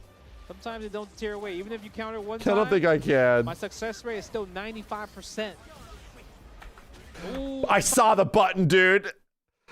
2H just fucking beat a crouching light. I saw the button. I don't know what to tell you. This shit's gotta change. It says counter, but what the fuck? How is it beating it, dude? How is it so fast? I don't get it. It looks fucked up. Again, assemble counter. Sometimes it don't tear away. Even if you counter one time, my success rate is still 95%.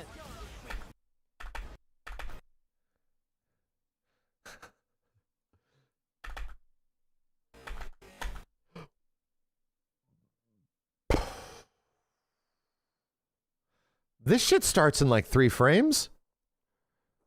Does this, he misses a 2M, okay? He's doing Spider-Man 2M. So he gets counter hit, right? I get it. It makes sense. But how fucking fast did the 2H come out? This is a heavy attack, bro. Like, how fast does 2H work? It's got to be universal. Somebody has to know. Like, it seems so quick. For being a heavy? Ooh. Again, assemble counter. 12 frame startup. Tier away. Even if you counter one time, my success rate is still 95%. Wow.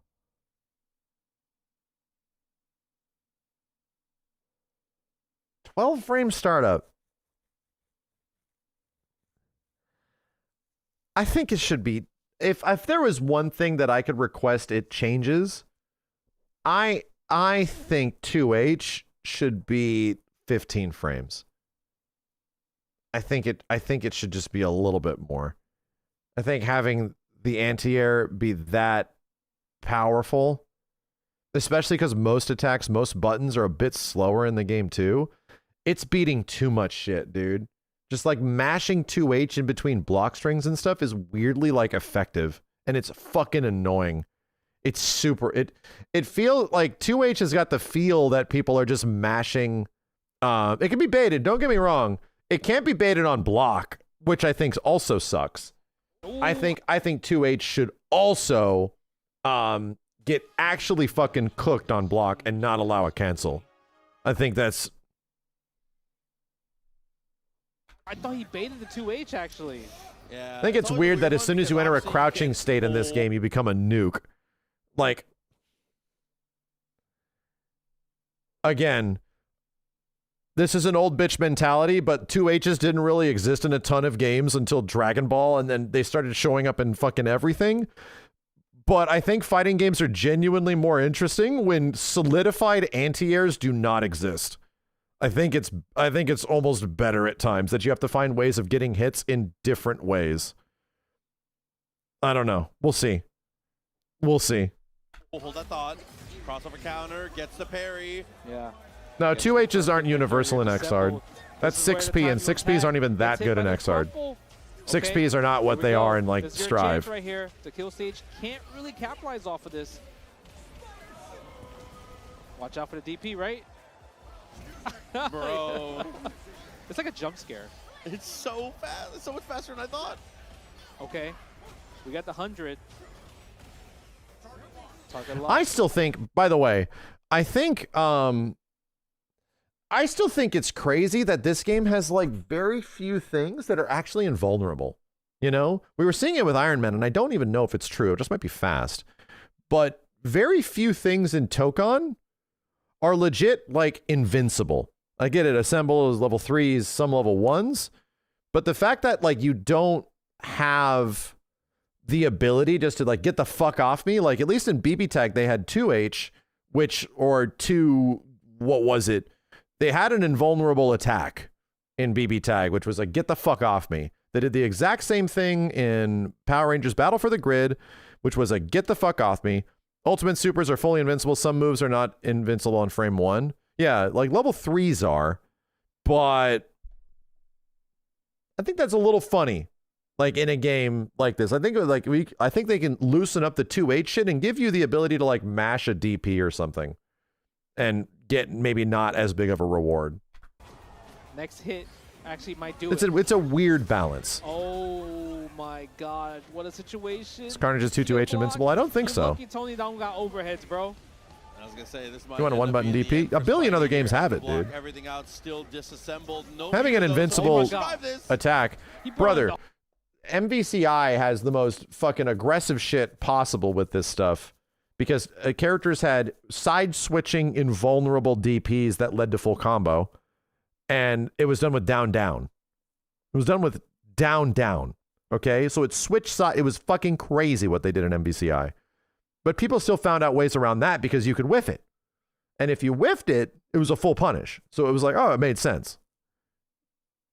You can't do a special move in this game or most traditional other fighting games, whiff a special, and then also call assist. They don't let you. So, Hulk? I don't know. Ooh!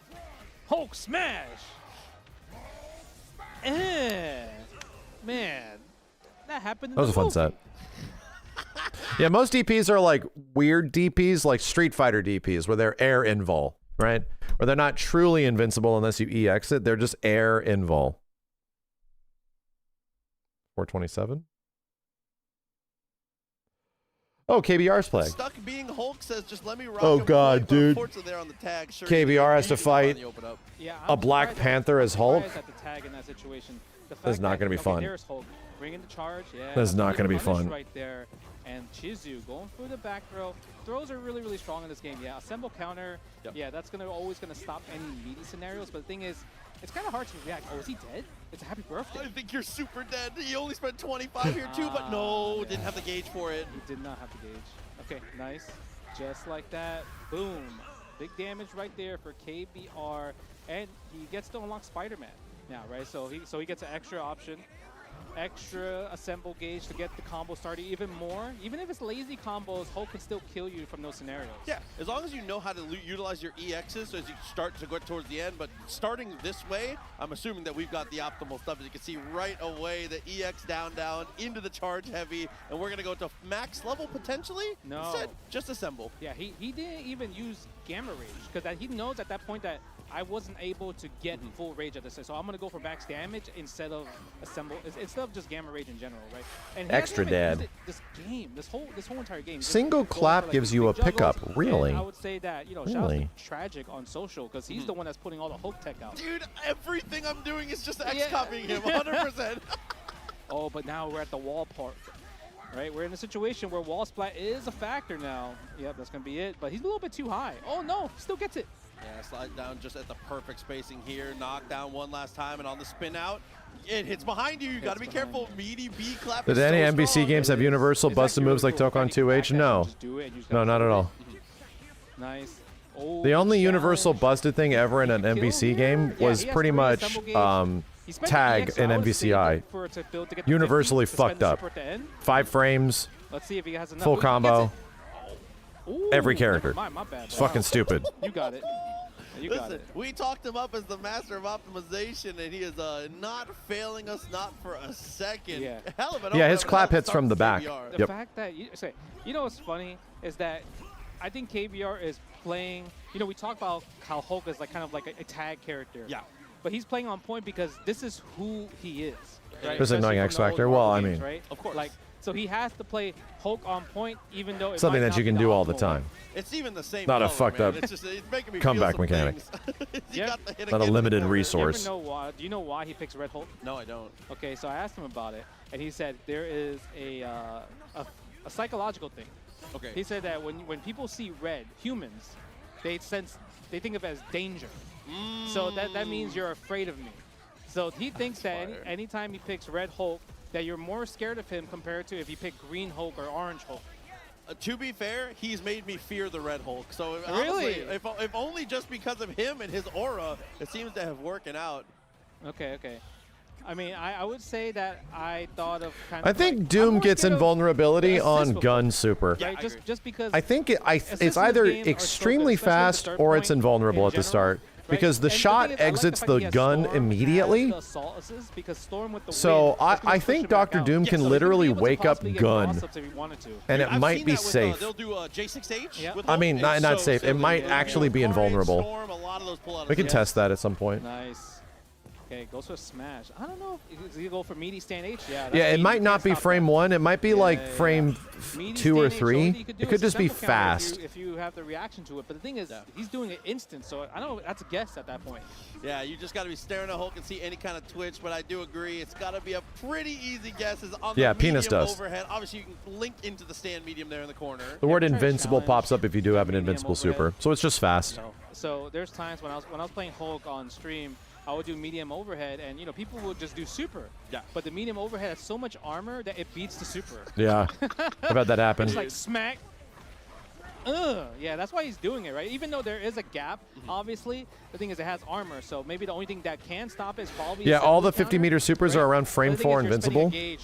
That's good to know. Maybe that's what he wants. You're spending a gauge. That's fucking fast, bro. Yeah. Even here, though, we go for the hop Like, over. Loki finally getting a chance that is to play, fucking but the game fast. charge continues to be such a nuisance, but the 2H whiff punish. Most attacks in this game, across the board, nothing is that quick.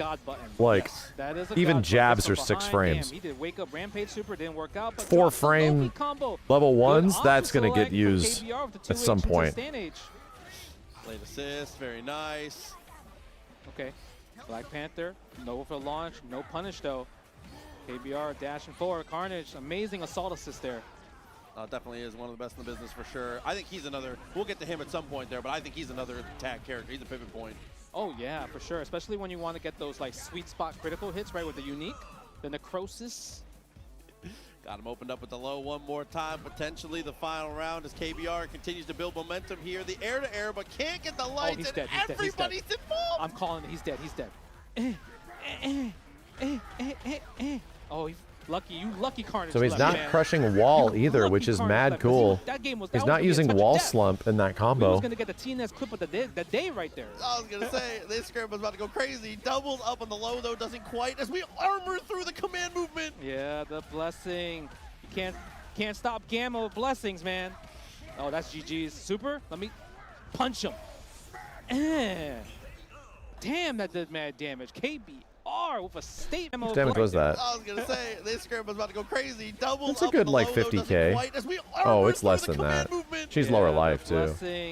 But it did start from a jump in. stop Jump ins are Gamma really blessings, shit starters man. in this game. Oh, that's GG's. Super. Let me punch him. Damn, that did mad damage. KBR with a... Not bad. TNS 2.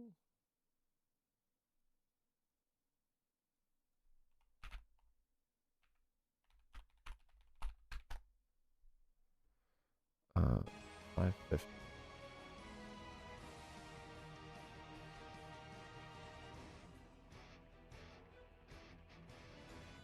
Actually mad confused on this one, right? Because I think that Blade on the back assist is way better than the 2 assist. I think his vertical assist is fine. His back assist, Blade back assist is the goated back assist right now outside of Magic, in my opinion. It's too good. Blade doesn't go in any other fucking position. Most of the time, he's a back assist guy. He's so fucking good. But although I think Magic's back assist is the best back assist in the whole game. Like, in fact, I would not be surprised if they turn Magic's back assist into the one that only has 1 pillar, right? Because she gets like the enhanced demon pillar, and it's freaking huge. I would not be surprised if they turn it into like the normal non-enhanced version because it's too good. It covers too much space. I mean, that's what It's more than half screen. It's like 2/3 the screen. It's jam assist times 3. Like, it's not a new jam session. No, it's better. Like, it's legit better. Let's just make him. Let's just make her have Captain Commando assist, but she does it 3 fucking times. What, middle, front, and back? What the shit? I'm like, I really want to. It doesn't go, yeah, it doesn't reach the height, but I don't think you can even jump that high anyway. You know? Hear that beat in the back? Hear that? We're bumping. Can I get that music turned up? Honestly, this game has some good music, man. Spider-Man theme's my favorite. Ooh, that was great. I don't know if that was cross-up protection. Interesting. You know what? We're happy. Nice. Gets the web zip confirmed right there. Full extension from XYZ. Vibe is definitely not vibing right now as he is getting webbed. Oh, you're done. Oh, yeah, buddy. Spin that bar, baby. Spin that ass. The web warrior. He's got all his assists unlocked at this point. Vibe has been checked. I think even 3 pillars popping in sequence might even be better. Because you have to respect it for longer, you know? Oh, dude. No, Blade is used 65% of the time as a back assist and is the highest in that slot, of course. Because his back assist is fucking amazing. The problem with Magic is that Magic's assist is good anywhere. Any of Magic's assists are good. And she's also potentially the best point character in the game. Like, or up there within top 3. So the only reason you're not seeing Magic on back assist more is because she's the easiest character to use with the best, highest fucking damage and best normals, you know? Into a full conversion. This guy's full screen conversions are actually crazy. Blade as a point character, Stop jumping at this man. He's controlling the air. it's okay. It's not bad. Who's top 3 point? It's definitely, right now it's definitely Black Panther, Spider-Man, or Magic. And any toss-up between the three, they are the leaders of the game. How do you solve for X? That's what Vibe's got to do. Because right now, you didn't bring your calculator, brother. You're getting There's a debate of who could be like, you know, in the top billing with them. Sure. But it's pretty clear that like in terms of ease of use, access, damage, you know, mix-up opportunities, mix this guy up. Magic, Spider-Man, and Black Panther are playing different games than everybody else. They're really designed to be point characters. Yeah, Wolverine is only a point character, and he's not even, he's a good one. I actually think Wolverine's going to get better over time. I think he's good as someone that's played him quite a bit, but because like online, you get to pose your whole squad up. he doesn't fit into any other fucking slot. Like, it feels like all of his other assists are like genuinely mid or bad. So as soon as he's not on point, it's rough. By the way, the fact that he's covering the ground with Spider-Man assist, with the web shot. Anytime if he goes for regular fireball on, He has a great vertical assist. His vertical assist is good. I think it's his best assist. That's whenever I put Wolverine on a team that he's not on point, he's in vertical. The problem is it does not have a lot of hit stun at the top. So even if I see it land, me getting a stand H after is like I had to hit that shit early, bro. I've seen some vertical assists. I'm not even shitting you. Magneto's vertical assist, Dr. Doom's vertical beam assist, when that shit lands, the hit stun carries forever. For fucking ever. Oh, actually, you know what? That was the problem. Vibe, you're right. Are you downplaying Goblin? What are we downplaying Goblin? When did we ever say Green Goblin? As a point character? Goblin's not a point character, bro. I don't know if he has the best. No, he's not. Goblin's a secondary. He goes on the second. He's the best second in the game because he finishes. Yes, he has an air. Yeah, he's a tag merchant. He's no downplaying. He's not a point character. He's not the best point. Synergy, 100%. That character right there. I mean, the thing about it too is Yeah, he's top tier as fuck, but he's not a top tier like some characters can just do everything like on point, and you can just play them the whole time. You can literally play Spider-Man, Magic, and Black Panther and never tag, and you will do fucking just fine. Like, there's a high chance that you could still actually be hella good at the game too. But if you're utilizing a lot of mechanics and stuff, That's not real. You could 2H it. yeah. No, Green Goblin is arguably the best tag into character in the whole game. To secure around here, so no. All right, there's a chance. He has a chance. But the combo left a lot to be desired. What about Deadpool? You better like him. You got to work for it. X-Weezy 1 round away from staying on that winner side and moving and grouping on. I love how you went back to X-Weezy. Oh, bro, God, dang it. It's like, dude, XYZ. XYZ. It's okay. It's okay. X-Weezy seems pretty good, too. XYZ. I like it. These jumping repulsors have been kind of ridiculous to deal with. There's been no answer from Vibe at this point. I don't think we've seen a single back assist called either just yet. We're not seeing a lot of assist usage, and that's such a boon to your success. Oh, we're getting in the Hulkbuster? Yeah. Okay. Bang. Hey, you can actually cash out. To be honest, I think if the big three get touched a bit, I think the game gets a lot more interesting. I'll be real. Because the game can be so snowball for like playing the first character. I think the game gets pretty fucking interesting if they sort of touch up the capabilities of Spider-Man, Magic, and Black Panther like a little bit. But we'll see. I don't think they should change anything right now. I don't think they should change shit at the moment. But if they just keep getting better and better and better, and it just becomes more and more apparent that like you really want to play any of these characters on point, then yeah, I think the game will get a lot more interesting if like Spider-Man's fuck-ass 50-50 and his conversion and convertibility guys that don't know. Same thing with Magic. It's like Magic doesn't have the 50-50, but she just has the craziest fucking normals with the craziest conversions from anywhere. And then Black Panther's the same thing. Craziest normals, craziest conversions, crazy mix from everywhere. They're obviously very good. They pretty much do very similar things as other characters, just way better. It's like they feel like the Marvel 3 comparison of Spider-Man to Spencer. Like, that's what it feels like. Where Spider-Man and Spencer do very theoretically similar things, like game plan-wise. But Spencer's just 10 times easier, and he does 10 times more damage. Like, he's just so much fucking easier to play. And it's what it's like right now, where it's like some characters are so much easier to play than others.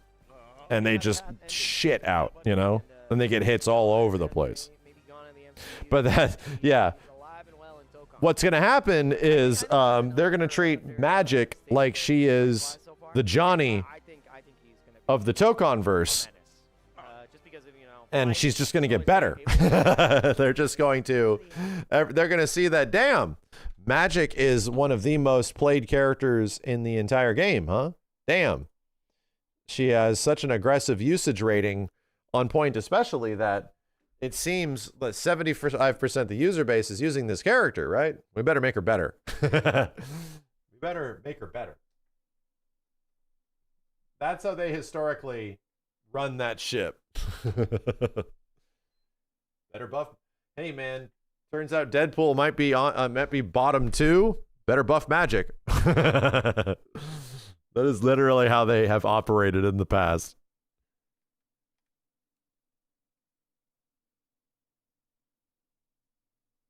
All right, hold on a second. Thoughts on Captain America? I think he's only going to get better. I think Cap and Iron Man only get better from this point forward. I think they're probably, I think those characters are being kind of slept on. Everybody was talking about the newer characters and not them. You're swapping Wolverine for Iron Man? I mean, I wouldn't blame you. I don't think Wolverine's bad. I'm probably like the best with Wolverine on point too. It's just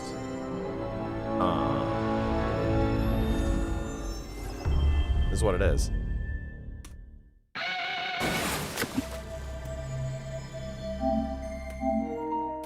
Marvel Fighting Souls. You want champion buffs? I don't blame you. I don't blame. What's up with Danger? She is difficult, from what I understand. She's difficult. Damn, I wanted to test out something.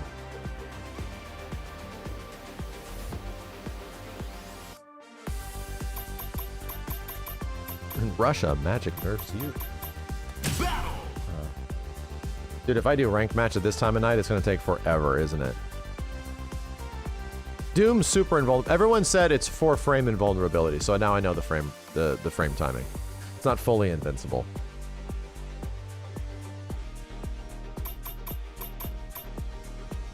We could try. Ranked match.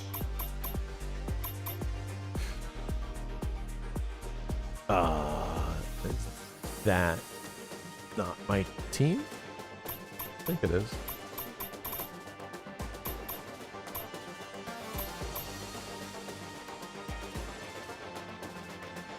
Changing your matchmaking to local only apparently makes it quicker? Really?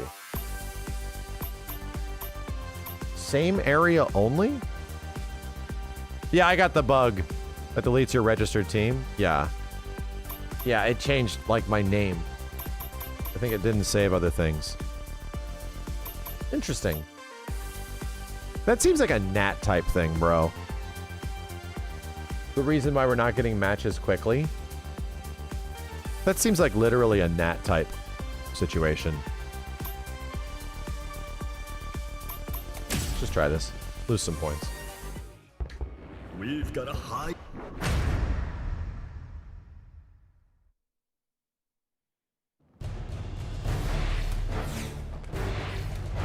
Receive my assistance. Doom stands beside. Really? Be grateful to Doom. I'm with you.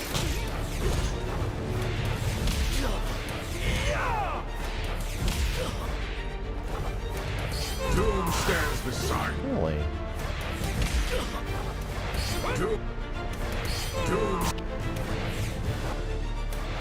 Doom. Doom. Receive my assist. Doom stands. Be great. Be grateful to. Be great. Be great. Doom.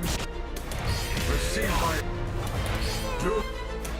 Doom stands beside. Interesting. Be great. Be great. Be grateful. Doom. Doom stands. Doom stands beside. Receive my assistance. Surrender now.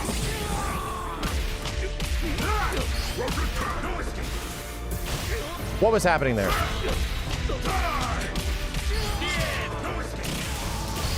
No opponents found. Oh shit. Did you see that? No opponents found.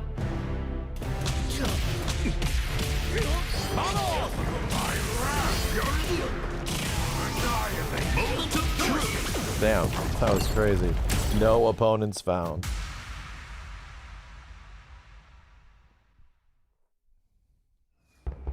Now.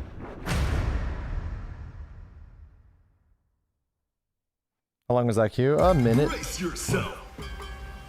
Round one. Fight. See the power of doom. Receive my assistance.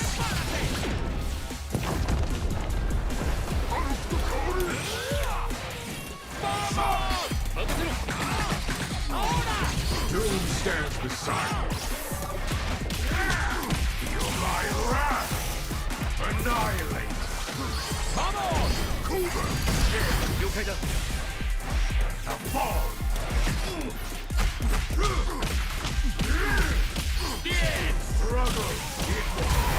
Struggle. I'm prepared. Round two. Fight.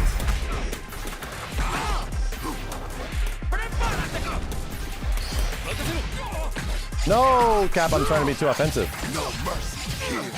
Gonna break the wall? He did. I am ready.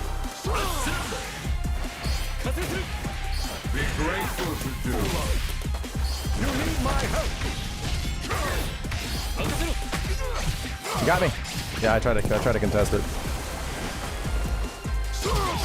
Damn, bro. Ah, ooh, eat. I'm ready, kid. Round three. Fight. Here's my aim. Be grateful to do.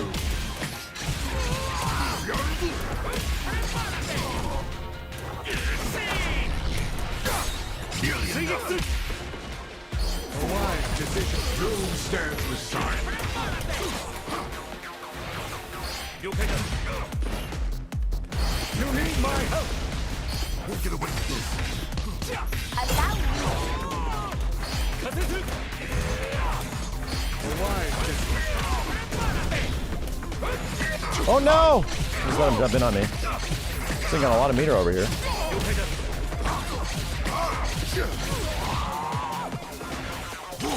Oh, I'm an idiot, bro. Good shit.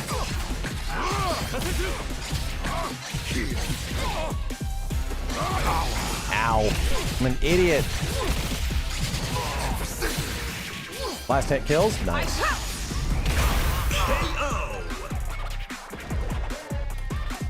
You're not 2Hing enough. You're not wrong. This guy's jumped up L every single time, every single match.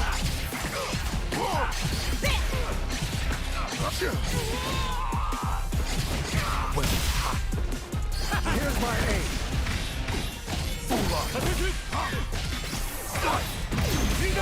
Captain America, you piece of shit. He's holding back. Gotta get used to it again.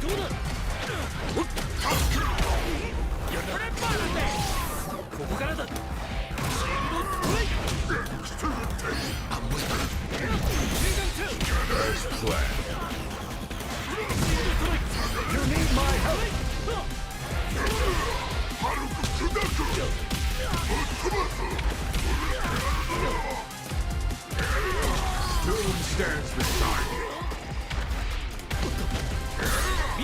Damn it, Morrow.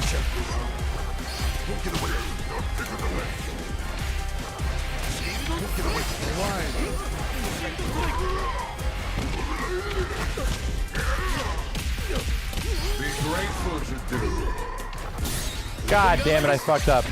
I missed my combo. Definitely could have killed from it too.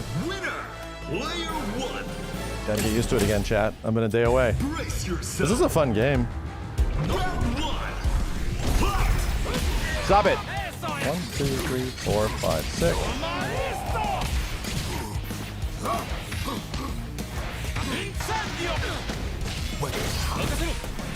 Be grateful to surrender now. Feel my wrath.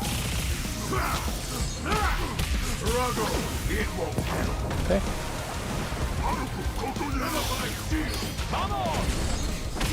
Ooh.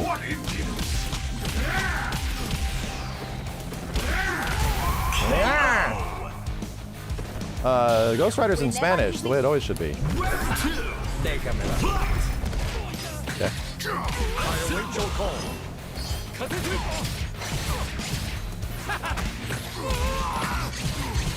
Be grateful to do.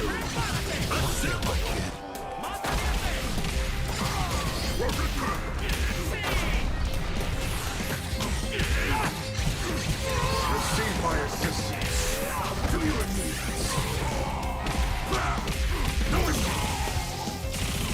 Petulant weakling.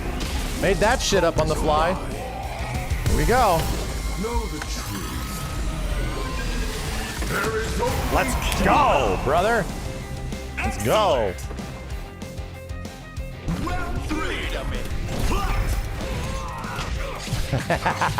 I like this jump over light. It baits too well.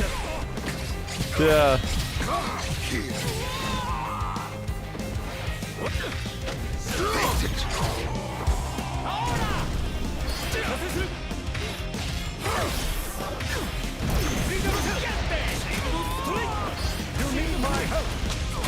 I mashed 2H.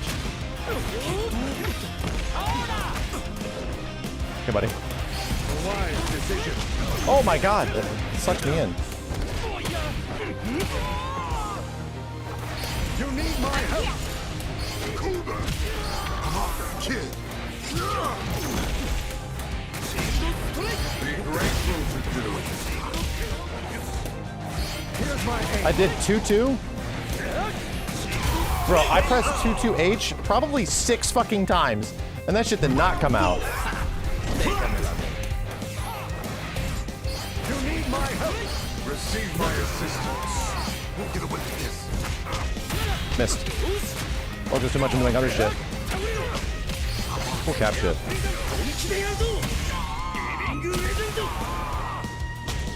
Oh, I didn't get my wake up timing. Woo. Be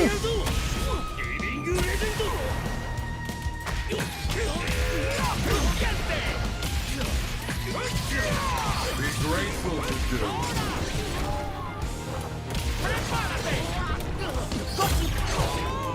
A wise decision. Nice! Damn, that confirms into big shit from very far. Final round.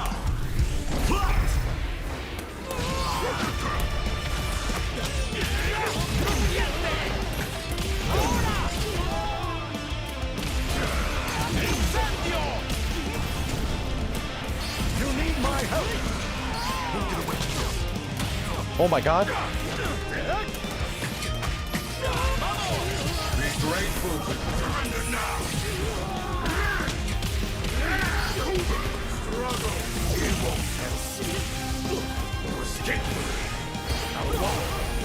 You're not. Now you shall despair.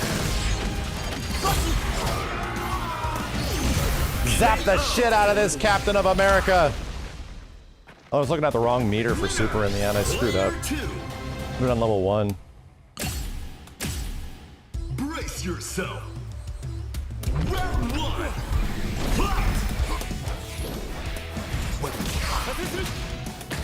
Ooh, that's cool. Damn, that shit's cool. Whenever you wish.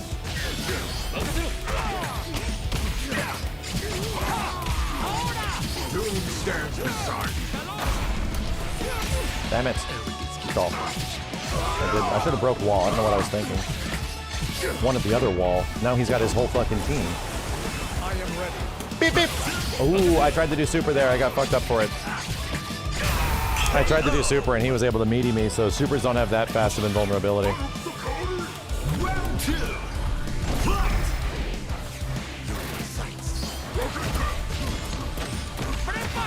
Doom stands beside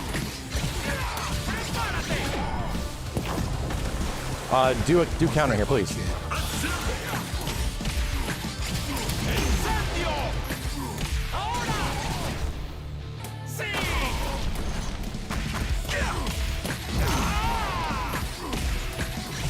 Receive my assistance.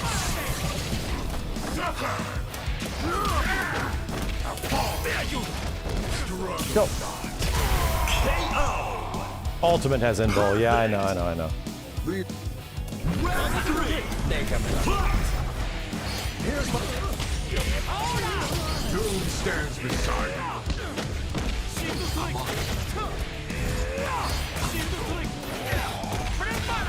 Be grateful to Doom.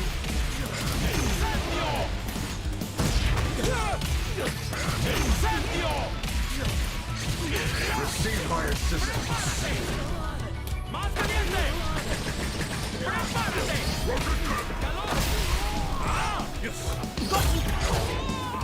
Here's my aim. Fuck, I blocked it too like an idiot. I was gonna hit by the rest. Wanted to kill him, man.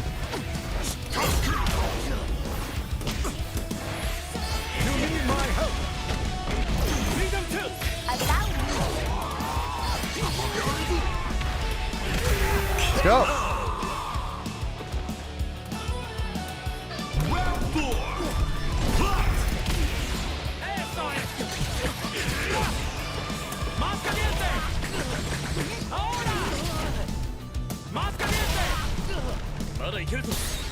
Hey, every time, bro.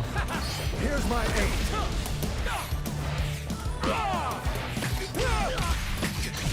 Be grateful to do.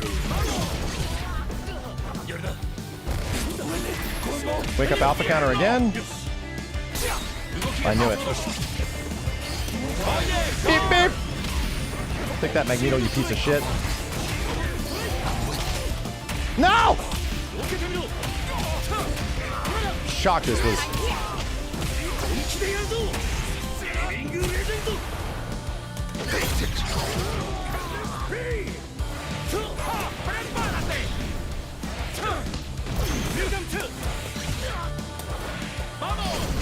Receive my assistance. Kill.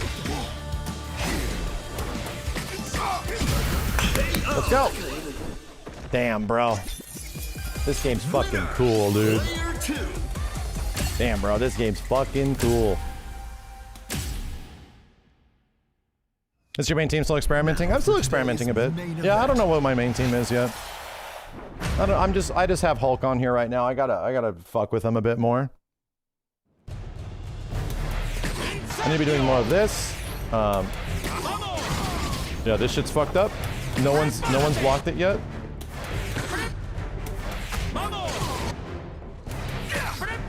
No one's blocked this yet.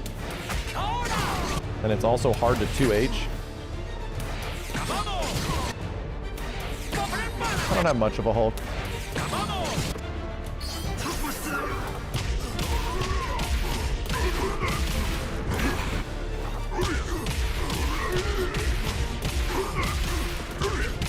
Really?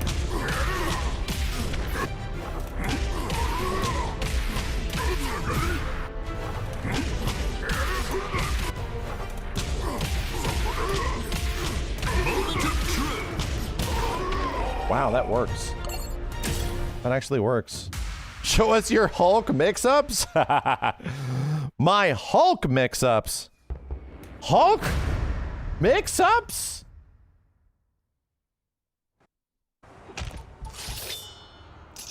Yo, bro, check out these Hulk mix-ups. It's gonna be sick. Receive my assistance. Okay. Nothing can kill me. He fucking ran at me.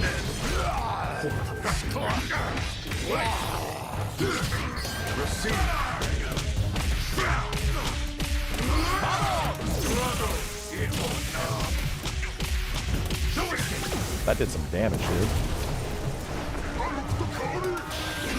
Oh my god, I missed my dash because I'm pressing forward for dash. Still like a dumb bitch.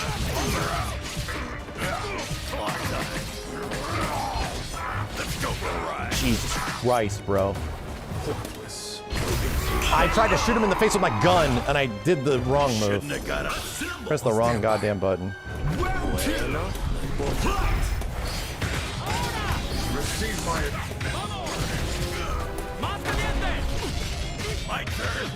Nice. Two hit cancel.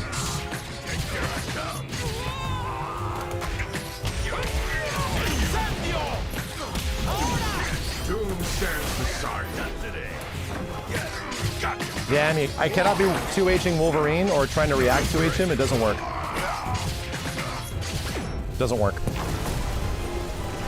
Here it comes.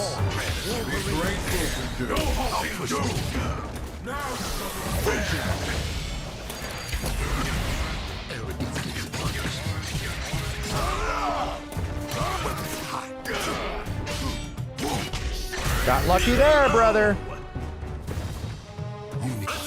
Let me slice some cooler. Round 3.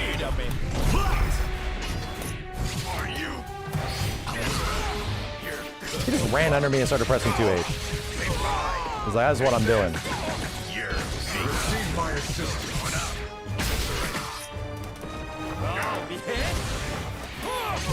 Okay.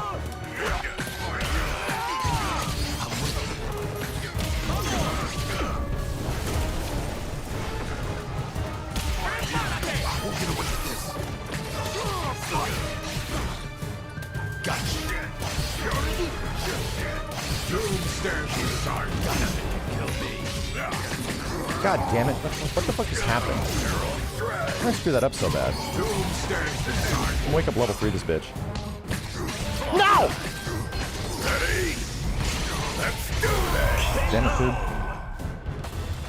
Get up. Round 4.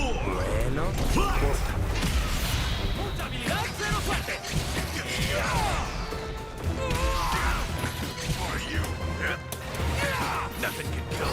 Leave it to me.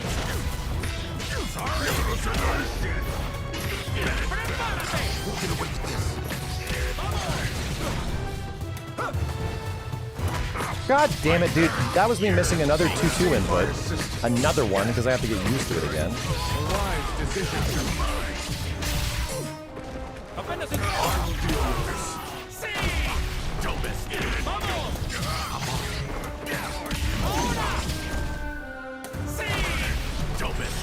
God.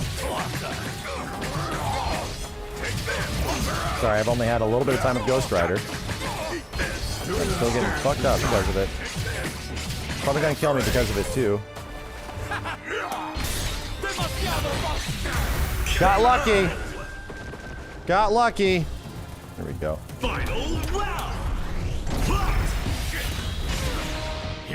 Every time. Okay. We get a hit, we know how to make it last.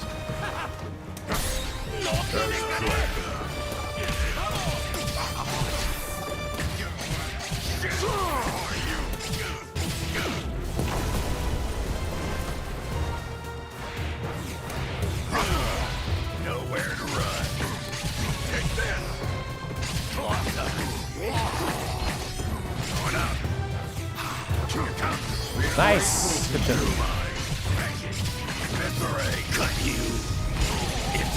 Good shit. Good shit. Good shit. Falling for the 2H pain. Yeah, it's okay. He's not doing. He's doing it when he's doing it because it's working. Let's make him hurt for doing it.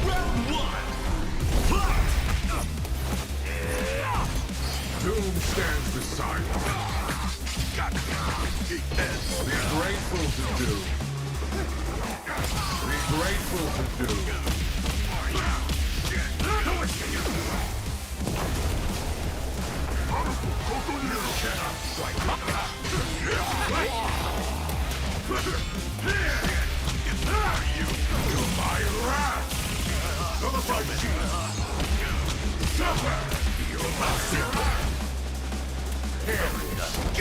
Oh, what the fuck just happened? Wolverine. Receive my assistance. Insane, brother. Be grateful to do. Insane. He just ran in. Okay.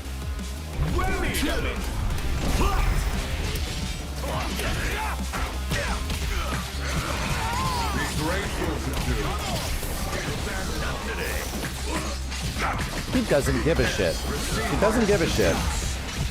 Would think all the lasers and shit would do something, it don't. Get ready. All the lasers don't do shit. Out on the hunt. There's nowhere to run. Not so whatever.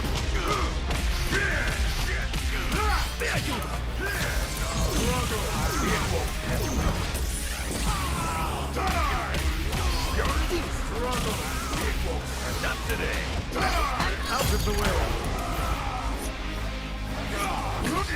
I missed the button. My bad.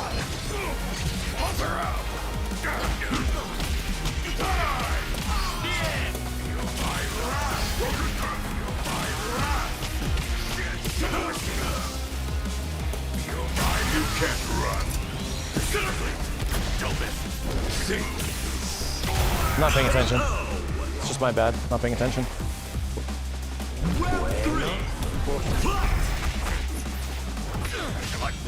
Doom stands beside you. Damn, so much hits done. Wise decision.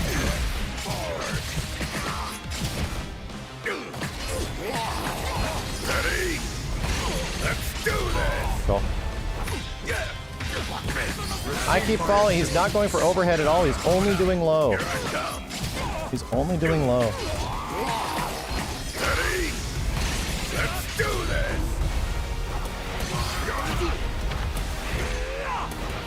You need my help. Receive my assistance. Surrender now.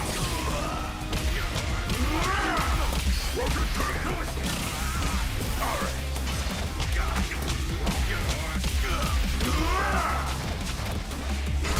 Oh my god, if I 2H'd, I would have won.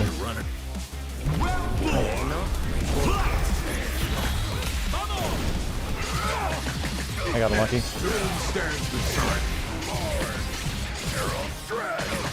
Guy's a Wolverine main, that's for sure.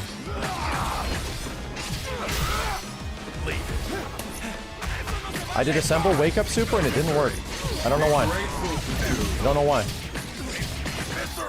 I think I did roll into super, that's why. I did it again, chat!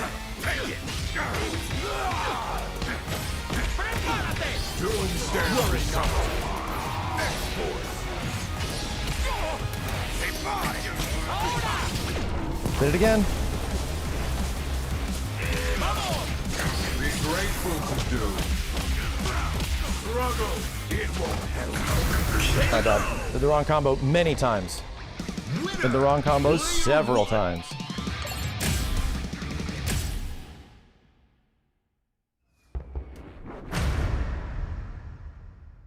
And he pop out after that? I don't know. Gotta get used to it.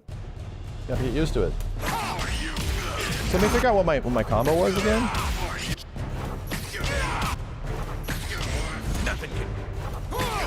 Dude, that's bad.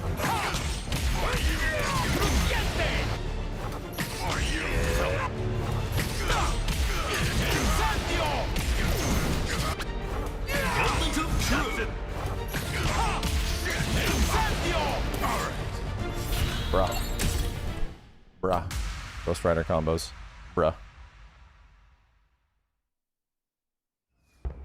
His chain does have a hurt box. Yeah, he can get his very long chain can get like punched. Brace yourself. Round one. Fight. On your right. Be grateful to do. Was I anywhere close to the ground? Is my question. Spider shoot. Boom incoming. Wide open. Catch. Doom stands beside you. Good. I hate it. Hate this move. You may call for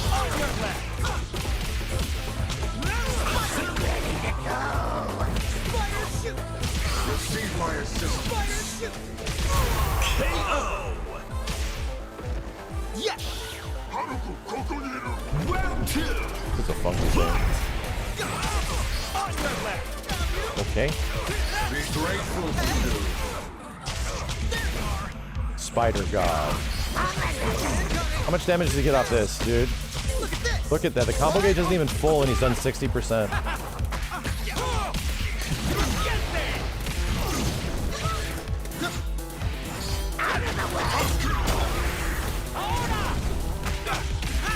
What I get for doing it. Combo gauge wasn't even full. It's 60%. It's insane.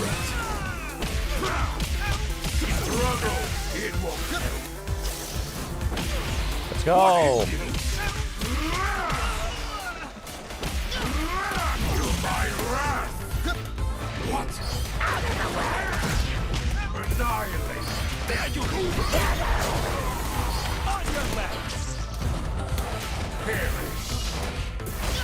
You cannot strike. Now you shall despair.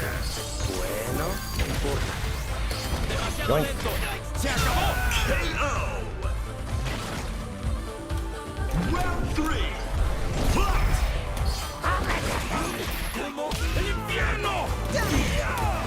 Doom stands beside you. Oh my god, the fuck ass Spider-Man mix. Receive my assistance.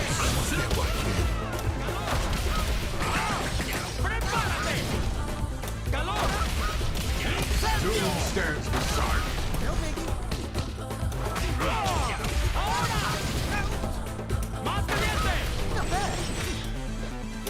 Be grateful to do. Ugh. Round 4. Fight.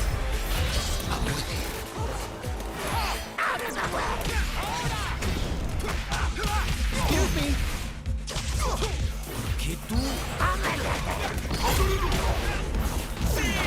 Be grateful to do. Doom stands beside you. Let me teach you regret.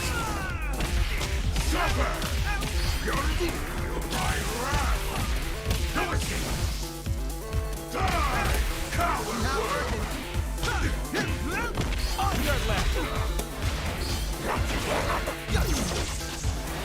Receive my assistance. Really? I have ground recovery on my flight? Man, you guys could not have made this worse. Ground recovery on flight. That's insane, dude. Don't you just love it? Death is my mercy. Some call doom arrogance. It is a mistake. Resisting me is the true arrogance.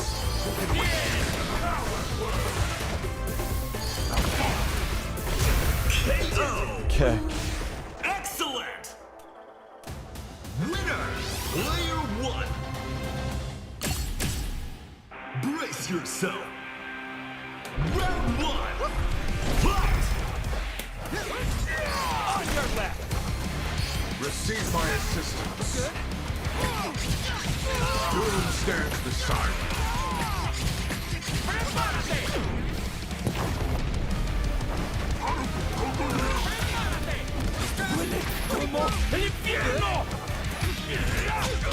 Ah! What a cool theme, right? Champion theme 2.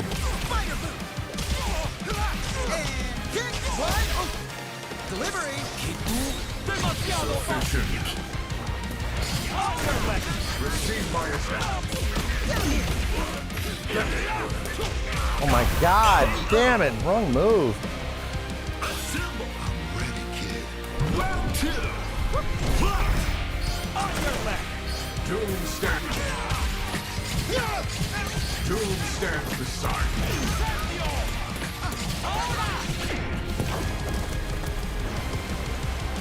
Be grateful to do. Jesus, I'm hitting you and I'm being hit back? Doom stands beside us. Not working.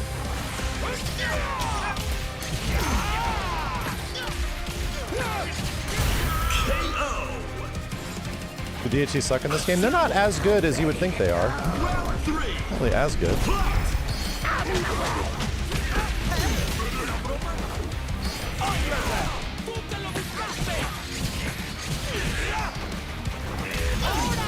Doom stands beside us.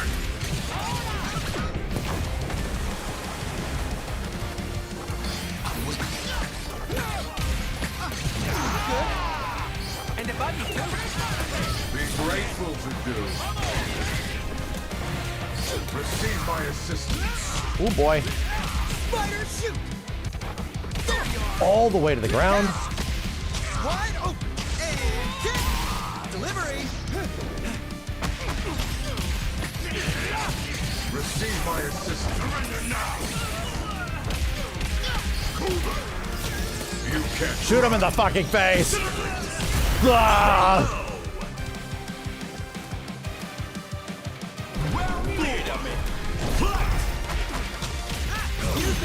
Started with 2 jabs. It's not going to do that much. Right?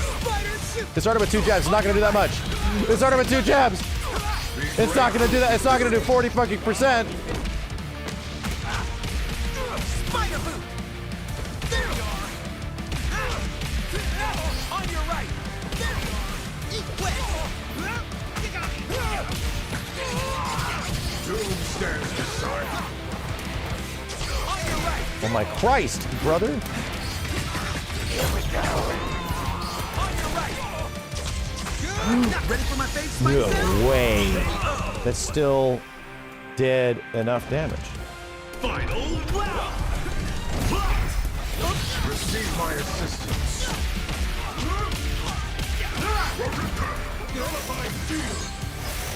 On your left. Holy shit. Why'd it go away? My assistance.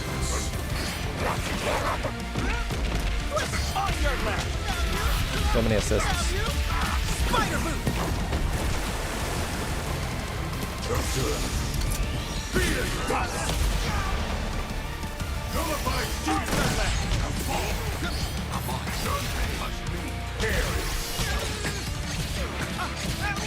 No mercy. Got you. Out of the shadows. Out of the shadows. Well, that was a cool ass conversion. So that was a cool ass conversion. I'll take it. So now you know why Vamp. Winner. Player 1.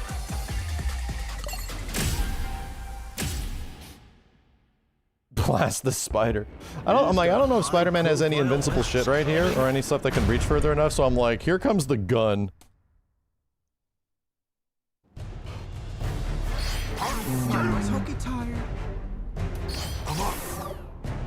Spider-Man.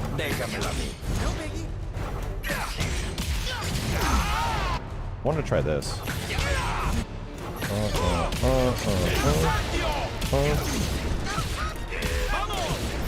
Yeah.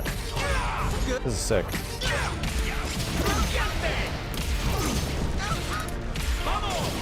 Be grateful.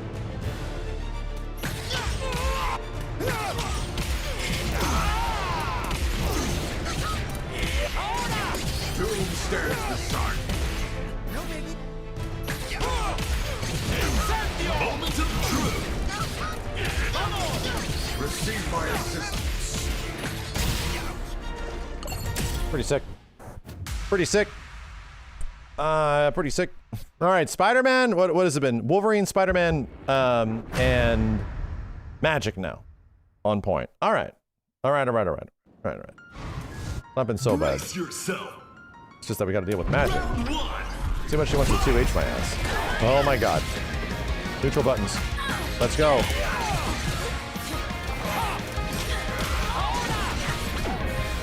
Here we go. Deflect at the start, please. Right here. With 2H and Magic. Yep.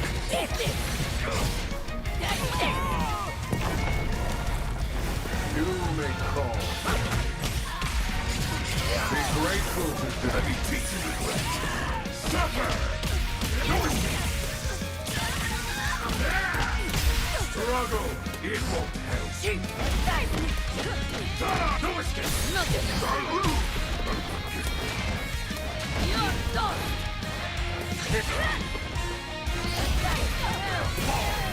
None can touch me. Stand it on. Let's go. The 2H built different. Everybody's 2H is built different.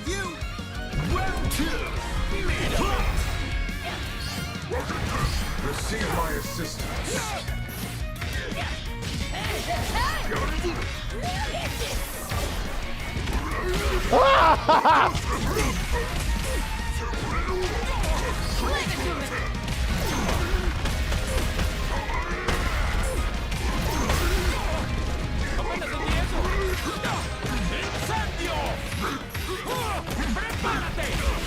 Bro, what in the holy fuck nuts?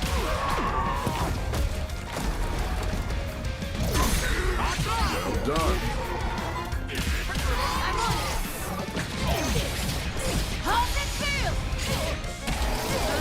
You can do that? You can just mash 2H in the middle of combos and get rewarded for it? Yes. Apparently you can. Apparently you can.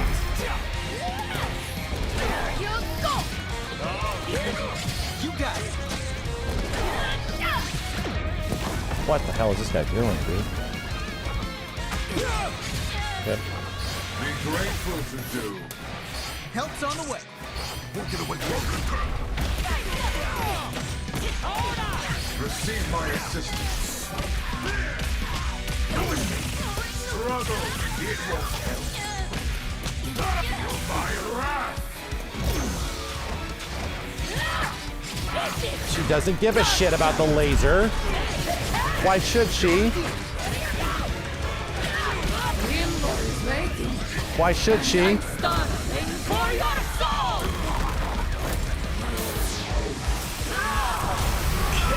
Why should she? I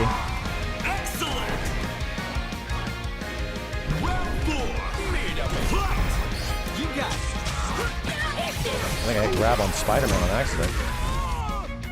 It's gonna hurt a lot. Doom stands beside you. Oh, you're grabbing on wake up now, bro? Receive my assistance.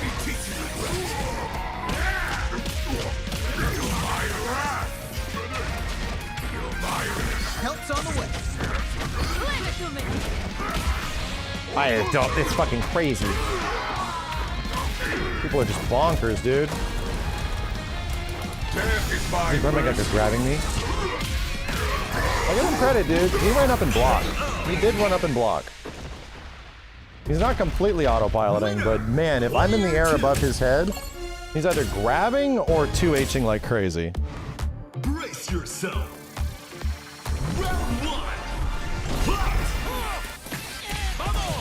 Okay, we're going this way then. Receive my assistance.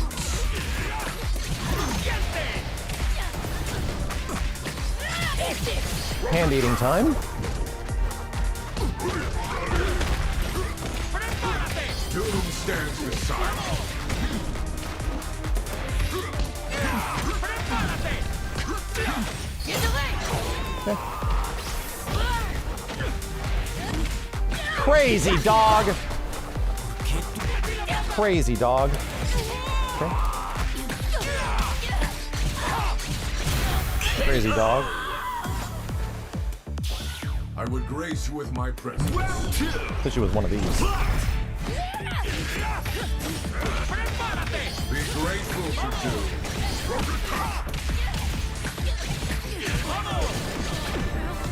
Okay.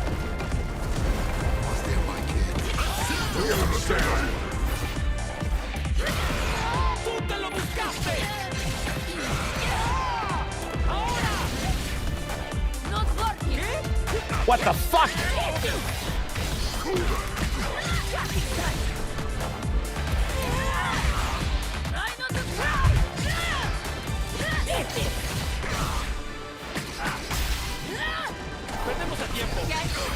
So cheap. Be grateful to do. My wrath. Now fall. What? Doom stands beside me. Let me teach you the glitch. Suffer. Suffer. Stay still. I hate this shit, bro. Annihilate. Fall. Annihilate. Annihilate. Let's go. I hate this shit, bro. Could have done literally any other move. I would have been fine.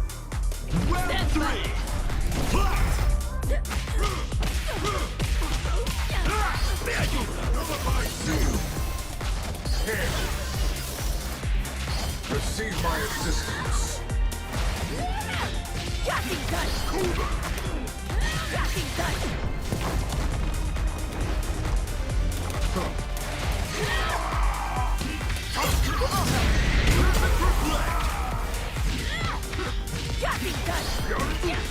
No actual mix here. Be grateful.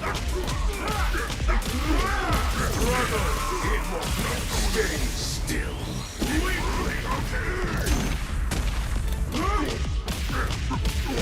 I'm gonna go very desperate. Winner, player one. Brace yourself. Round one. Fight.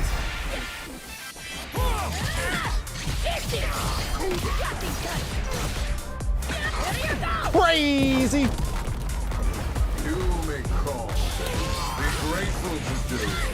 Wow, dude, the choice to just make that jump. Not being threatened enough, right? I'm ready.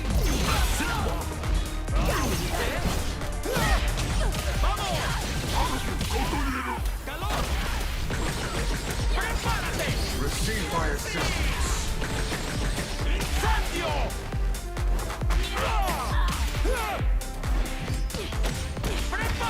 Doom stands beside me. No escape. Annihilate. Annihilate! I messed up there. I had to get the wall splat. Round two. Hulk smash!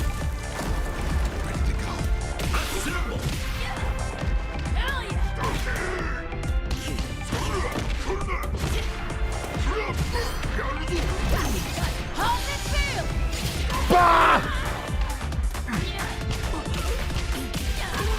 Receive my assistance.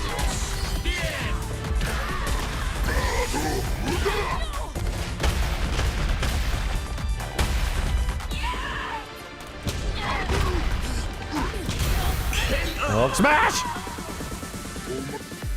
Round three. Fight.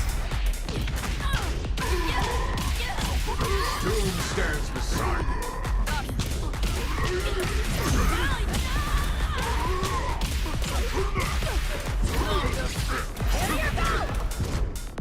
What's going on? Did we just desync? Be grateful to do. I think we just desynced completely. Yeah. Doom stands beside me. I think it either was desynced or some shit. Winner, player one. Don't get it. Don't get it. We've got a high.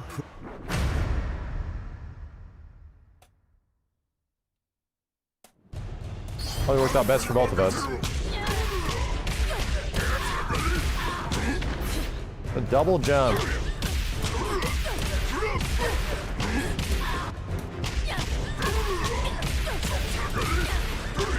Be grateful to do.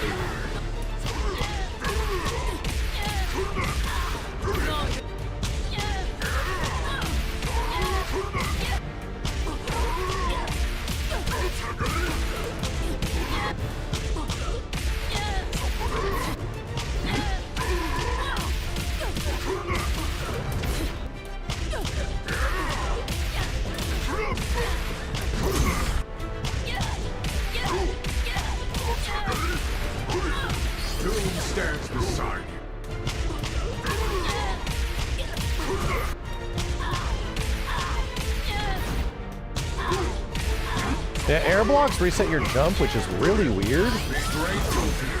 And it'll take a long time to get used to. To be completely honest, that's gonna take a long time to get used to.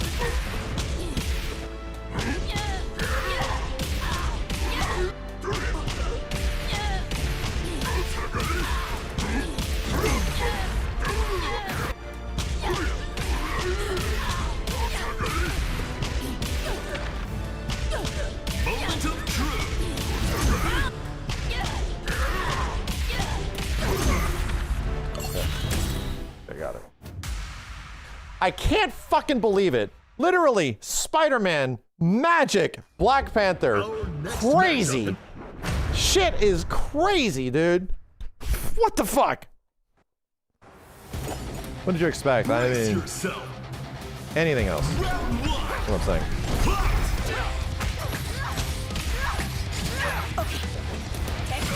Anything else.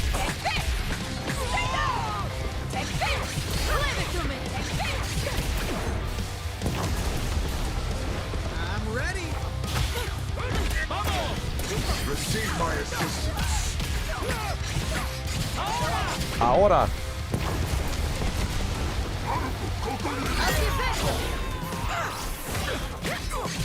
Why, Jack?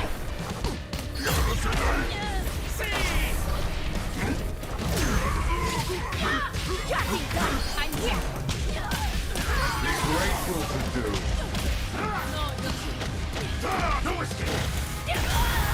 Stop pressing down M. I'm ready to go, Magic. Round 2.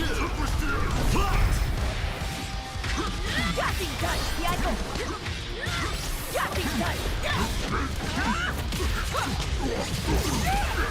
So gross.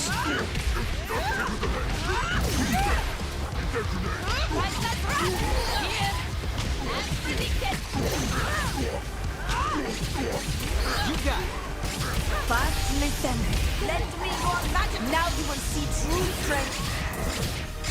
This power is much greater than brute force. Perfect. Assemble. I'll stand by. Round 3. Receive my assistance.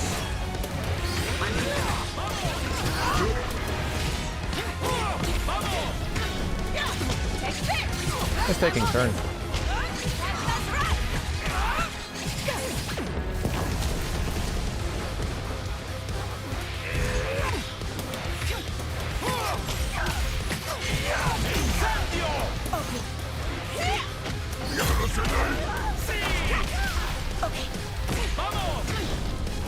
Be grateful to do.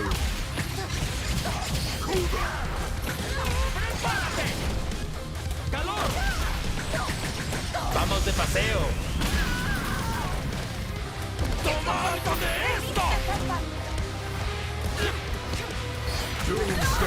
Stop jumping. Stop it and jumping with you. Nope. Round 4.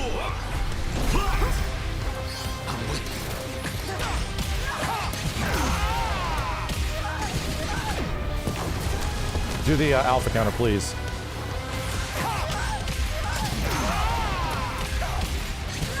Receive my assistance.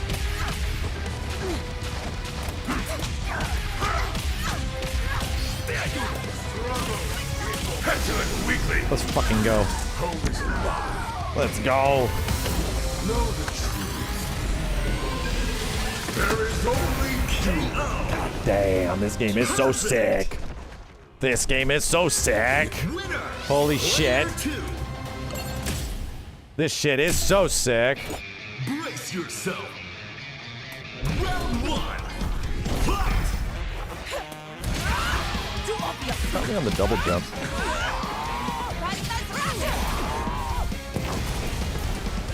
I'm ready. Okay, high, low. What the fuck is this attack? I need to see it. I need to go into the lab and see what she does. I'm so sick of getting hit by her. When do I ever block low? When do I block low? When do I hit overhead? Like, I don't know with her, against her.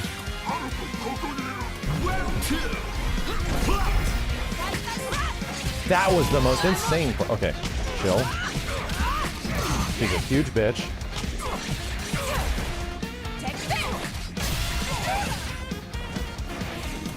Receive my assistance.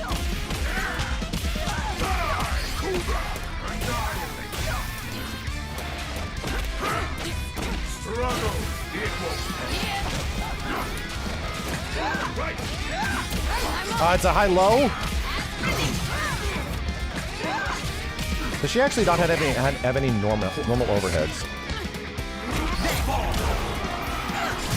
Right? Does she actually have not any grounded overheads outside of jumping in or something after spear? That's my question. Only high on EX.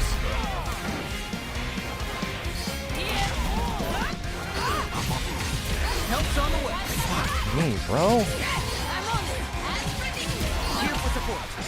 This shit's just cooking me. Only high on EX, and I'm sure the EX has a big startup.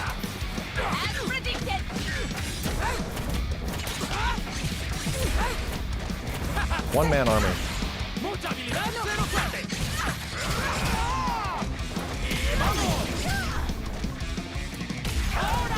Be grateful to do.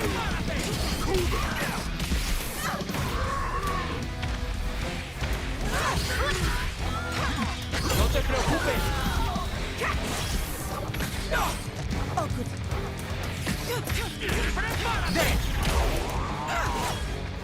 I'm on it.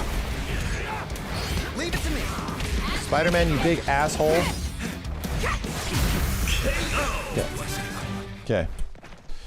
She has to do EX to get overhead on the ground. Gotcha. Gotcha. Okay.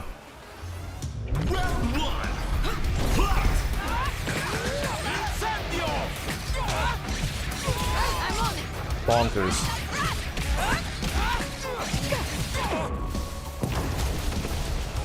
I'm ready. Bonkers. Her 2M is that big. Okay. One-man army.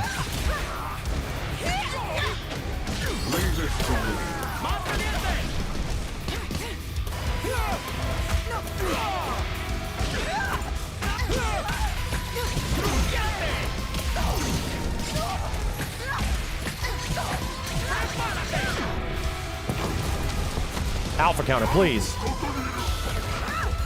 Hate you. Hate you. Did I already kill this guy with that? Call me whenever, kid. Round 2.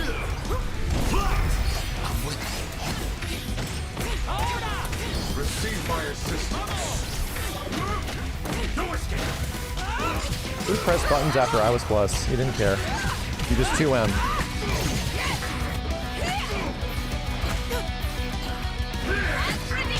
I missed one button. My bad.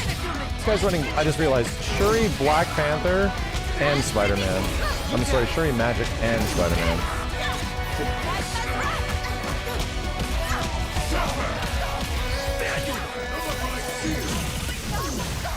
Let me teach you regret. Feel my wrath.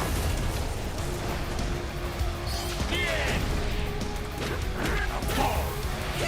Don't get away from this.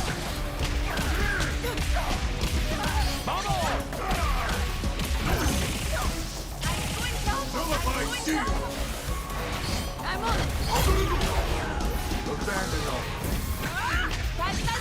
Buddy, he just jumped at me from full screen, and he was immediately in my ass. Be grateful to do.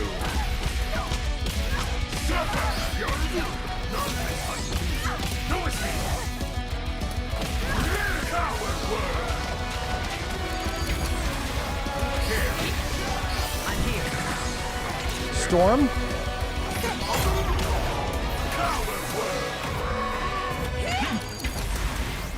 Here for support. Storm? 2M of a god.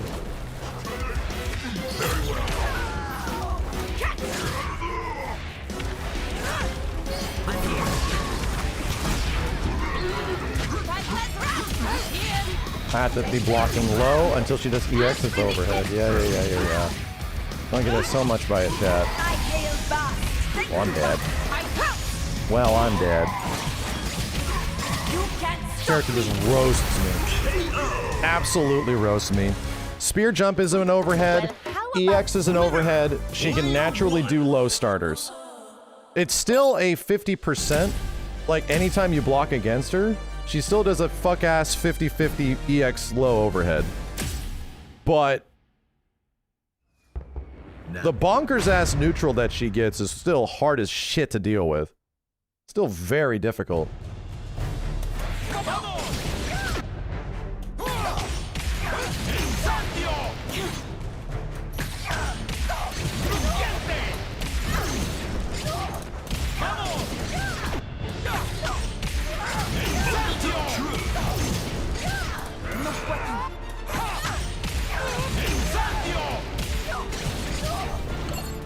Hope it's her again. It's not. Another crazy top tier shit.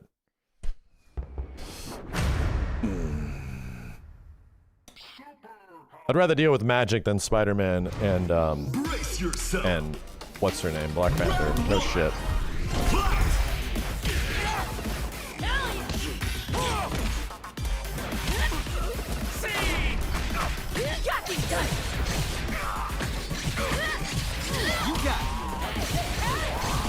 This Magic doesn't have wild ass overheads. Overhead low starters from everything, you know? You just block her out, yeah. Help's on the way.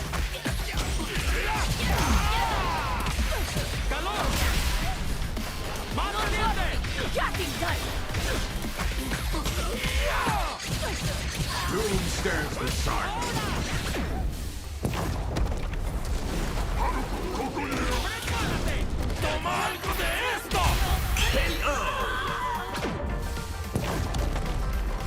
I think we've hit the corner. Yeah. Be grateful to do.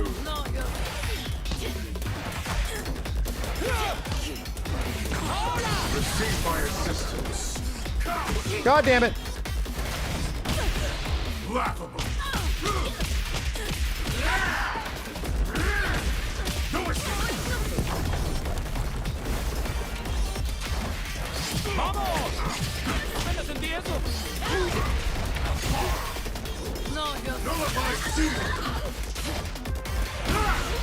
Laughable.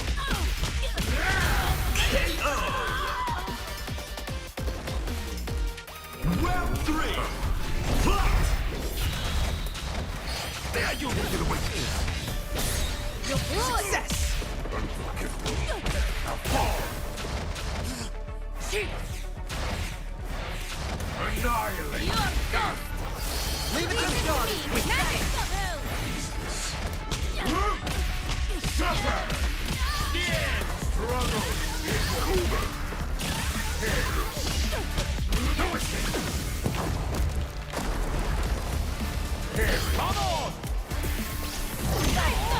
Help's on the way.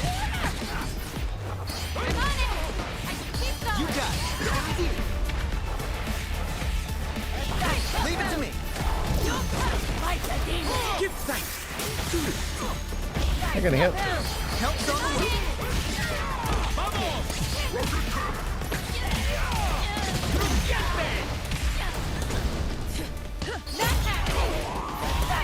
Beep, beep. Okay. Leave it to me. Wow, I didn't do that. Excellent! Beep, beep. Round 4. Fight!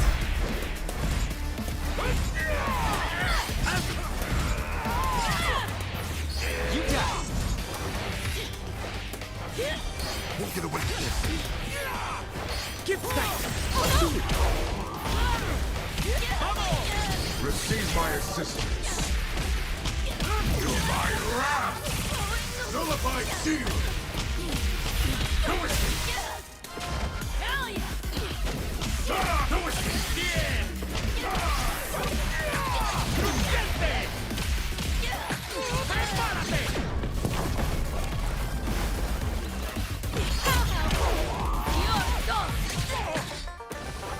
Leave it to me. My freaking fire! Help's on the way. Leave this to me. Magic. Asgard is weak. My freaking fire! Winner, player one. Brace yourself. Round one. Fight!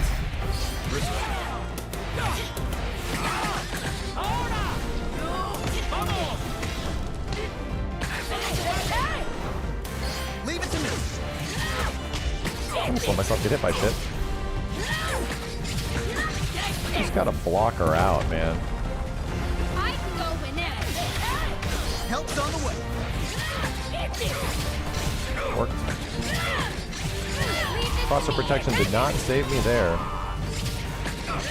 This shit is still going, brother. Holy shit. Holy shit, this shit is still going. Round two. Fight! You guys. I'm not reacting to this overhead. Doesn't seem that bad.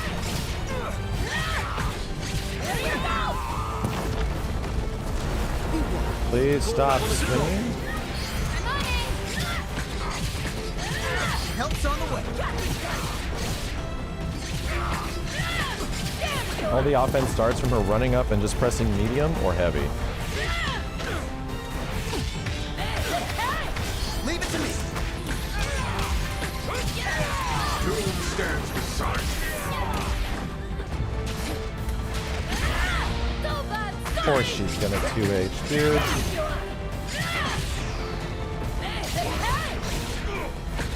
This shit is still going.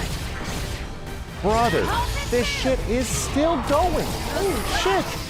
Why does it feel like most of her attacks don't actually build that much combo gauge? It really does. Round three. Doom stands beside I see the move. Nothing counter.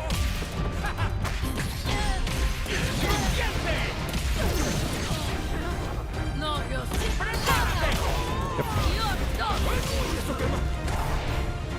Receive my assistance. Nice. Be grateful to Doom.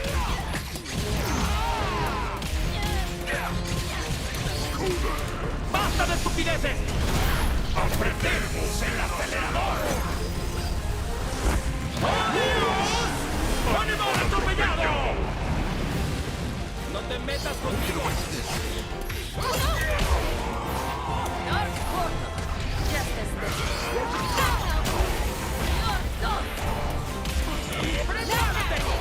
Good. All of it. Keep doing it. I'm gonna eventually counter it.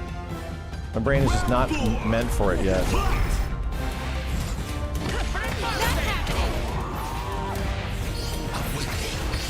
grateful to Doom. Harry. Nullify shield. I cannot believe she hit buttons. Okay, okay. Just do not assume that people know.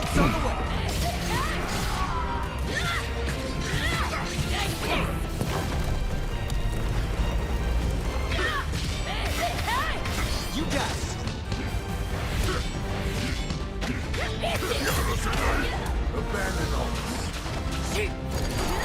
Nice grab, you piece of shit.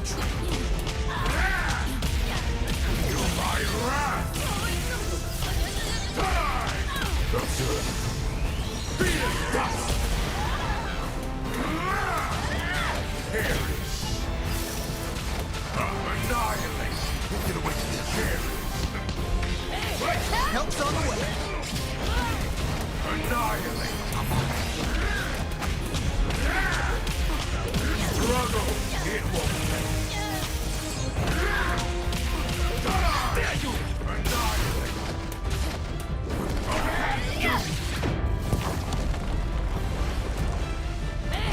No holding Doom. You cannot fight. Abandon all. She's pressing buttons from full screen against the big goddamn laser? What is happening here? Be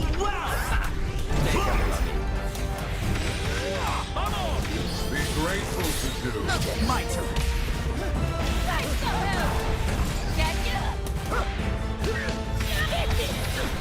You just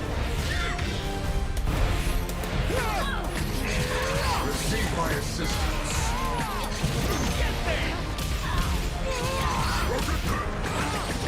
Oh yeah, guard!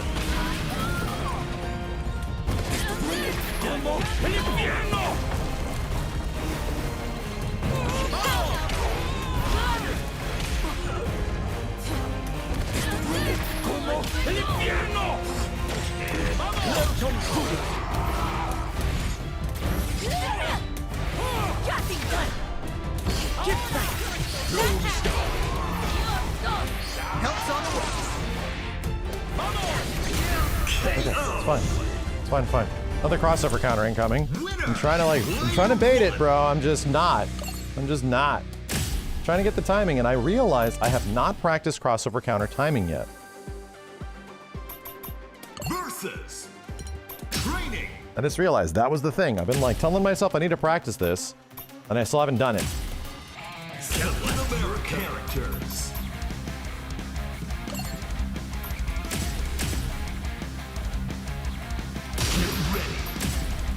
Still haven't done it. Where'd that team come from?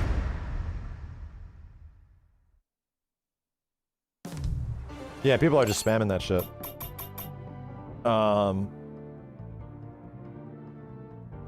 Training presets.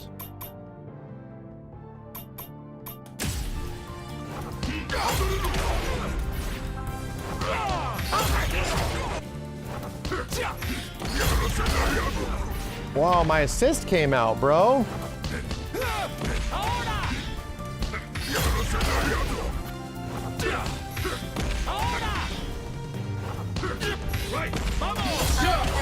Coming in.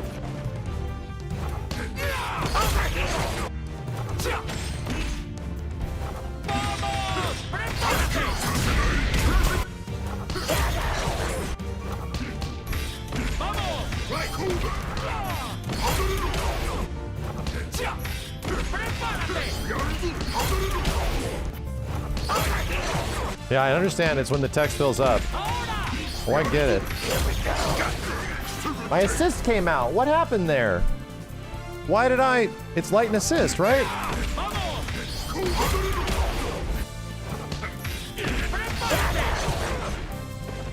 Nothing.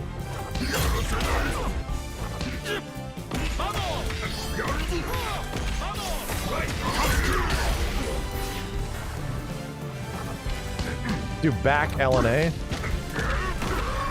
Here we go.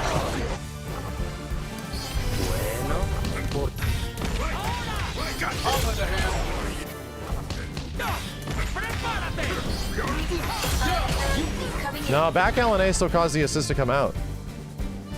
I'm trying to time it with the crossover thing. I mean, I'm trying to.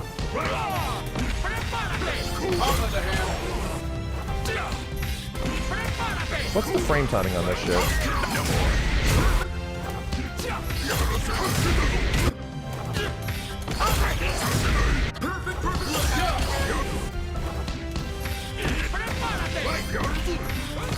Not so fast.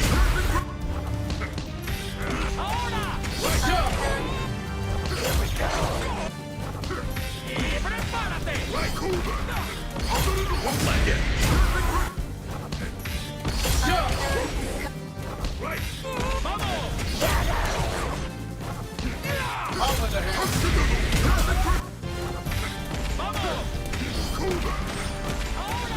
Got it. Excuse me.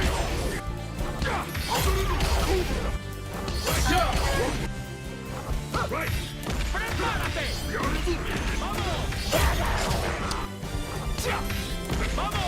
This is a great tool. I'm so obviously bad at it.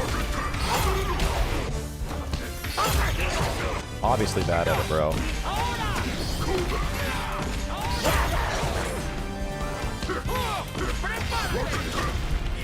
Excuse me, no more.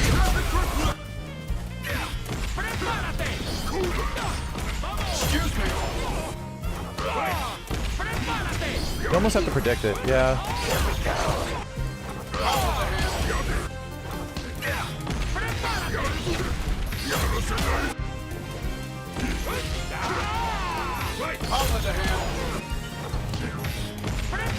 Yeah, I'm good at drive impacts, but this shit fucks me up, dude. I'm good at reacting to drive impact, but I think it's just a game awareness thing as well, right?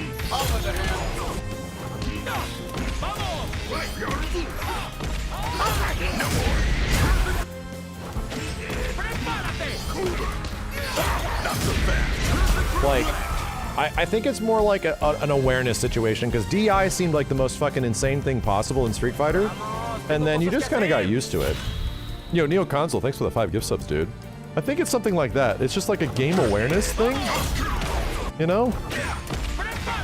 Just to put your fingers around the buttons in that time. I'm actually trying not to get the perfect reflect, and it's hard.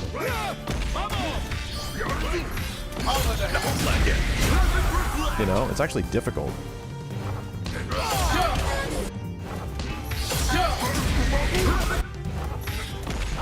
It's like anytime you're hitting the opponent on block, they can do this shit, you know?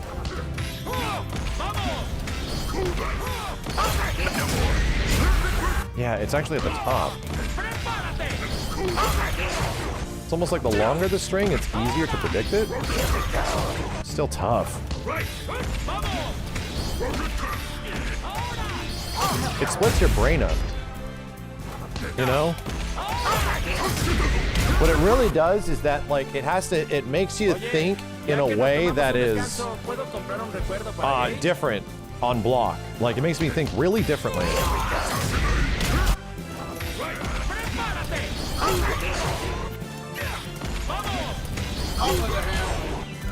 If I have to hover other buttons. Oh my god.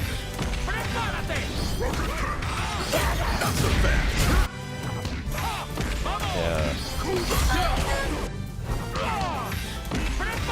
I mean, if I spam it, I think it still works. But even getting your hands on the buttons that quick, like, you literally got to get your hands from what is on, like, the right side of the buttons to the left side at some point. Which is a little difficult.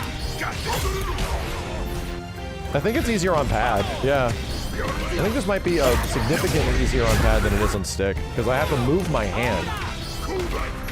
Especially if I'm on unique. I really gotta move it.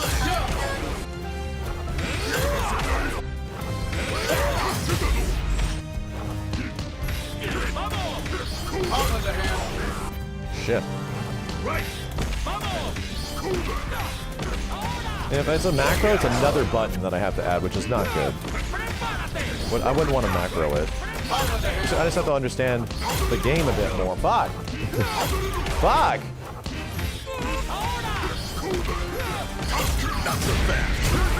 Alright. Yeah, this shit's cooking me, dude. I'll just be ready, you know? I'll just be ready, because, like, the computer is actually being more unpredictable than even people are. So I think people are a bit more predictable, where it's like, I know this guy's gonna fucking do it. I just need to get my brain in the space where I can take care of it. But it's weird. It's like you have to move your finger just over just a little bit, and I have to move, like, my whole fucking hand has to go from, like, this position to this position. I have to be doing this, going back to that. So it takes, like, it takes a second, dude. I think it's actually a pretty good mechanic, personally speaking. Our next matchup in the Challenge of the Champion tournament. I think it's actually a pretty good mechanic in terms of timing. It's tough. Like, you're not going to be seeing people countering this shit all the time.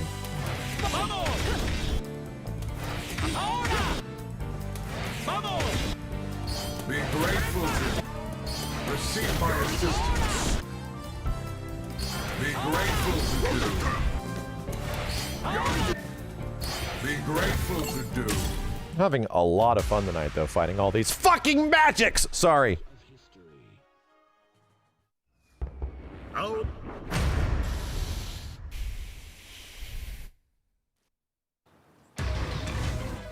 Brace yourself. Round 1. Fight! Doom stands beside you. Not working. Ahora! Out of the way.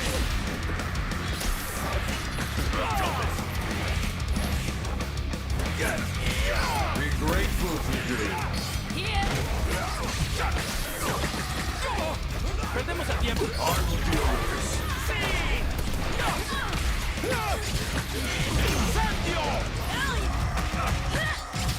Not down. Did I try to do 2L? I think I did. Badge! Well done. Got lucky. I have no other team members.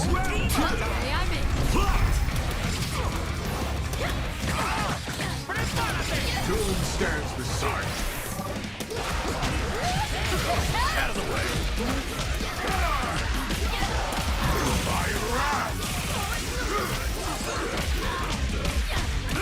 My wrath. See. Here.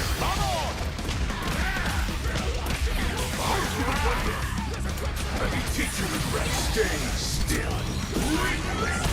Yoink!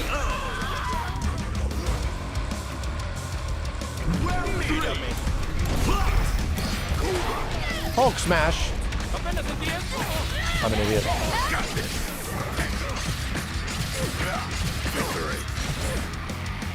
Let's go for a ride. Oh.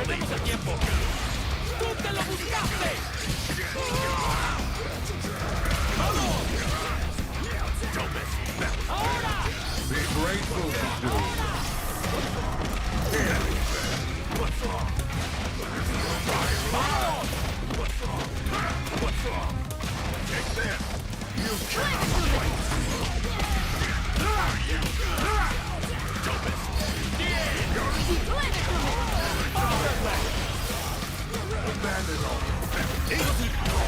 Captain.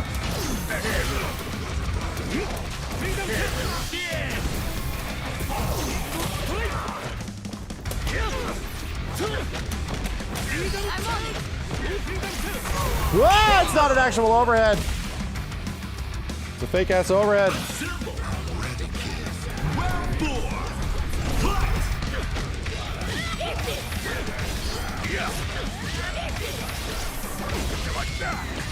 Ah, shit. Stupid. Why'd I let him just get away with it? I'm like, I'm blocking all this shit. Here comes Wolverine. Be grateful to let me teach you the way.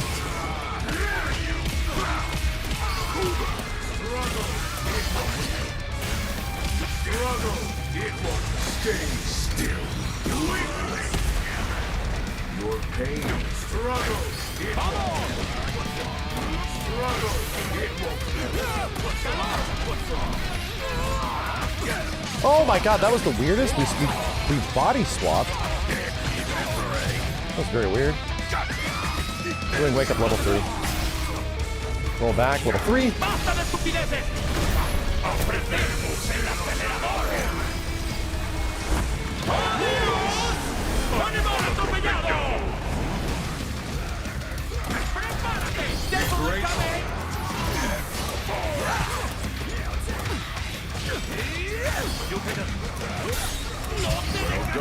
Got him. Defensive kill. Let's go. Yeah, level 3s don't do a lot of damage. They do damage in combo, but not outside of combo. Not really. Brace yourself. Round 1. Fight. Damn it.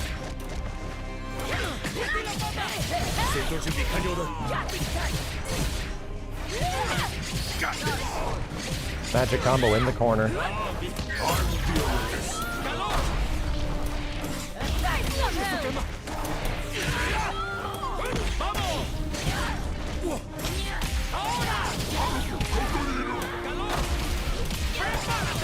Doom stands beside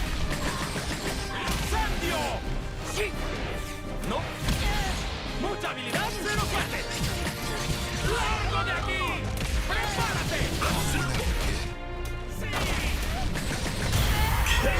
Quack. ¿Has tenido suficiente? Why is bro speaking Spanish? Because he's Spanish! Doom stands beside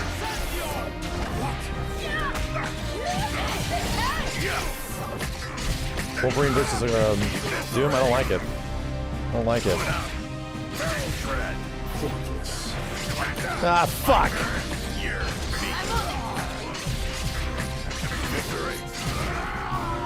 Let's go for a ride. Thank you. Feel my wrath. Stay still. Annihilate. You cannot bear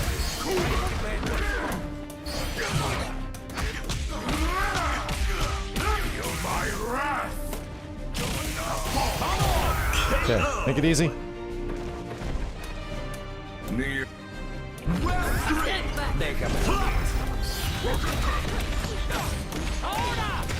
grateful to do. Annihilate. Out of the way. Oh my god! Wolverine's projectile was actually helpful?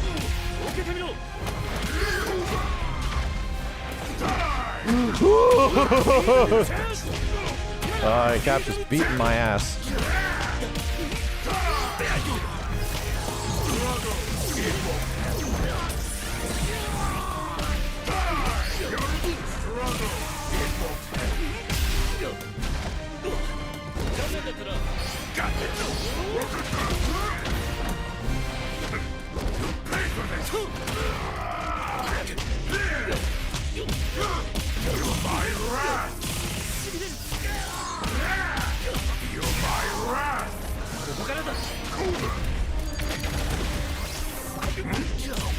Doink. There we go. The 2x KO mix-up. Screwed up. I gotta figure out my right combo for that that route.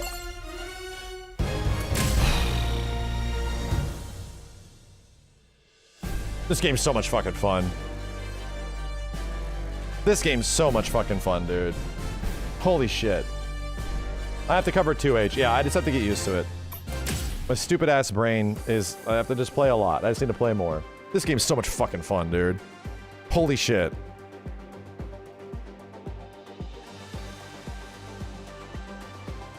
It's almost 4 in the morning. I have to go.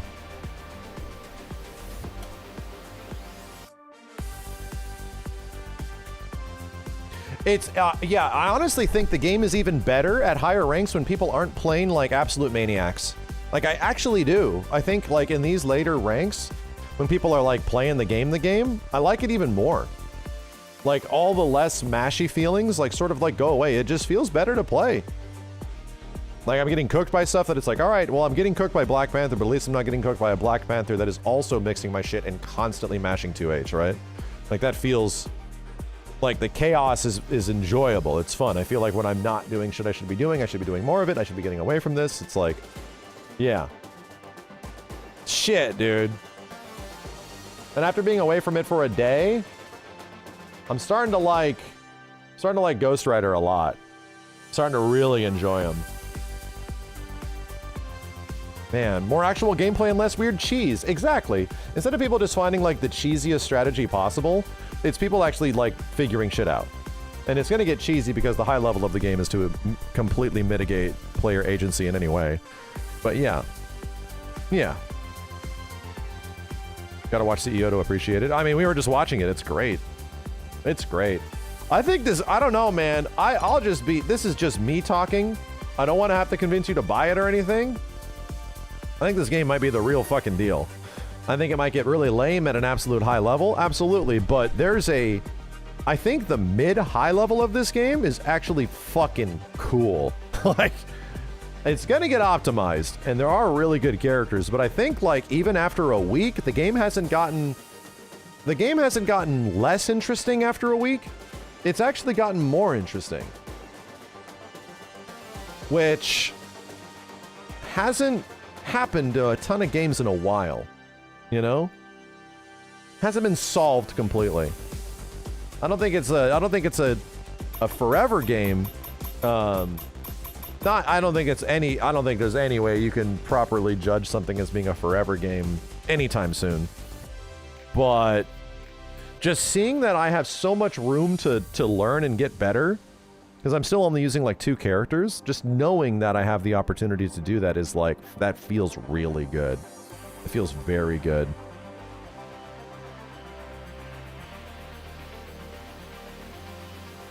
I just want to see more characters, dude. That's it. I just want to see more characters. Mostly everybody at CEO sticking with 1 character. Yeah, that's the cool part, is that there's clear room to grow. There really is. I haven't tried much PC because my experience on console's been so good. That doesn't fix the facts that the PC version still might suck for a lot of people. But it's been a lot better, you know? It's been better. I fought against people on PC that I couldn't before. It was rough, and I've been able to fight them now. So that's been refreshing. Yo, Emma Cooks, thank you. Doc Master, It's a Mog, Fighead, Neo Console, and Sawamha. Thanks for the 29 months. We turned crossplay back on for yesterday, yeah, or the time before. It went well. You're a PC player and you say it's gotten better. Yeah. Yeah. I've still seen issues here and there, but it's like, I want to try to mitigate that as much as possible. Because to be honest, like, I'm very sensitive against that shit, dude. It puts me in a really bad mood. I'm not learning anything. I'm not getting better. Bad, funky netcode and weird compatibility things will fuck me up. Bleed Things Carnage is one of the best characters in the game, by the way. The meta's developing. I think that's cool. Is it for charge neutral? Is it charge 5C in the air? Is that why? Is that really a fuck-ass 50-50? Where you can do is like hold 5C and sort of like air stall into the overhead? Yeah, charge 5H. Yeah. So he naturally doesn't really need to set up a fuck-ass 50-50, right? He can just jump in and either commit to 5H, the normal one, and then land into a low, or just jump in and hold the 5H and it literally air stalls him. Let me show you. It's actually cool. And I was like, oh, people will find something good for this. Check this out. Select your character. Carnage. Get ready. Get ready. I just want to show what this is like. So, when you do like an assist,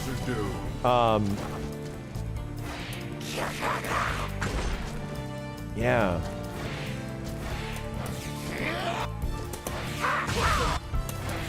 Oh, this is it. Yeah, that's unreactable. So, right? There you go. You've now successfully created a 50-50.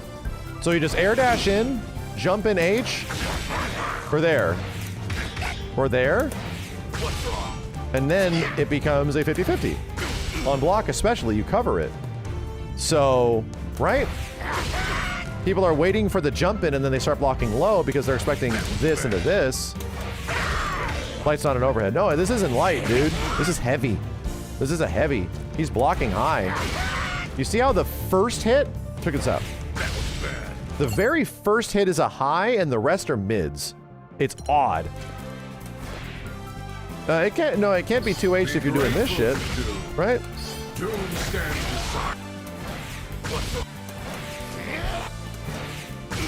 That's like it's like a minor delay. And all it is just to hold H and he gets more hits. So this naturally sets up for a 50-50.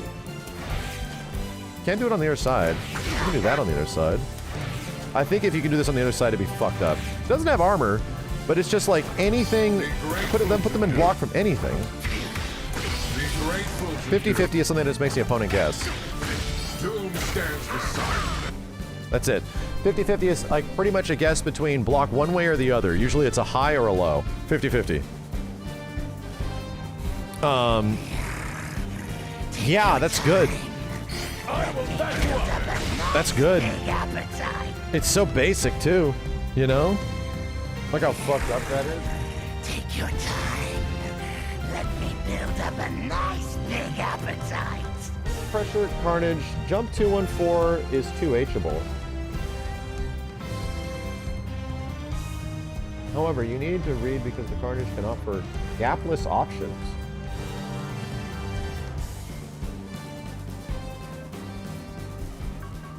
Wait a minute.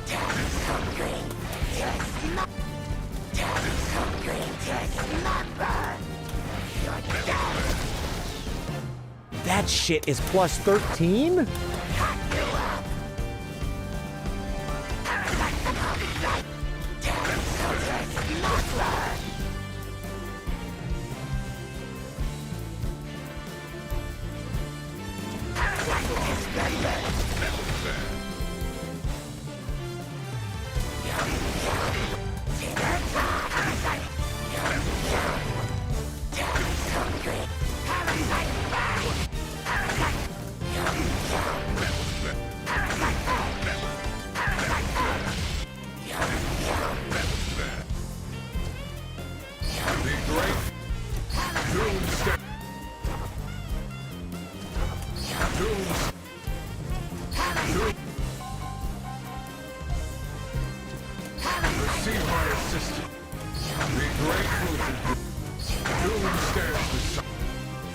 That's really good.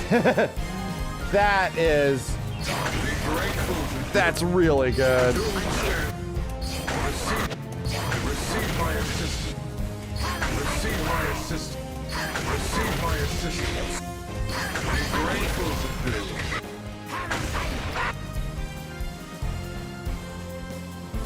Be grateful to do. Receive my. Be grateful to do. Be grateful to do. Doom stands beside.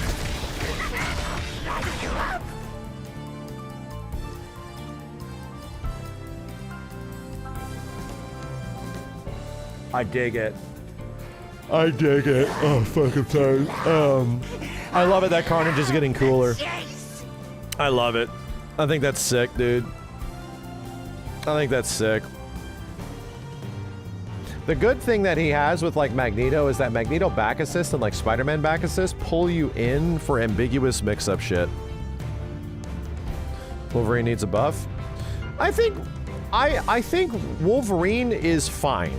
I think he's completely fine. I think he's pretty good. I don't think Wolverine needs buffs. I think they need to tone down. I think they need to tone down some other characters. Like what you will see is if you play other characters that aren't like Magic and Black Panther and Spider-Man.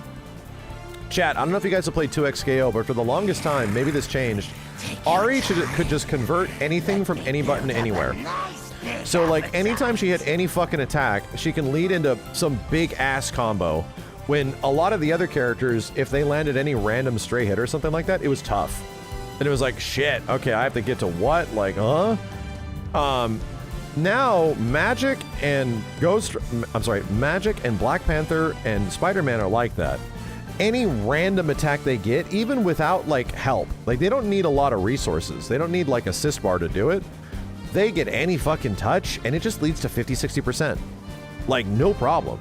And it's like, dude, I've played quite a few characters in the game so far and you really gotta work for that shit, bro. Like, in many of the other characters in the game, you have to really figure out your conversions and they don't naturally just work from one thing to the next like no problem willy-nilly, bro. No, like resourceless.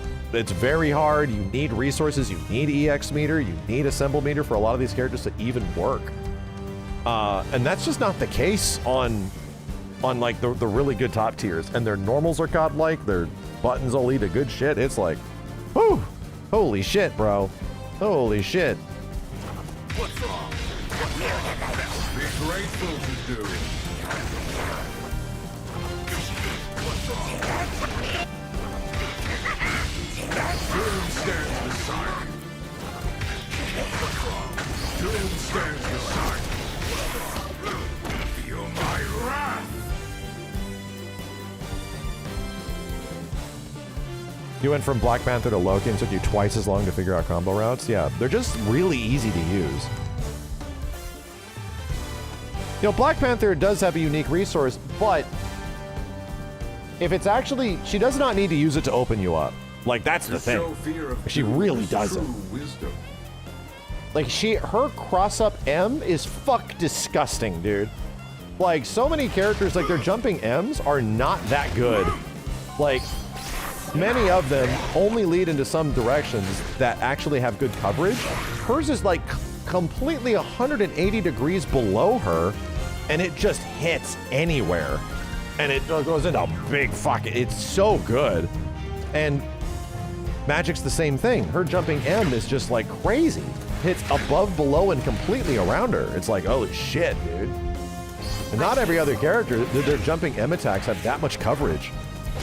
It's like, and it hits great hit stun anywhere. It leads easily into M, easily into 2M. Like, I'm telling you, if I have a jumping M with most of my characters, I can't even fucking reach you.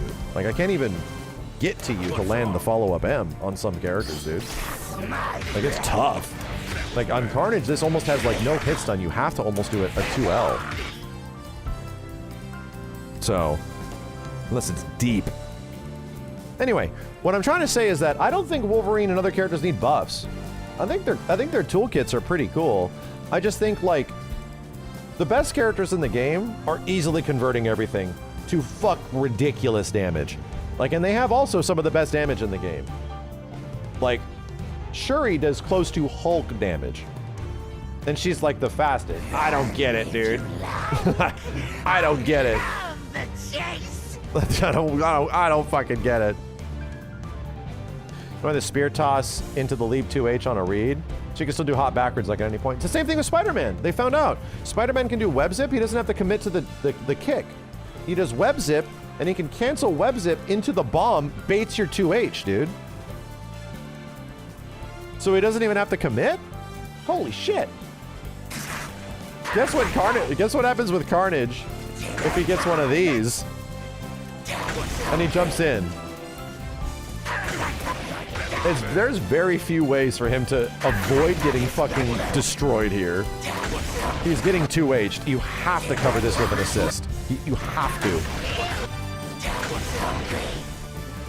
Like, he can't do much to stop himself from going in. So anyway. Yeah, I think Carnage is also a really good tag into character. He might be one of those. He's so sick, too. This game's so fucking cool, dude. Holy shit. This game's so cool. Ah, goddamn, man. This shit is so sick. I like it that it's getting better. That's the crazy part, is that I really dig that the experience, in my opinion, as I play more of it, feels like it's not getting less interesting and less fun the more we figure it out. I feel like it's getting more fun as we're trying shit. I'm like so busy learning my characters and doing stuff here that I'm not even doing the cool tag stuff. I'm really not. I'm not even doing for like mix-ups and shit. I'm just trying to figure out neutral. And I'm having fun figuring out neutral. Yo, Doc6, thank you. Musashi, thanks for the 52 months. And also defensive mechanics. Anyway. Would new characters have even more impact because the potential tag comp? Oh yes, so that is the cool thing about tag fighting games, is that a character's role the bad part about it is that a character's role can be defined into some like very specific thing that they do for a team. But at the same point, like the effect across the entire game can be massive. So they might be really bad at like one thing or two things or three things, but they're great at the fourth thing, or they're really good as a point character, so you just see them a lot. Yeah, that's what's going to be sick. Whenever Cyclops comes out, it's like, so where does he fit? Does he just have a godlike back assist, or is he a good point character? Is he a good tag character? Or does he fulfill multiple roles where he can be a lot of different things and be genuinely really interesting?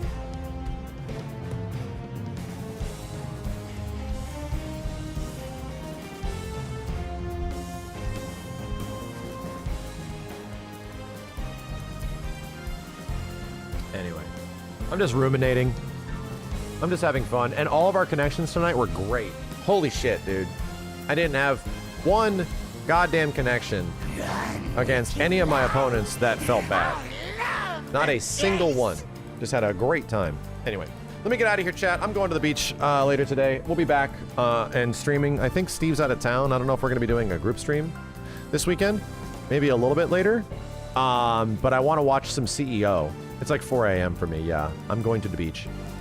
So thank you all for being here. Thank you for hanging out. I had a really... Damn, dude, I just realized I had an amazing day today. You guys had an amazing day today. Jesus. You guys got Kingdom Hearts 4, which I'm very happy for. I'm glad that everyone's happy. It makes me feel great. I found my car. Brother. I feel fucking great. I went to the beach. I'm going to the beach again. I feel great. Good day. Thanks for being here, Chad. I appreciate it. I'll be back. I'll let you guys know. And we'll be hanging out with some CEO stuff this weekend. Have a good one. Shine on. I'll see you next time. Bye-bye.